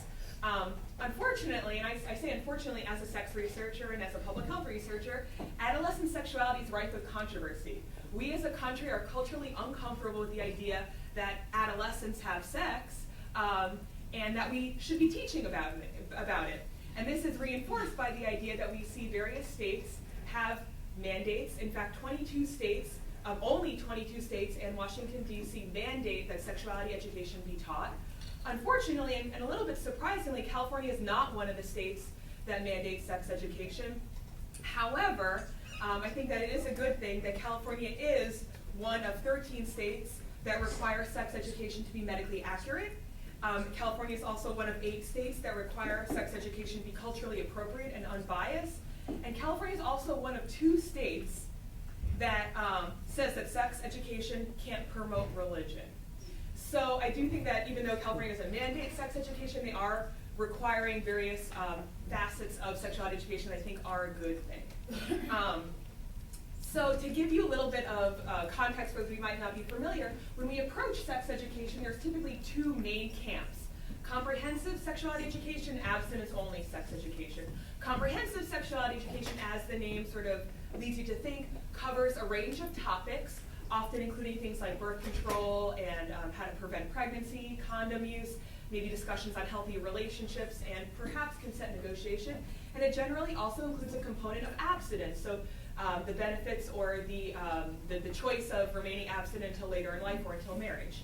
The other major camp is abstinence-only sex education, which, as the name suggests, discusses abstinence, and abstinence as the expected standard, and so abstaining from sex until marriage, which until recently left out any lesbian, gay, or bisexual individuals from the discussion because legally in our country until recently, nationwide, marriage wasn't afforded to individuals who were lesbian, gay, or bisexual. So that was problematic. But when we look at abstinence-only education in particular, I think we see some major problems with this approach to sexuality education. And I wouldn't even call it actually sexuality education, this type of programming. First of all, the main message, and in fact the stressed message is, simply don't have sex, don't do it until later, and do it in this particular unique context, which is very different than how people are engaging in sex. We know that most people have sex prior to marriage. Most young adults are engaging in sexual activity in college and so forth. So at best, abstinence-only education provides some context about how to refuse, but it leaves out from the discussion how to interpret your partner's interest in sex, how to communicate your own interest, and how to have that negotiation. Additionally, a lot of abstinence-only education presents gender-based stereotypes that are then treated as fact. And there's a really great clip that segment that John Oliver does in his show, linking sex education to consent, and I encourage you all to watch it. In fact, I should have just shown that and then sat down for my component. But he talks about how, or abstinence-only, some abstinence-only education, first of all, says that it's the responsibility of one gender to refuse, and that's often women. And it also problematizes sexuality in general and women's sexuality in particular, saying that we've likened a person, and in particular women's value with their sexuality. So sort of that extra virgin olive oil, example, the extra virgin makes you more expensive. And so if you lose that component, you're not as valued. And that's some of the gender-based messages that we get from abstinence-based sex education. Now, this becomes a problem when we have young adults entering college with limited knowledge and information about sexuality because they've been provided inadequate information. And now we get to a point in college, and college is this expectation, or we have this expectation for experimentation, right? And that often includes alcohol, it includes experimenting with sexuality, and I would argue, and I know that Dr. Humphreys, we've talked about this, from a developmental perspective, experimenting with sexuality and so forth is not inherently problematic. But the ways in which university systems are structured, there's often alcohol policies which push partying off campus and sometimes into gendered spaces. Now, if you're familiar with the American Greek system, so it's a funny American Greek system, the fraternity and sorority system, we have a structural system in place in which the fraternity system, which is the men's system, right, they can house parties, and women, the sororities, cannot. So now you have women going into gendered space, into men's space to party. And on the surface, this doesn't seem like a big deal, right? And the argument is, well, women don't want to mess up their houses, and that's why the men have the parties. That's what the general argument is. We also see a situation occurring where women are going into men's spaces, and men are then in control. They're in control of the environment. They're in control of who's allowed in and who's not. They're in control of who consumes alcohol and who does not, and a number of other factors. Now, then women are giving up this sense of control, right? So now there's this dynamic occurring where women are now in this place where they're feeling that they're drinking someone else's alcohol, and they're feeling inclined to be nice. And in general, women have been gendered to sort of take on more discomfort than they might normally because of their particular gender role, but now that's also occurring in these particular spaces. And I encourage people to think about how it feels when you go to a house party, right? You're going to someone's party, and for example, they're serving a dinner that you don't like. What you probably do is you push the food around the plate, maybe take a couple bites, but you generally don't say anything because you're being polite. And that's just social custom, right? So the same applies in that women are going to spaces that's not their own, they're consuming alcohol, and now there's this dynamic that occurs that creates this gender imbalance. And this is where I want to bring in some of my data, because this does affect consent. And so, again, these interviews were with college students, and I was just talking to them about how they communicated consent. And one of the themes that came up was this idea that good girls really can't refuse because they feel bad about refusing. And so in the first quote, oh goodness. They see the first quote from Jessica, she's talking about feeling as though there's an expectation to have sex because someone has gotten alcohol or because a guy has purchased alcoholic drinks. Erica talks about how it's a huge blow to a man's ego if she were to refuse sex. And then Jennifer says that if she stays at the fraternity house, she feels a pressure to reciprocate for staying there, reciprocate by having sex. So we see some of this dynamic occurring. Part of the party culture is, of course, alcohol consumption. And there's, I think, a significant amount of, and I have in quotes, consensual drunk sex occurring.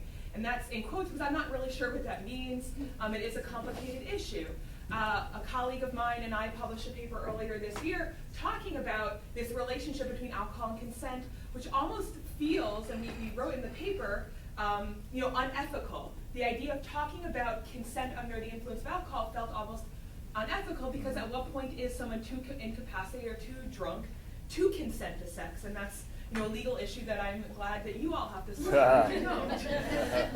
But nonetheless, alcohol in combination with sexual activity can be, and I say can be, problematic because it might exacerbate a number of risk factors. It might make it difficult to interpret someone's intent, particularly if they're intoxicated, but if you're intoxicated, it makes it difficult. It makes ambiguous cues seem more consensual. It might make make decision-making, it does make decision-making difficult and reduces people's perceptions of risk. And then it also, in some research from Canada, demonstrates in bar contexts that men engage in more aggressive or invasive behavior under the influence of alcohol. And that's in a social setting, so it's difficult to know then what happens in a private setting. Now, when we see some of the narratives from the college students that I talked to about consent and alcohol, a couple of interesting things emerged. First of all, we saw this idea of exchange, that a woman a guy purchases an alcoholic drink, and then a woman sort of owes him for sex as depicted by Stacy. She's saying that accepting a drink from a guy is an indicator of consent. Now that's, I would hopefully say, not going to stand up in a court of law, but nonetheless, that's maybe part of this normative script from college students. And then you see a quote from Russ saying, if she's drinking, she's more likely to let it happen, meaning sex. So he says, I'll sometimes buy a girl a drink to help things along. And what he's saying is help things along, facilitate sex. So it's unclear if he's talking about a social lubricant, right, to make sort of discomforts reduce, or if he's talking about being coercive.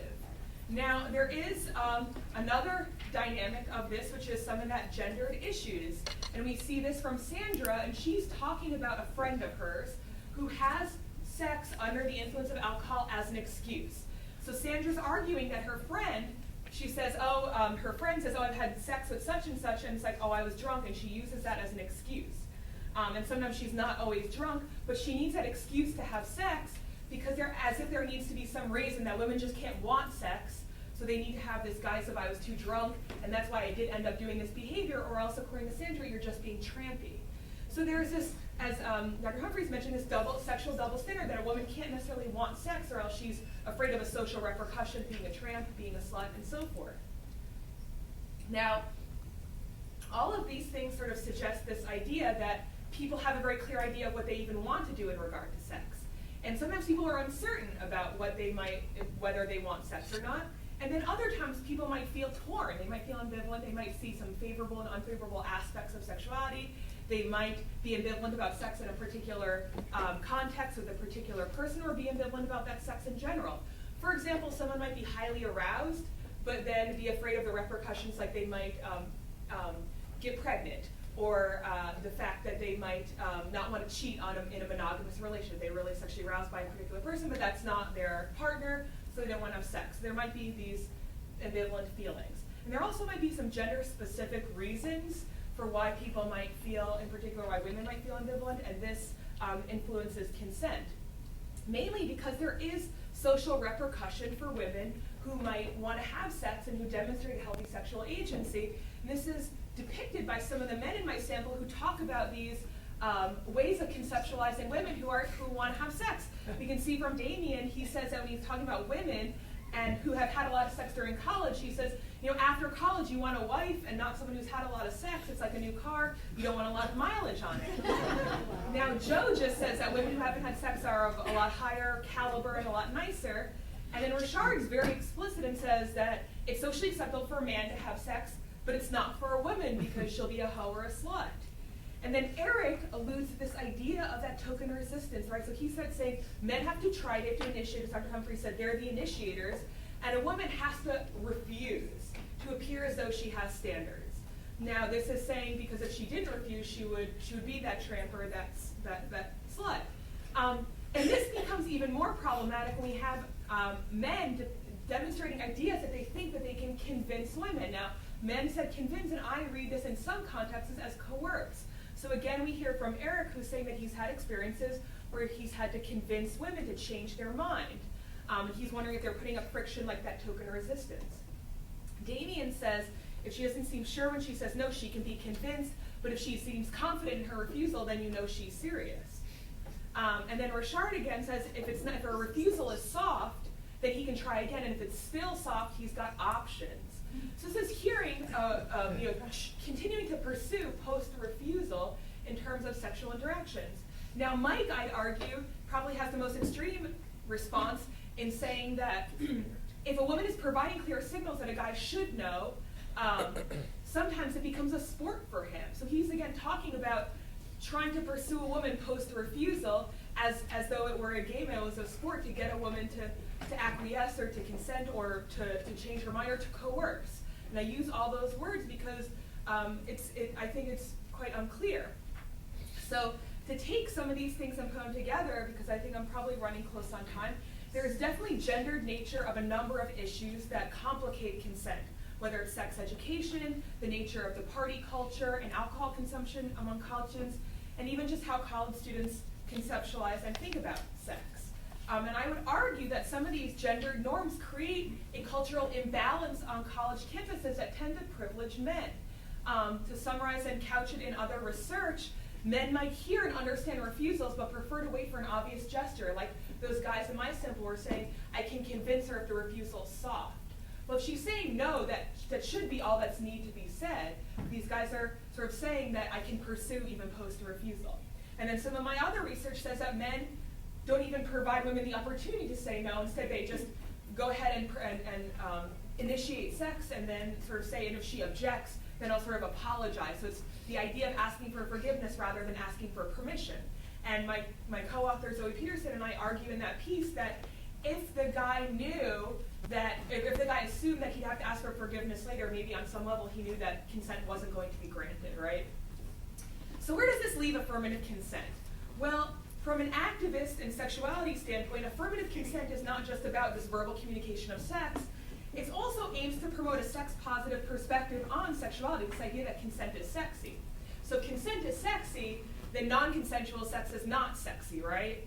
And I think that in theory, this is a great policy, this idea of promoting an affirmative approach to sexuality.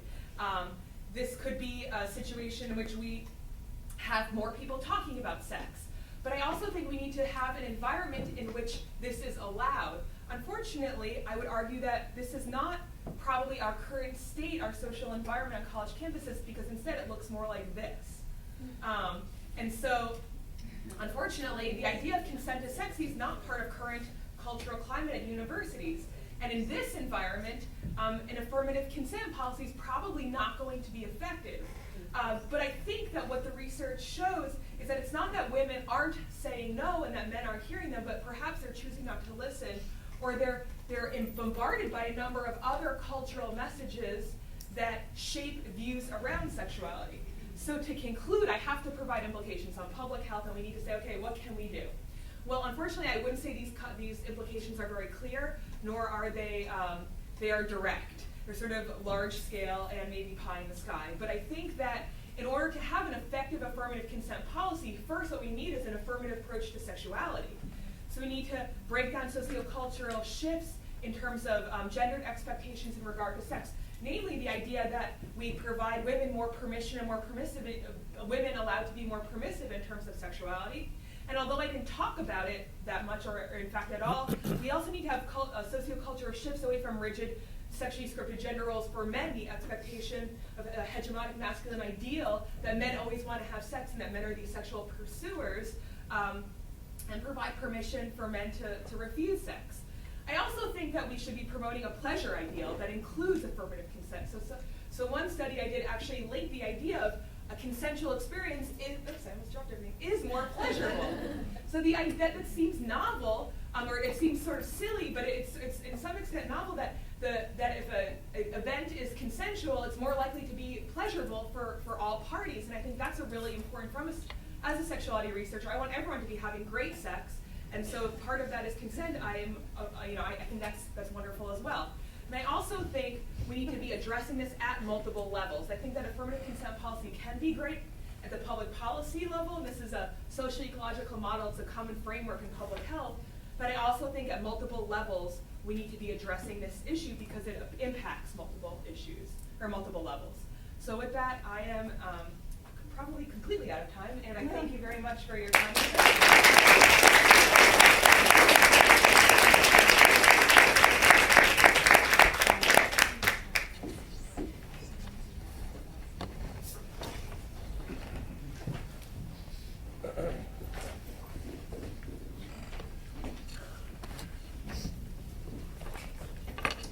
Well, wow. I'm quitting my job tomorrow. But we want to get to some questions. We really want to be able to engage in a conversation and have some robust dialogue. Before we do that, can we just give our panelists one more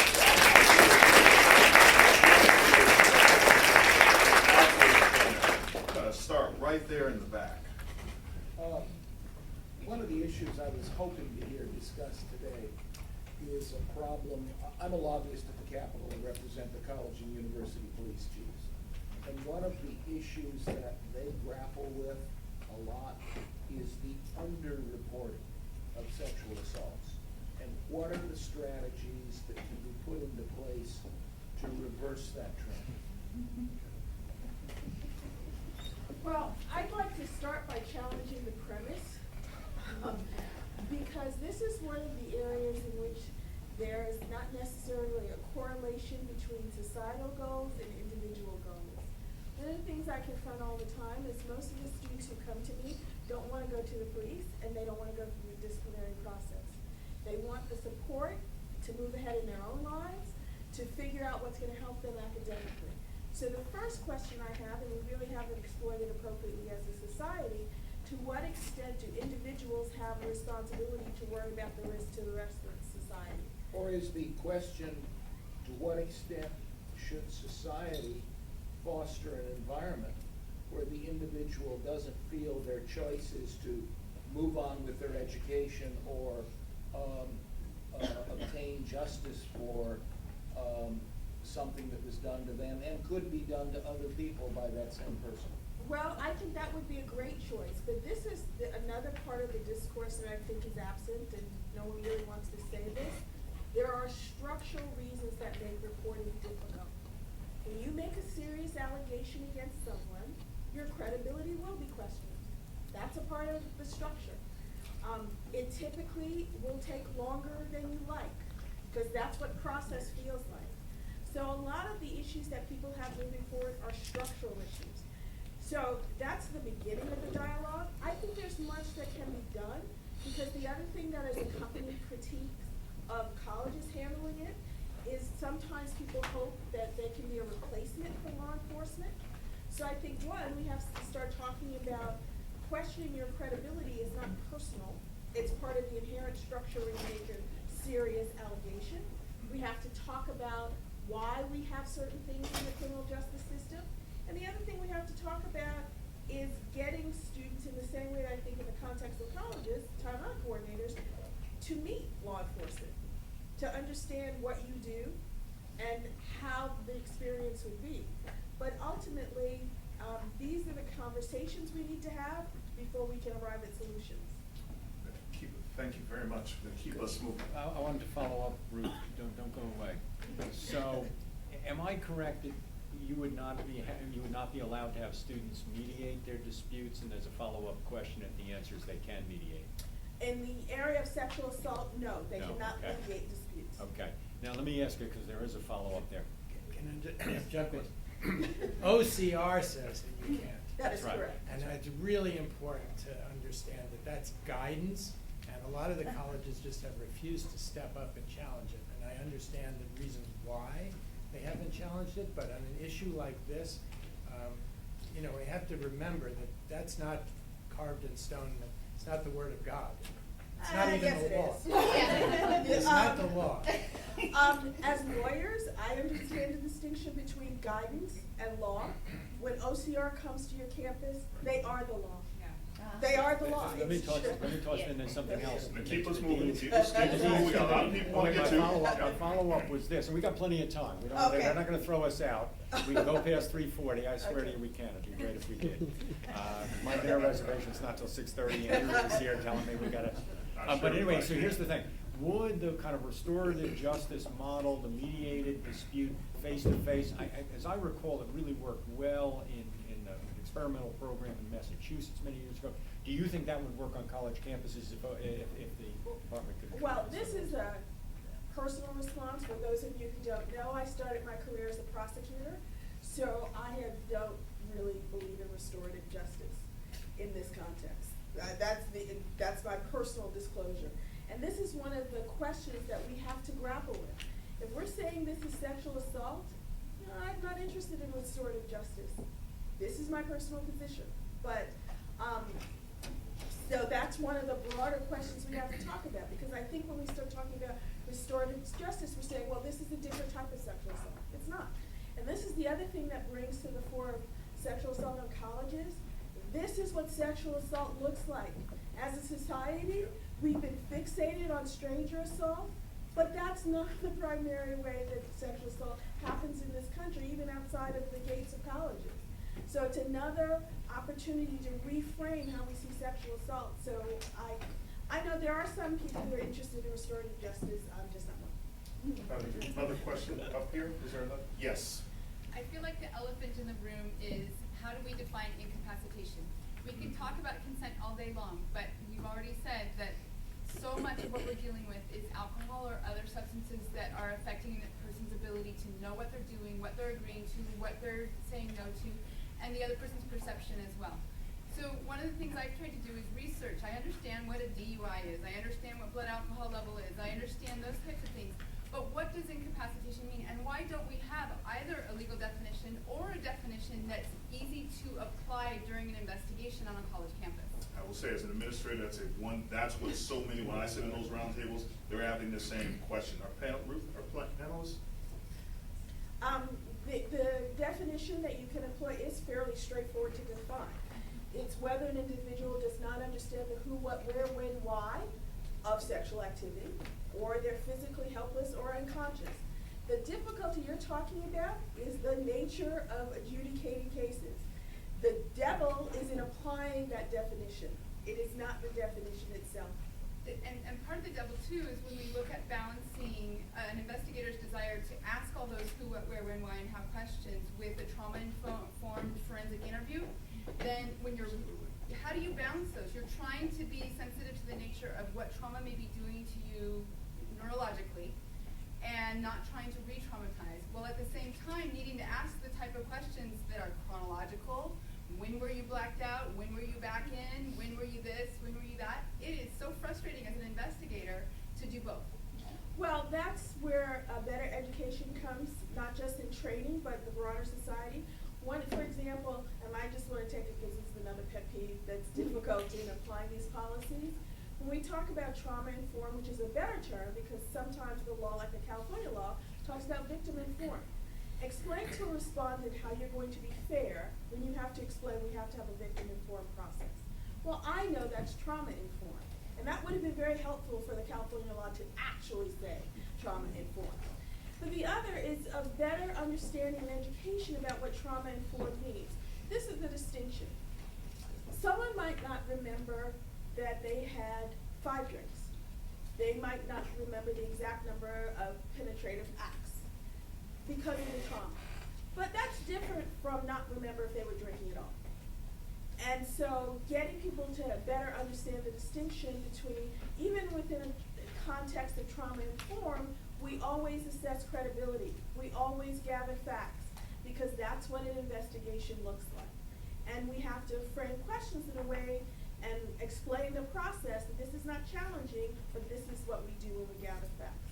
So you want to respond as well? Well, and I just wanted to say, because Dean Jones had mentioned education, I've heard other people mention education earlier, and I think that that is a really important component, but the nuances of this is also really important to educate on, and I think that there was a comment made earlier that juries, the lay jury, is not going to be as well informed as the folks who sit on student conduct panels, and I would argue that's probably not the case, that I've trained student conduct panels, and if you were part of education, also includes bringing in education and baggage around rape myths, and I mean, there was one of the panels that I was training, they said, well, I don't understand why the victim for the first week didn't call it rape.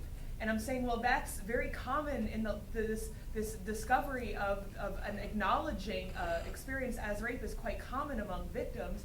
And so the idea, I think, training also in education needs to come in the form of these other cultural issues as well. Just one response to that, because we have this problem on the criminal law side as well, and it might have been where your question was coming from. I think a lot of the frustration that investigators feel is the fault of the law because of the way the law is framed. And typically in the criminal law, I don't think the definition of incapacitation is straightforward. Generally, what the law says is that consent is invalid if the victim was too incapacitated to consent. What does that mean? And there are case after case where appellate courts have even said, juries come in and ask the judge to explain that, and he just repeats the words of the statute. And the appellate court say, well, juries know as a matter of common sense when the person is too incapacitated to consent, which is just avoids the question. So I think a lot of the fault of this lies with the law, and which is, one of the reasons why I think focusing on the need for consent to be affirmative rather than a refusal makes a sea change in this issue. Because there are cases where victims who are quite intoxicated, sometimes have been slipped a roofie or something like that, they may say yes. And then you have a tough issue about what, not with roofie, but you have a tough issue about whether that yes is invalid. But most of the cases we're worrying about do not involve affirmative consent. And what they mean, too incapacitated, means that you're at the point where your silence no longer counts as consent. And we are forced into this issue in the 99% of these cases, that as far as I know, you've probably seen many more, but as far as I know, 99% of these cases, the difficulty arises because the victim was woozy, she was flopped down on the couch, she couldn't stand, she was passing in and out of consciousness. She never said yes. There was nothing about her body language that communicated yes, but she never said no either. And under the law in many states, that case is a dead bang loser for the prosecutor unless he can show that she was too incapacitated to consent. So then that becomes a determinative issue. That difficulty would mostly go away if what we were looking for was affirmative indications of agreement. And it also, I think it goes, the other reason why the law creates this dilemma is, I think as you suggested, victims, whether because of trauma or just because of alcohol itself, they don't have a clear memory. They were passing in and out of consciousness. And under the laws, this is one of the things, when people say the law is an ass.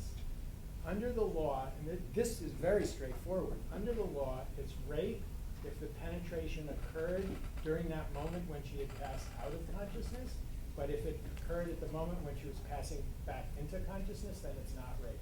That's the line that the law is typically drawing through. And that's why I think the shift to the affirmative consent focus makes a difference. It's a great question. Thank you very, very much. Other questions that people have? Yes. I kind of want to go back to the question that Ruth posed about the role of law in shifting culture.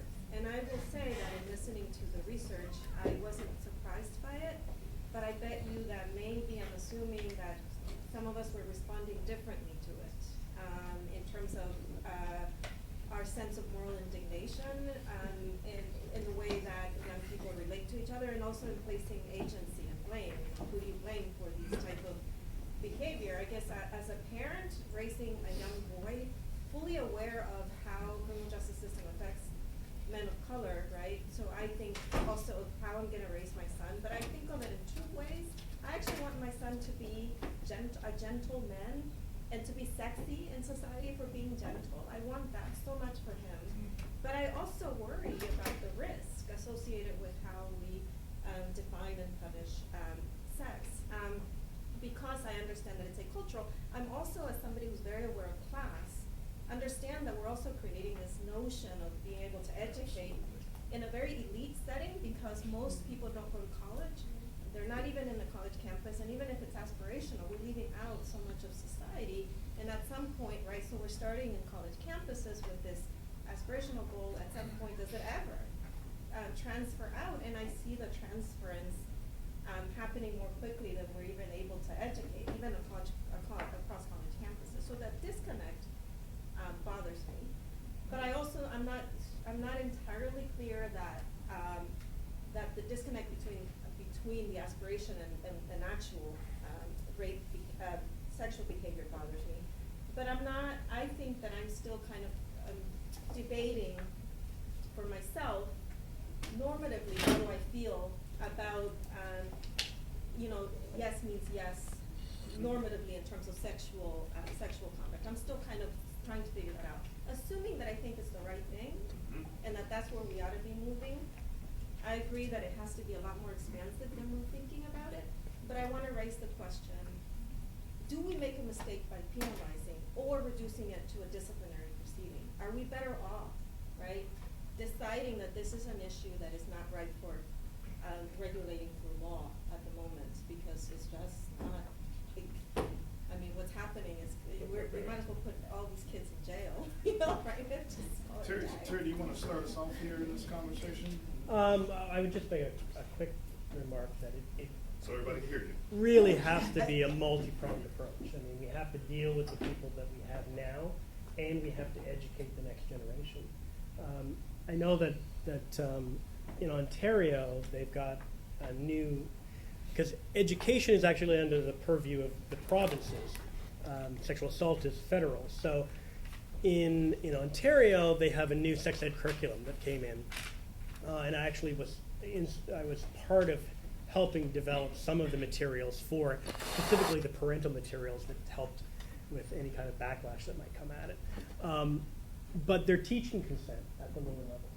So they're teaching consent now at the public school level and the high school level, and developmentally progressive information about consent and sexting, which is a part of this discussion as well. And I think that's the other prong of this approach. And Dr. Jakowski talked a lot more about education as a valuable long-term solution, right?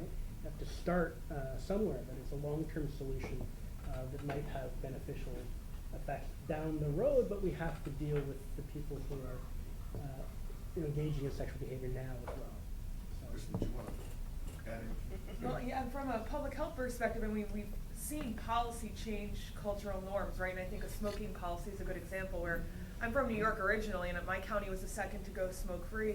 So I really can't remember a time when you can smoke in public places. That's been endorsed as part of the norm. Now, when I moved to Arkansas, you can still smoke in certain bars that don't serve food, and there's all sorts of restrictions on that.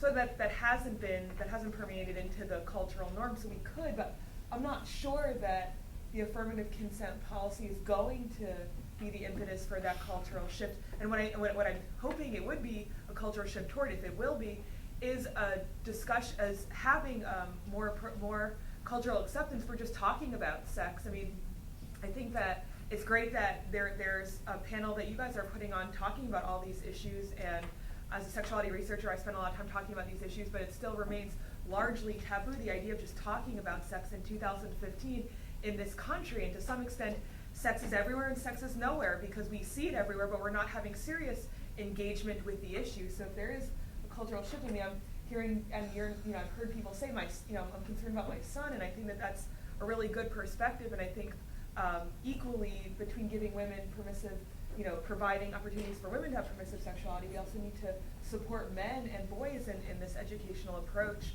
I mean, it should be occurring at a much younger level, and I don't know what happens for people. This is an elite discussion because it's not, as far as cutting socioeconomic size. I mean, 13% of people in Arkansas will finish college, so we're really talking about a segment of the population who's even exposed to some of these. Sorry, 23%. 23%. Could I just say a word for the law? I want to get them into it. Yeah, no, I mean, obviously my perspective is biased, and actually, even from my own perspective, there's a tremendous amount of research showing that legal change very seldom or only with great difficulty generates social change. But we have seen it with respect to smoking. People of my generation remember, you talk about smoking in public places, talk about sexual harassment in the workplace. Well, I guess you guys could see Mad Men, so you could see that. But that was the reality for my generation growing up. It was not considered abnormal at all. It wasn't considered frowned upon. And so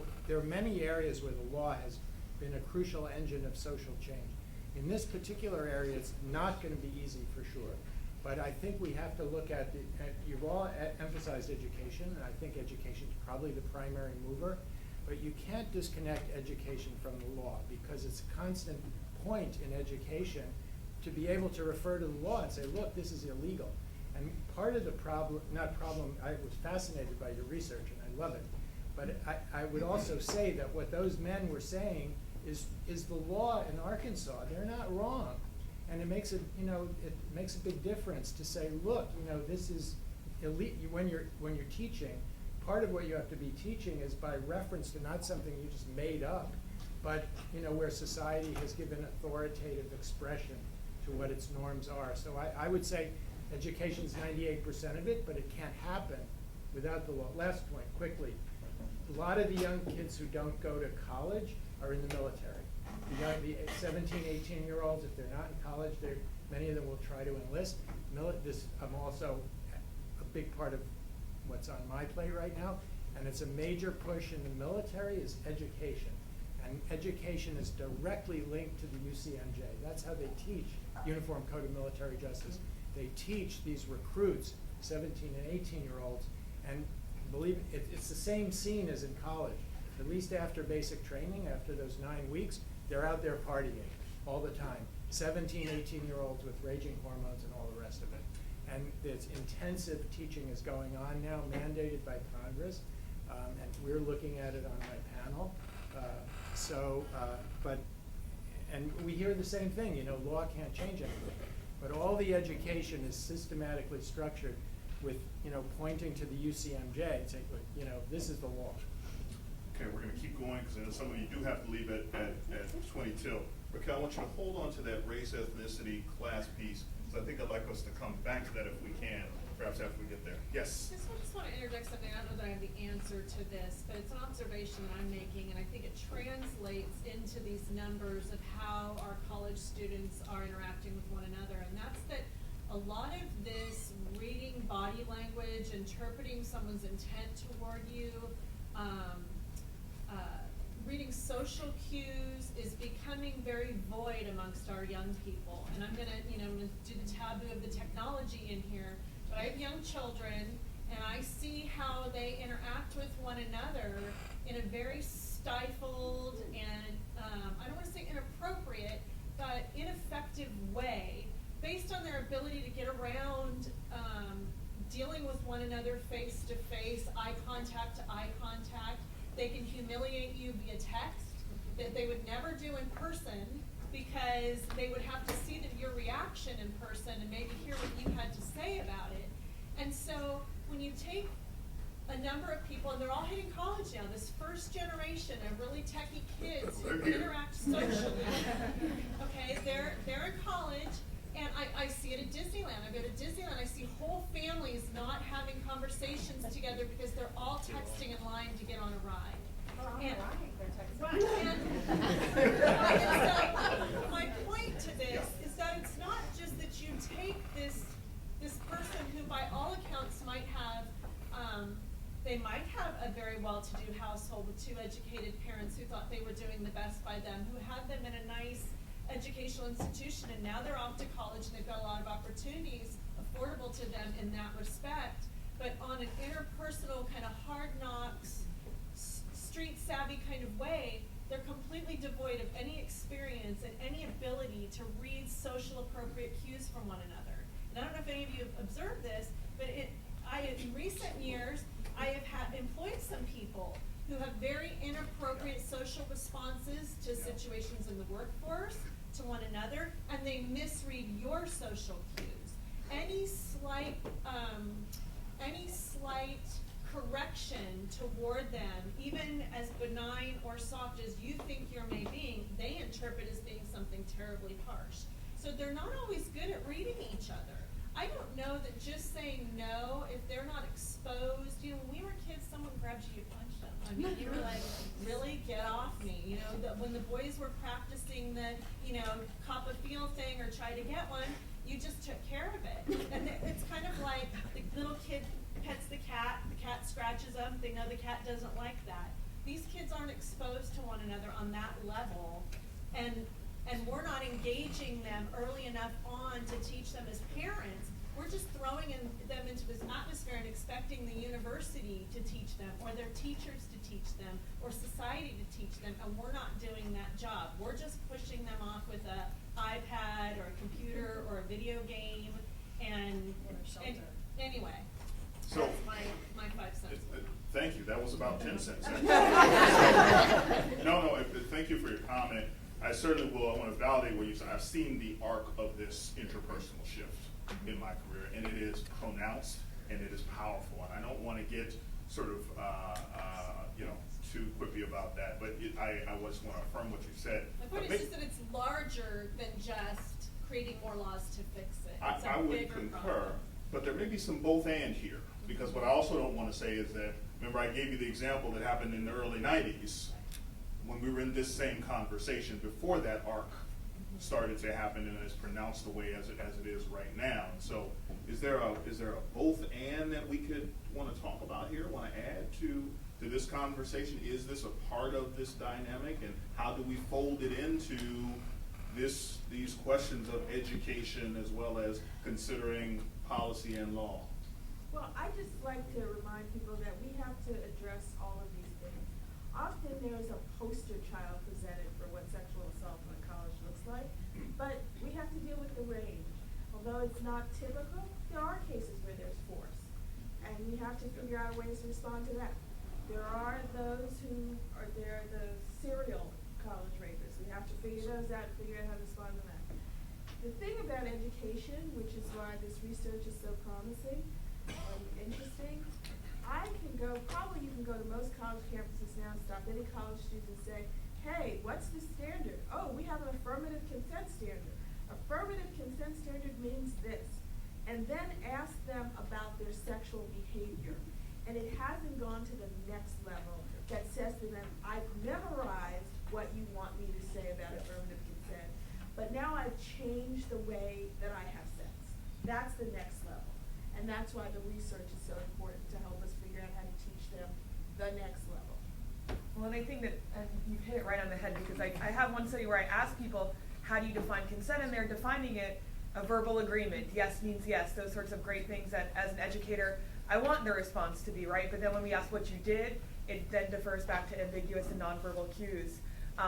And to speak to your point, an extension of that was actually some of the data, I didn't present it here, but some of the data I have, first of all, suggests that there's a consent negotiation going on all through text message, like it's 2 a.m., what's up? And what's up means an invitation for sex, or I don't know how many people have heard of Netflix and chill, right? And so Netflix and chill, I unfortunately had to tell my mom what that means when she text said.